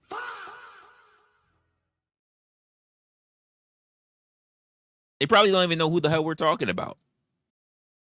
Because most people are platform loyal, which means they don't go to Kick and they don't go to Twitch. You and I do. Most of these people don't even know who the hell we're talking about. So it would be a waste of my breath to do so. You and I was talking in your chat last time. We mentioned Tectone. Only you and I know who Tectone was. The rest of the people don't know. Because they're platform loyal.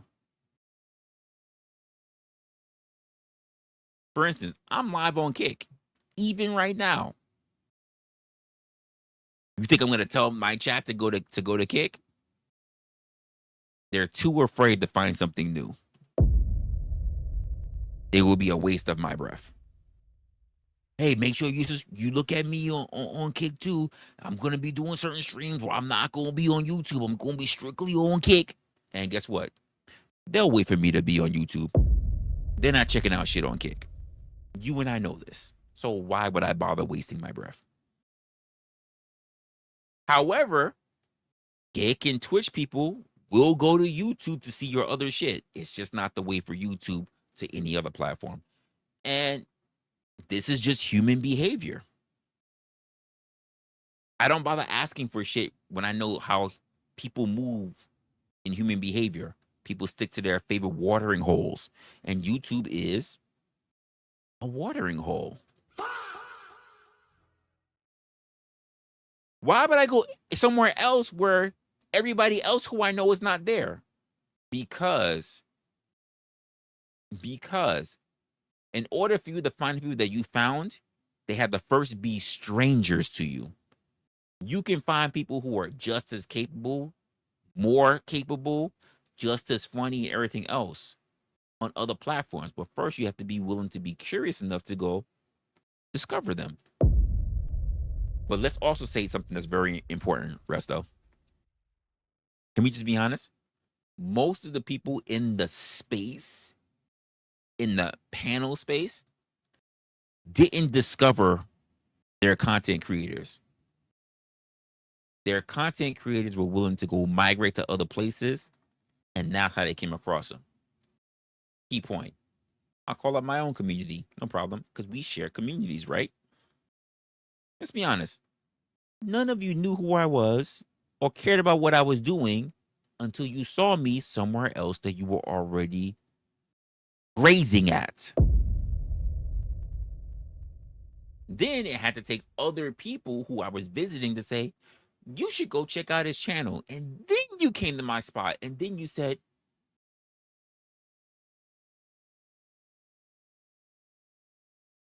I'm not too sure about him yet. Then you came back another time and said, damn, that motherfucker made me think about some shit I didn't think about before. You know what? I'm gonna subscribe. Yeah. Not because someone else told me to, but because I actually did enjoy that last one. And then you're still here because you're like, I fucks with him. You're not here because someone told you to be here. You actually stayed here because you actually realize there actually is some value in some of the, whether I'm fucking around or whether I actually have a serious conversation or whatever, you actually realize there's some value here. But let's be honest. The reason why a lot of people don't grow in subscribers is because it's only the same people. So if you notice that a lot of subscribers, or rather a lot of creators that you go to, this is for you guys who are watching, because we don't have tons of people watching us. If you notice that everywhere you go only has about 2 to 3K. I'm being too generous, by the way. Let me say this. Let me scale that down. 1 to 3K subscribers. It's because you've already seen all those other people. Think about that for a moment. Think about that. You've already seen them. Whether they are from the people that you constantly visit or the places that you barely visit, but you see them online all the time and they come over once in a while. The only time you start seeing subscribers that are outside, when you see more numbers, is because that content creator, it's not you. It's not you. You are not the defining factor as to why new people are showing up. Here's the sad part about it. Let me say this right now, because I've been saying this for years to you guys. You are not the defining factor why new people are showing up to the platform. It's the content creator. But here's the sad part, honest to truth part about it. You could be. When you go to other people's channels, when you see new shit, when you see videos, not live streams, not replays of live streams. When you go look at your videos and you do everything and you think that this would be a great thing or great people or a creator that might be able to be very adaptable in the world that you already know in this panel spaces, you know what you could say? I like this person. Let me write an email to them. Let me share a video to the content creator. Let me talk about the content creator that I like in that space to that creator, to that community, and say, I think that you would really do well if you spoke to a guy like Resla, if you spoke to a guy like Resto, Marathon, Kev, whatever. That's not what you guys do, though. So the only people that you know, the limitation that happens in spaces is because of you. Because when new people come into the space, it's not, oh my God, look at this. Resto's getting big. Wrestler's getting big. It's not because of you. You could help in contributing to that by just doing something very simple. Not just hitting the fucking like button. But when you go to other people's spaces, other people's channels, when you look at other people's videos, you could be like, I think this would be good for the place that I'd like to be at. I think that there's something that everybody, the community, not just me as the creator and not just you as the viewer, could benefit from. If you really want a big community where more eyeballs, more thought processes can be with what we're sharing, then that means you have to share, not just me sharing. And I've said this for years. But I had to turn on my AC because I realized that's me wasting my breath. That's too difficult for you guys. Keep in mind, I'm not saying this because I'm bullshitting. I practice what I preach. I watch so many creators. I'm not hanging out in just panel spaces. I watch so many creators. And when I see them, I'm like, yo, I think that you would benefit from listening to. I think that this is somebody that you might want. Hey, I click on emails in home pages. Hey, you don't know me, but I think you should check out this creator. I think they're really cool. That you have a take that they pretty much had. I think you should check out their stuff and see how you feel about it, or have your team look into them. I've done that. That's too much for you guys. And I said this before, because not every content creator is equal. There are going to be some content creators that might eventually just quit because they're not seeing any growth. And the reason why they're not seeing any growth is because the community that they're in, especially they're in the panel community, is terribly small. And you could, as a member of this community, reach out and broaden your own horizon by seeing more different spaces. But here's the reason why you don't do it. Yeah, I'm calling you out. You don't visit other spaces because visiting other spaces and places that people don't know you make you feel small. I visit new places all the time. People don't know. I'm not so fucking egotistical that everybody needs to know who I am wherever I go. By the way, know how I can prove that being true? You didn't know who I was until I went into spaces that you were already at. And I'm nobody. So if I can do it, you can do it. Now tell me where the lie at. Where's the lie? Tell the truth and shame the devil. Where the lie at? Tell me where the lie at. See, notice I was cooking right now. Y'all got real quiet. Fucking church mice pissing on cotton. Y'all got real fucking quiet. I called a lot of bullshit out. Y'all got super fucking quiet. The only person that actually has something to really say about that happens to be the only person that would know is another content creator. Y'all got really fucking quiet because that's the goddamn truth. Now tell me where the lie at. I'm here on my platform and I tell people, go see Resto, go see Cat. I go to other people, hey, I'm just bored. I'm looking for a place to actually just hang out at night times. You know what I say? Not that I even say anything to them. But when you like to go, I'm off on the weekends. You off on the weekends? What if you're off on Friday, you might want to go check out a drunk stream. I try not to call it a drunk stream. So I say that the BYON stream from these two for these two creators, and they collab together. I don't know if they're gonna go, but I'll send that email or whatever. But that might be too much effort for a lot of y'all. In fact, not even might be. It is a lot of effort for a lot of y'all. Let's go, Hornet. It's a lot of effort for a lot of y'all. They're like, me doing that? It doesn't matter if I do that. It doesn't matter if you do that is what you're thinking. But it matters if you show up and the content creator no longer is interested because nothing new has changed. Think about it. What's the spark of life? Excitement, new shit, progress. How could they How could a person progress if they're only staring at the same four walls, the same cracks in the ceilings, everything every day?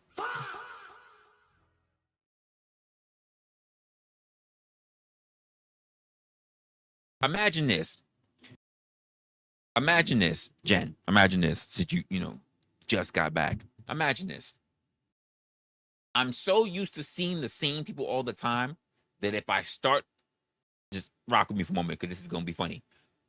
Or rather, it's going to be interesting enough. Imagine if I got so used to seeing the same people all the time that I knew that regardless, these same people were going to come in, even if they're not there when I fired up a live stream. And I just went, yo, what's good, everybody? What's going on? What's going on? Welcome to another episode. IamResla. Da, da, da. I don't have nobody sitting here on screen. There's no let me do it so you can see. There's no chat there's no chat sitting on the side and shit. There's none of that.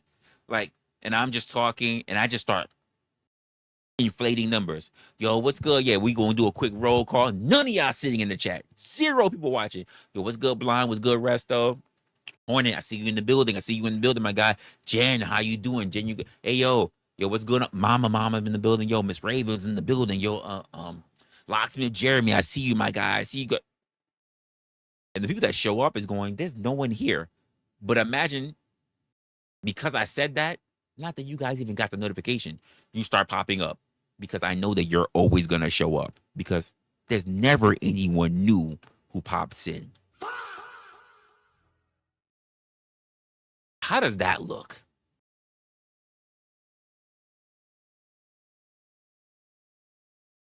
That'd be crazy.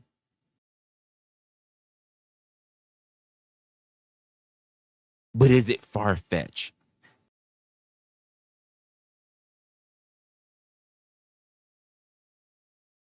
Something to think about. You say bad looks bad. But if I say, yo, what's good, Jen? And you're not even there, but you show up a half an hour later. Because now I'm like expecting you to be there. Because that's what you do. You show up. But you show up because you're all I have to show up. Because new people don't show up. And part of the reason why new people don't show up is because there's no word of mouth. The way how everybody always builds up is through word of mouth. But the people who could give word of mouth never talk about. I say this all the time. Hey, when you go to the place that you're going to next, do yourself a favor. Just tell them where you were. Whether you get redirected or whether you leave a stream, it doesn't even have to be my stream. You leave a person's stream when you go to another stream. Hey, what's going on?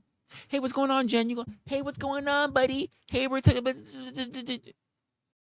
How are you today? You know what you don't say? Oh, nothing. I was at Wrestler's channel.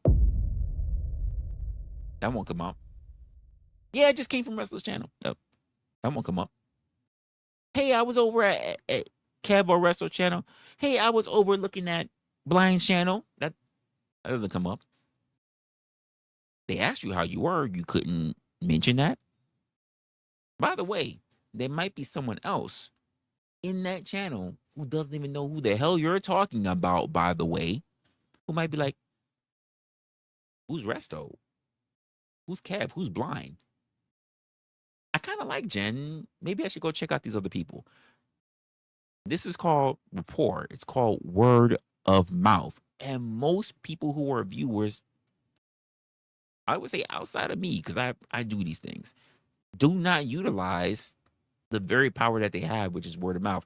They will allow the algorithm, who already is biased, to do the sorting for them when they say, I'm part of a community. But as a community member, you don't really do anything. If I've been a part of a community, I'm like, what can I do? What can I do to make this creator bigger? What can I do to add to it? Most of you don't do that. And by the way, not judging you for it, and at the same time saying you do get what you get. So if a creator's like, yeah, what's good, Snow? If a creator's like, honestly, I've been trying for a while. I just don't really think this is good for me. I think I'm gonna dip. And here you go. Why? Why you gonna leave? No, don't feel that way. No, don't do that. No.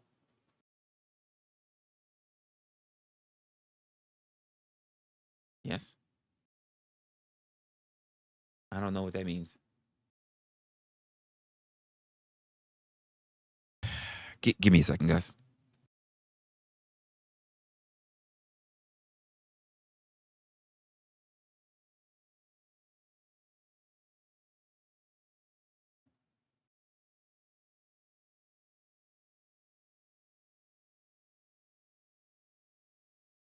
Like,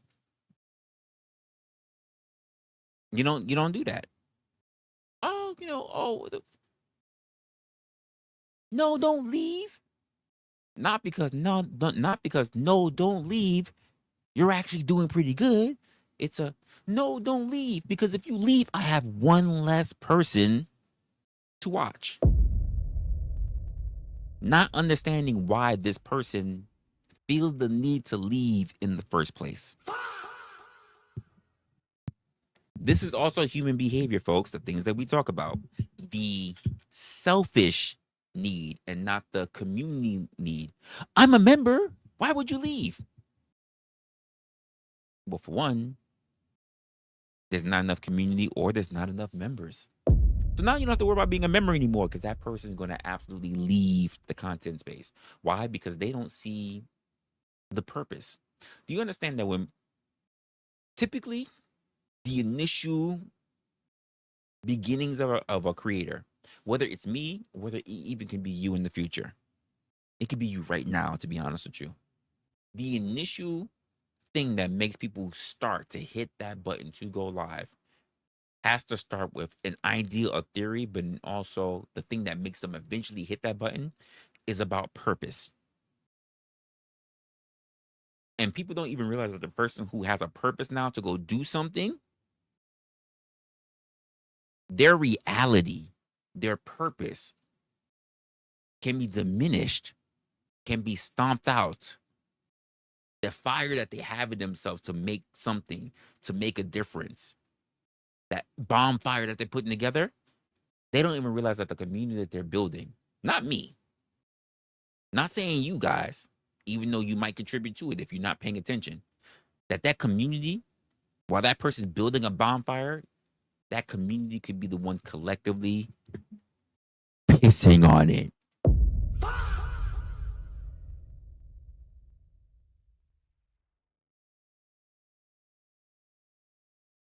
Just something for you to think about. Something for you to think about.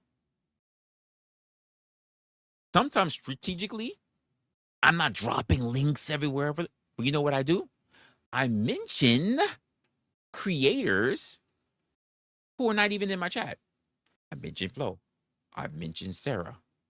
I'll mention Jack Talcott, who I've never been on his stream. I'll mention other content creators. But I don't mention them for you. You already know who they are. So it doesn't matter. But for a new person, the potential new person who could be watching me, who's going to say, who's Flow State? Or rather, the Powdered Dusty?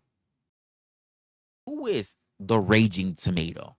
Who is Jack Talcott? I might want to go look up these names in the searches to go figure out who is Resla talking about. So when I mention these names, you're thinking, oh, he's talking about these people because, like he's got an angst with them, or he's got a problem, or he's just name dropping. When I talk about other creators, for good or for bad, it's not for you. It's to give them exposure. Because I will say that there was a time and there will be a time in the future where the people who do not know who they are will know who they are, because there are people outside of of the pond that they're in who will come across me. The same way how there's been people, you guys, who came across me because I decided to get out of my pond. Do you not understand what's happening here? In order to become something that you've never been, you have to do something that you've never done. I had to do things outside of what I knew just for you guys to be here. And if you guys want to see something bigger in this community that you would love to see big, because this is not the thing that's making or breaking YouTube. If it died tomorrow, YouTube would not care. This is not the thing that makes YouTube money. Channels are not the thing that makes YouTube money. But if you wanted it to be something that was a contender, it requires you to do things that you have never done, which means you need to be the people as well. Not just the viewers, but you have to also be the people to champion, to herald, to promote your community. This is how communities grow. Because if not, what you're doing is that you're no better from being the poor people that sit around and say, why ain't the government doing something for us? When it's your job to march. It is your job to go to the assembly. It is your job to say something about your community so it can be acknowledged and get the funding and the respect that it deserves. It's up to you. But most of you are too motherfucking lazy. I said what I said. Tell me where I'm wrong. Type where I'm wrong. Tell me how I'm motherfucking wrong. And tell me when you yourself have not done this. I'm not saying it needs to be me. I'm saying we all are a part of this machine. Because other creators who are not panel members outside of your Lord, and Savior, Jesus Christ and the Latter-day Saints, Andrew Wilson. There are so many other creators that have gone mainstream. And I say mainstream, I mean like actual big syndicate fucking television. The Amazing Atheist, Destiny, Not So Erudite, fucking Just Pearl. How do you think they got there? They got there from the community, not by just doing what they're doing. If you ever expect to see a Sarah, a Flo, a Talca, or whatever, they're not going to be able to do it just by themselves. They also, I feel like I got to do the Uncle Sam. They need you. They need you. Word of mouth. And most of you guys are too fucking silent. You are all silent princesses.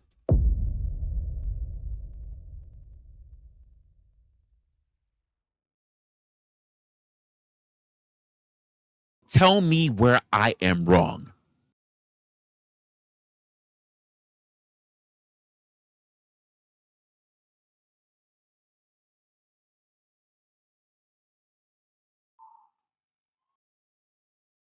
Tell me where I'm wrong. That's your challenge. Tell me where I'm wrong in what I just said. And I can tell you you're a fucking hypocrite.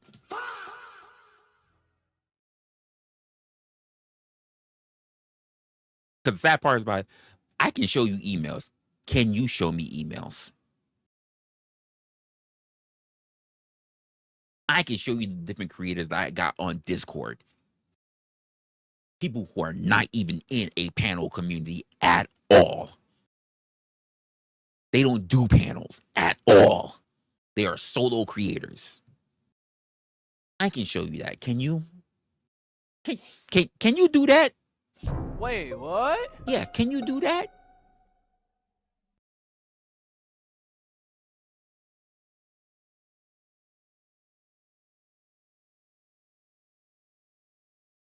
Oh no, Blind, you're wrong. They're proud of their community. They are absolutely proud of their community, Blind. Here's another thing that you have to keep in mind, because there's extra to that. They're proud of keeping that community to themselves. They're afraid of the community to grow, because if the community grows, they're afraid that they're never going to be noticed anymore. They keep it small because they're afraid that their name will get overshined and outshadowed by other new people. They don't want to share the growth. They're afraid that they won't be noticed anymore because there's too many people in the chat. I said what I said. Go ahead, challenge that. Challenge it. It's the same reason, by the way, that people believe that if they drop enough money, they can be able to buy a wrench. Not because they contribute, not because they're really big supporters by telling other people to calm the fuck down when they're out of pocket. None of that stuff. Well, I donated to you for X and so amount of time. Don't you think I deserve a wrench? And I'm like, no. You can't buy a wrench. You cannot buy my loyalty. You have to earn it. You have to show that you're actually someone who gives a shit about the space that you're in. Whether it's the channel or the space that you're in. Show that you actually give a fuck. You donating means little. Because you know why?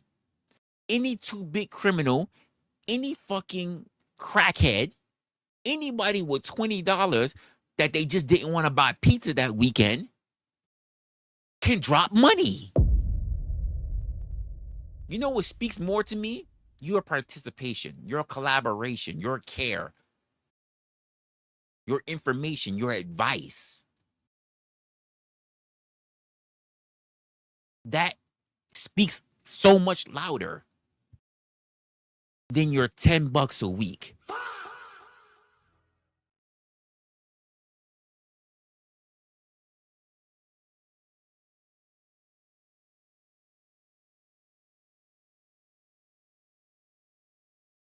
And there are so many people that will just miss the point because they can't see the forest beyond the trees. They'll say that they're part of a community, but they can't see anything outside of their own 2 fucking feet.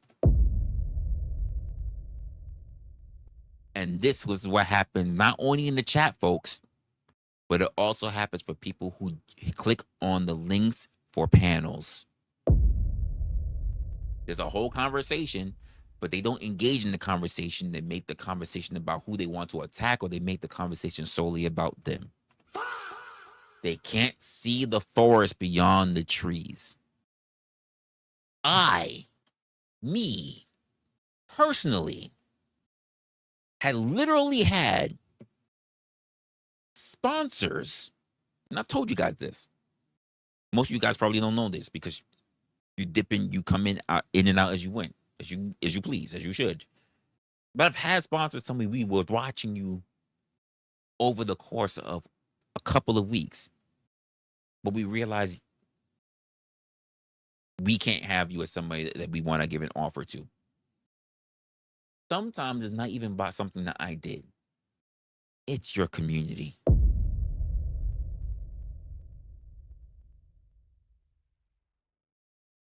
There have been people who I had to tell this to, like Mama.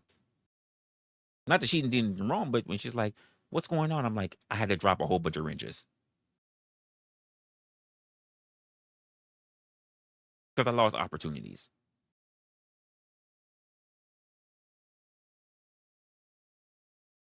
Because you never know who's watching. How many times have I said this? You don't know what you don't know. But so many of you guys walk around pretending like you know everything. And you don't know shit. You think you know so much that you don't even start channels, but you think you can tell other people what to do with theirs. Well, you'll never make it this way. By the way, how many people have companies that you can actually research come to you and say they want to give you an opportunity? I can say probably not many. I can tell you I've at least had 3 do it.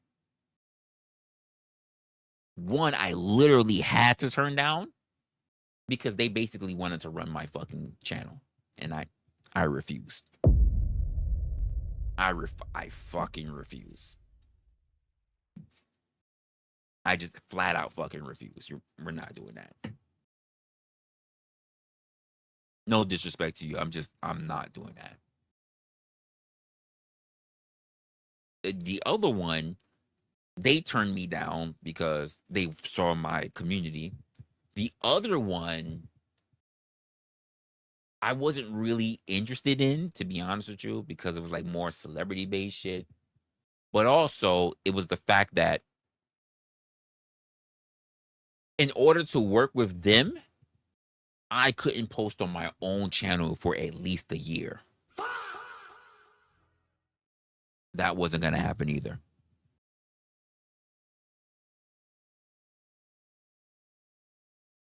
By the way, not that you guys had needed to know any of that, because quite frankly, when I look at the whole thing, I was like,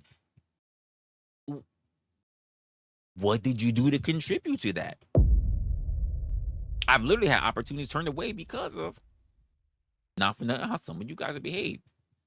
I have not had anyone come to me and say, you know what, Wrestler, you said some wild shit, you did some crazy shit, you had some antic shit, and because of the way how you talk, we can't have that. That didn't happen. What they said was, it's either your community, the people in the chat, or it's because we don't know if you actually hold your moderators responsible for the things that they should be doing, that you claim that should be the thing that they're not doing. Or another thing,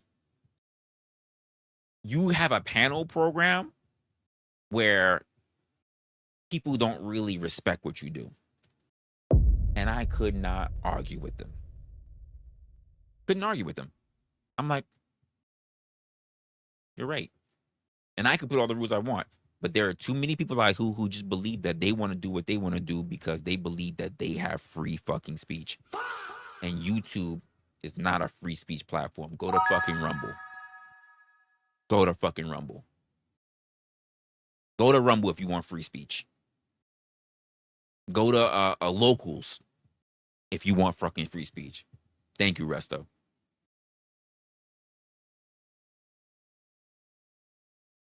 I don't know why you say V-neck. If you don't know about the V-neck, you missing it.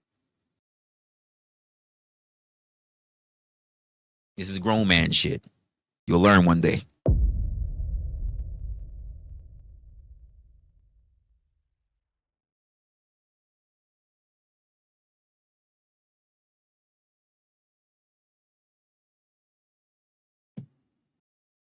I know, sir. I know. Like, a lot of y'all don't get it. A lot of y'all don't realize that the reason why some of your favorite creators are not getting more traction is because of you. That's the point that I'm getting. That's the point I'm getting at if you haven't quite picked it up yet. Because there are, by the way, like I said, I'm very small. Like I said, I haven't grown to 1,000, over 1,000, like, in how long? But you have people who have been doing this for a while. Years, by the way, years under their belts. And they're still stuck at the same amount of numbers. Are you telling me that of all, let's just be honest, even though there might be 2,000-3,000 people that are sub to them, it's not 2,000 or 3,000 people that are watching them when they're live. Let's just keep it a buck. This is very realistic. But if they're sitting there with fucking 20, 30, 60, 100 people watching them, at the very least, 25%. Let's go further. Let's further back from that.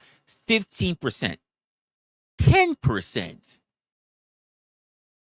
should at least be recommending them to other people. And I doubt that even happens. I doubt 3% recommends.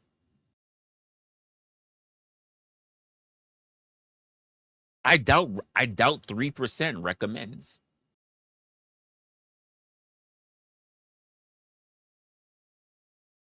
Because they don't feel any obligation to see the creator that they claim that they like grow.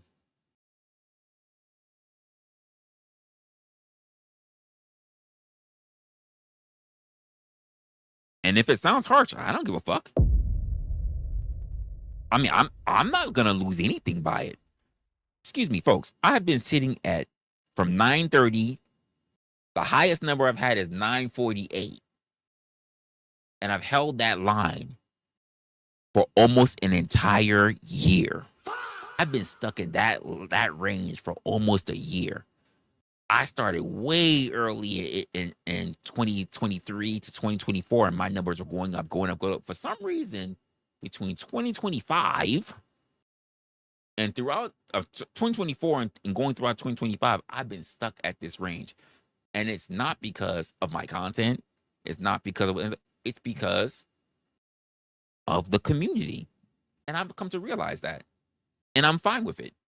A lot of people won't push me in my community, but they push me in the community because, quite frankly, I'm not giving them what they want, which is bullshit, chaos, drama, and following other people's shit, or as I like to call, ambulance content.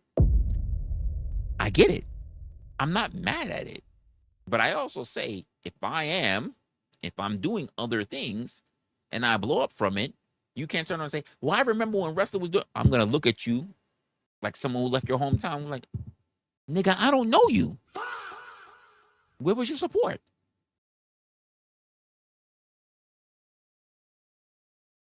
If you was really doing what you were doing, I wouldn't have to go anywhere else.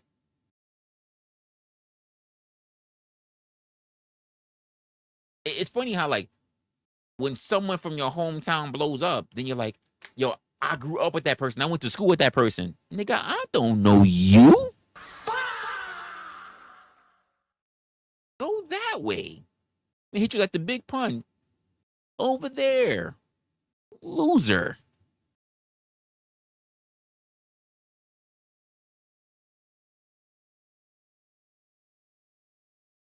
And there are plenty of people, by the way, that want to use you to think that they're going to come up when you yourself don't have shit going on.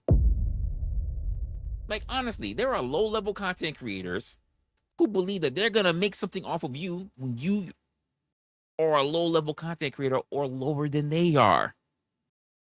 That makes little sense. The lower as you are as a content creator, the more you should be inspired to either do your own thing, solo dolo, or collaborate. The idea of you being a low-level content creator and thinking that you're going to blow up by shitting on other low-level content creators is a foolish errand. It's foolish. No one cares.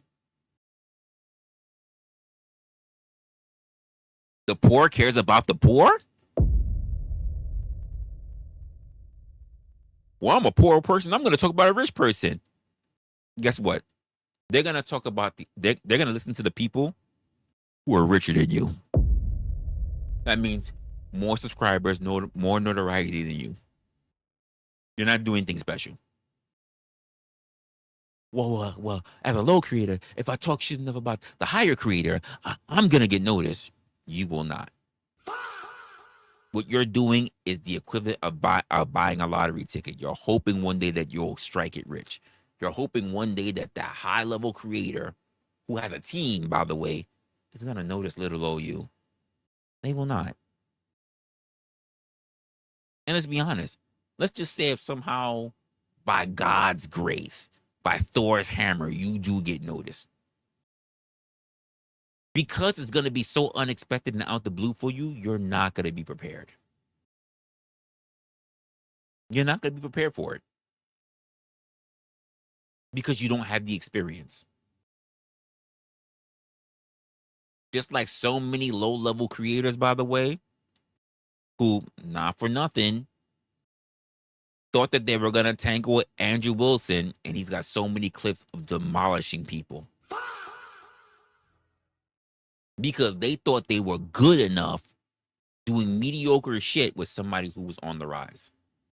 A lot of people who I saw Andrew beat, honestly, could have done so much better if they simply didn't hold on to narratives and talking points and actually studied the motherfucker. First person I'm going to call out for that is Base fucking Oracle. He could have did so much better if he actually studied the person and not think he was going to win with fucking drama.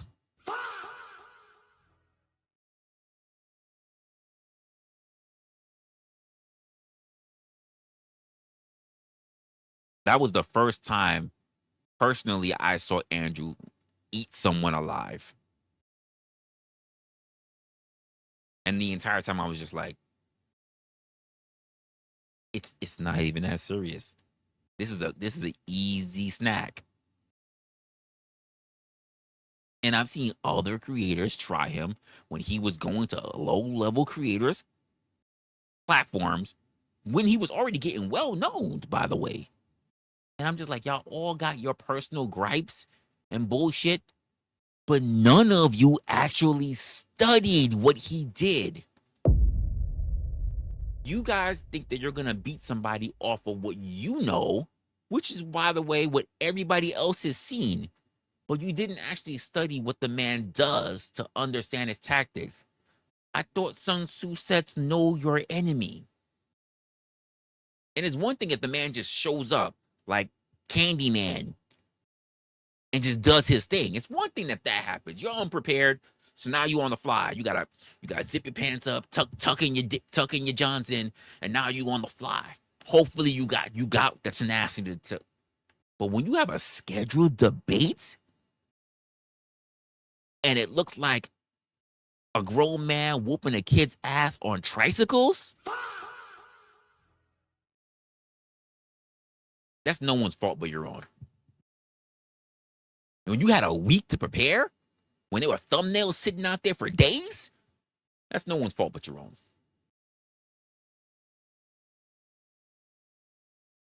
That's no one's fault but your own.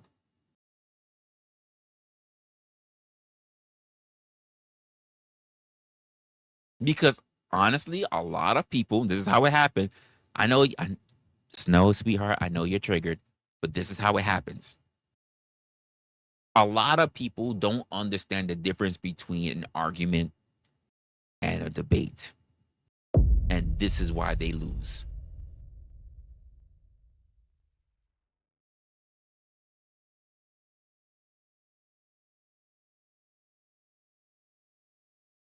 Oh, that's it. Like this is how it happens. You had all that time to get prepared.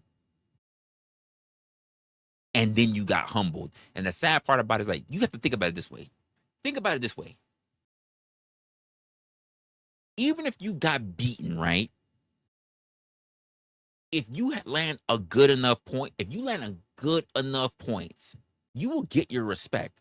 Not even if it's not from the person, whoever your opponent is, even if it's not by that person, right? You can still get respect from the people who are watching. Another reason why I keep telling you guys, when I'm having a conversation with somebody online, I'm not just thinking about that person. I'm also being cognizant of the audience. Because even if somehow I lose the point, if they really are more skillful than I am or whatever, if I held my own and I made a lot of strong points, I will still get some respect, either by that person, my opponent, or by their audience. They'll be like, he lost, but motherfucker was doing pretty well. A lot of you guys think it's all about you, and you're your worst, you're your own worst enemy. I don't need to. I'm the GOAT. Who told you this? You looked at yourself in the mirror and you just who told you this? Instead, you probably had your chat, gas your fucking head up, but you didn't humble yourself enough to say, I should still prep. Nothing you need to advertise to your chat or anything, but I should prep. What if I'm wrong about the things? What if I'm wrong about the things that I'm thinking about? If I was in this person's shoes, what would I say? And a lot of people have a problem doing that. A lot of people have a problem critiquing themselves. And we just saw even early in my own shit. That's something I do. I think about something, I try to do some research into it. This is what my opinion is on it. And then I try to poke holes in my own shit. Sometimes you got to reach out to somebody else and say, here's what I'm thinking. This is what I got down. Level set me. But let's be honest.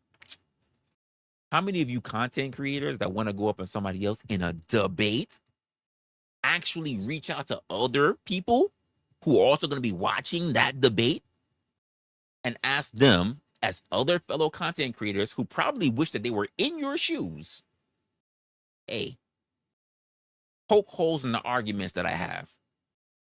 Most of you, I believe, will not. Because most of you are content creators are fucking loners. I know I'm a loner, but I know when to reach out. It's good to look this way. I'm mainly a loner in almost every aspect of life, right? But if I was having a debate with anyone, I'm going to reach out to the people who I think are capable, even if they're not capable, even if it's a stupid fucking argument, even if it's just criticism, even if it's gaslighting, it's information I didn't have before. So I'm going to reach out to Resto. I'm going to reach out to Kev. I'm going to reach out to anyone who can give me feedback, no matter how stupid or how intellectual the argument is, because the truth of the matter, I need to be prepared for what I don't know. But there are so many people that, because they're solo dolo and they're so antisocial, but also they're so full of themselves, they have no one to talk to. No one. And therefore, their best feedback, their best information only comes from their own head. And then they walk into the situation like we've seen with so many other people being woefully unprepared. Now, I'm going to say it again. Feel free. I always invite people to challenge. Tell me where I'm wrong.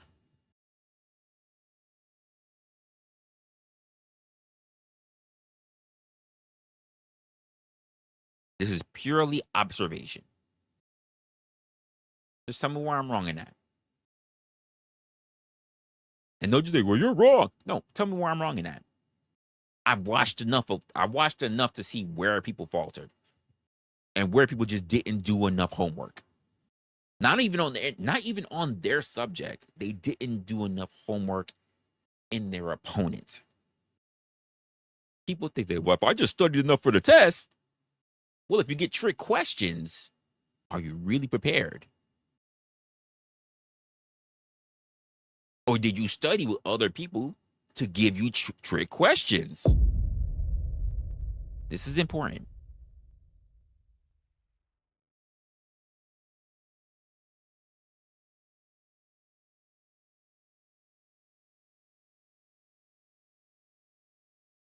It's important. And I don't think a lot of people do enough of it, especially when given an opportunity to prep, because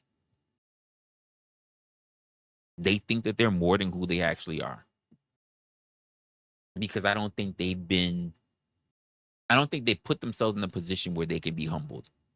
So maybe they're listening to their chat too much. Maybe they've been in a situation where they're able to troll, another thing that hurts people through ego.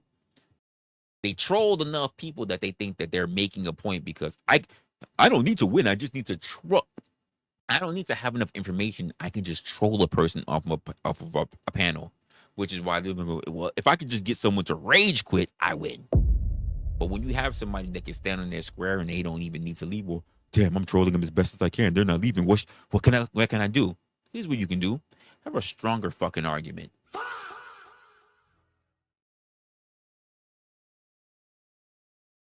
Have a stronger argument. Willpower will outlast you. And to some people who I've seen make arguments on many different platforms. I don't even just talk about Andrew. Many different platforms. You know who's the person that winds up winning? Not because they know more. It's their attitude. They treat the other person almost like they're a kid. And the way how they're moving is like they're a father figure. They find the other person amusing. They're just looking at them like, oh, you're taking shit everywhere. Just let me know when I said. And let me know when I could talk. And they're just sitting there. And this person is, oh, you supposed to do this. Just let me know when I could talk. Because whenever I get ready to exhale, you start talking. And they look stupid online. To the point where the very people who's even might even be their supporters are like, yo, I rock with so and so, but you gotta let the man talk.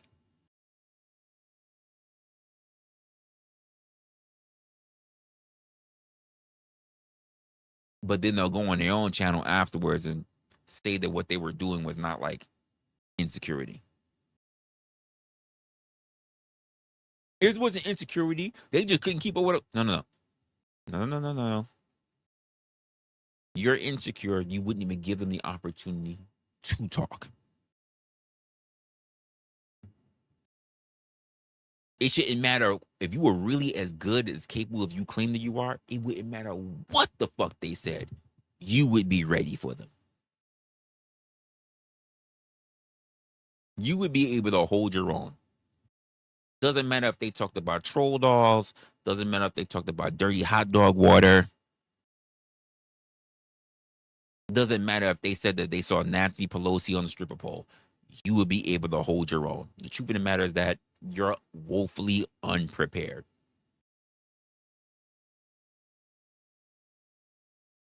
But I'll bring it back to you guys again. Tell me what I said that was wrong. I invite that because it's all about your perspective and about your opinions. I'm just telling you what I've already observed and what's the reason why things went bad. Most of it is ego for people. And something I think, really, to be honest with you, not even sometimes I think they walk in with the good intentions, not good intentions like good faith, but they walk in with the good intentions of thinking that they figured out enough to have those conversations, to be honest with you. But they get caught up in the insults that they lose their way, they lose their composure, and they can't think anymore. And therefore, they fall back to the base shit, what happens to be all the accusations, no proven shit, blah, blah, blah, blah. Which is why I'm like, you're going to lose. Because all your talking points are surface level. Especially if they are under the scrutiny of you having to prove evidence. If you have to prove evidence and you don't have it, you're fucked. And by the way, this is something that is known in formal debate. But like I said, a lot of people don't understand the difference between. Some people try. Some people try. Most people who I tend to see don't get it. Not that I'm any expert of it, but I have been in formal debates, and not that I'm an expert. But there are a lot of people who they just really don't have the capacity to not even to listen. They don't have the capacity to truly understand.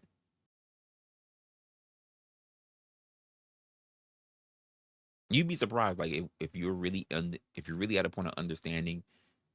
Sometimes you might even like, damn, I didn't even consider that. I empathize. But now that I fully understand your point, I'm seeing holes in your flaws. I'm seeing holes in your whole premise because now I can understand your position. Most people are like, I'm listening to understand what you're saying so I can beat you. And I'm like, yes, but there's something you're missing in that.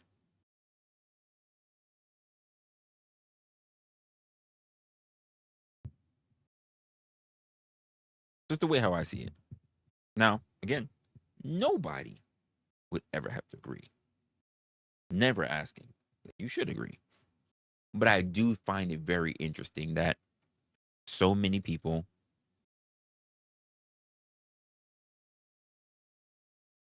either A, don't practice what they preach, which a lot of people can forget about things in the moment. But if you have time, you can work on those things. But also understanding that you're human.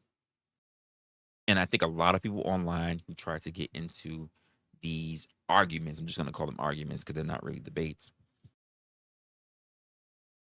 don't really check their own perspectives on what they truly know versus how they're truly acting. Especially those who like to move from a moral standpoint. Because morals are subjective. Don't get me started on that. People gonna say, "Oh, morals are not." Get me started on that. You can believe that if you want to. It's all good. It's all good. Anyway, outside of that, I'm gonna leave you guys to it. We're 2 a.m. in the morning. I've got like basically 5 or so hours that I need to do before I get myself to sleep. So I'm thinking I'm gonna sleep for about 3 to 4 hours before I gotta get up and start doing some things. We've been on for 5 hours. Jesus Christ. Well, almost a quarter in. So outside of that, we'll see what we're gonna do. Whether it's gonna be for today, I was about to say mañana, either for today or whatever else. And of course, if you guys have any thoughts on things that you might want to cover, I'm not covering any of that panel verse bullshit. So if you're thinking about it, it's already a wasted type of time of talking. And I don't care about religion. I don't care about politics. So you have to really dig deep if you really want me to think about what we can actually talk about as a group. I am thinking about doing a segment or a show at some point where I do want to have talks with guests online. But I'll be honest with you, the moment I even think that it's going off the rails or I even think that it's about to be some bullshit, that gets cut ASAP.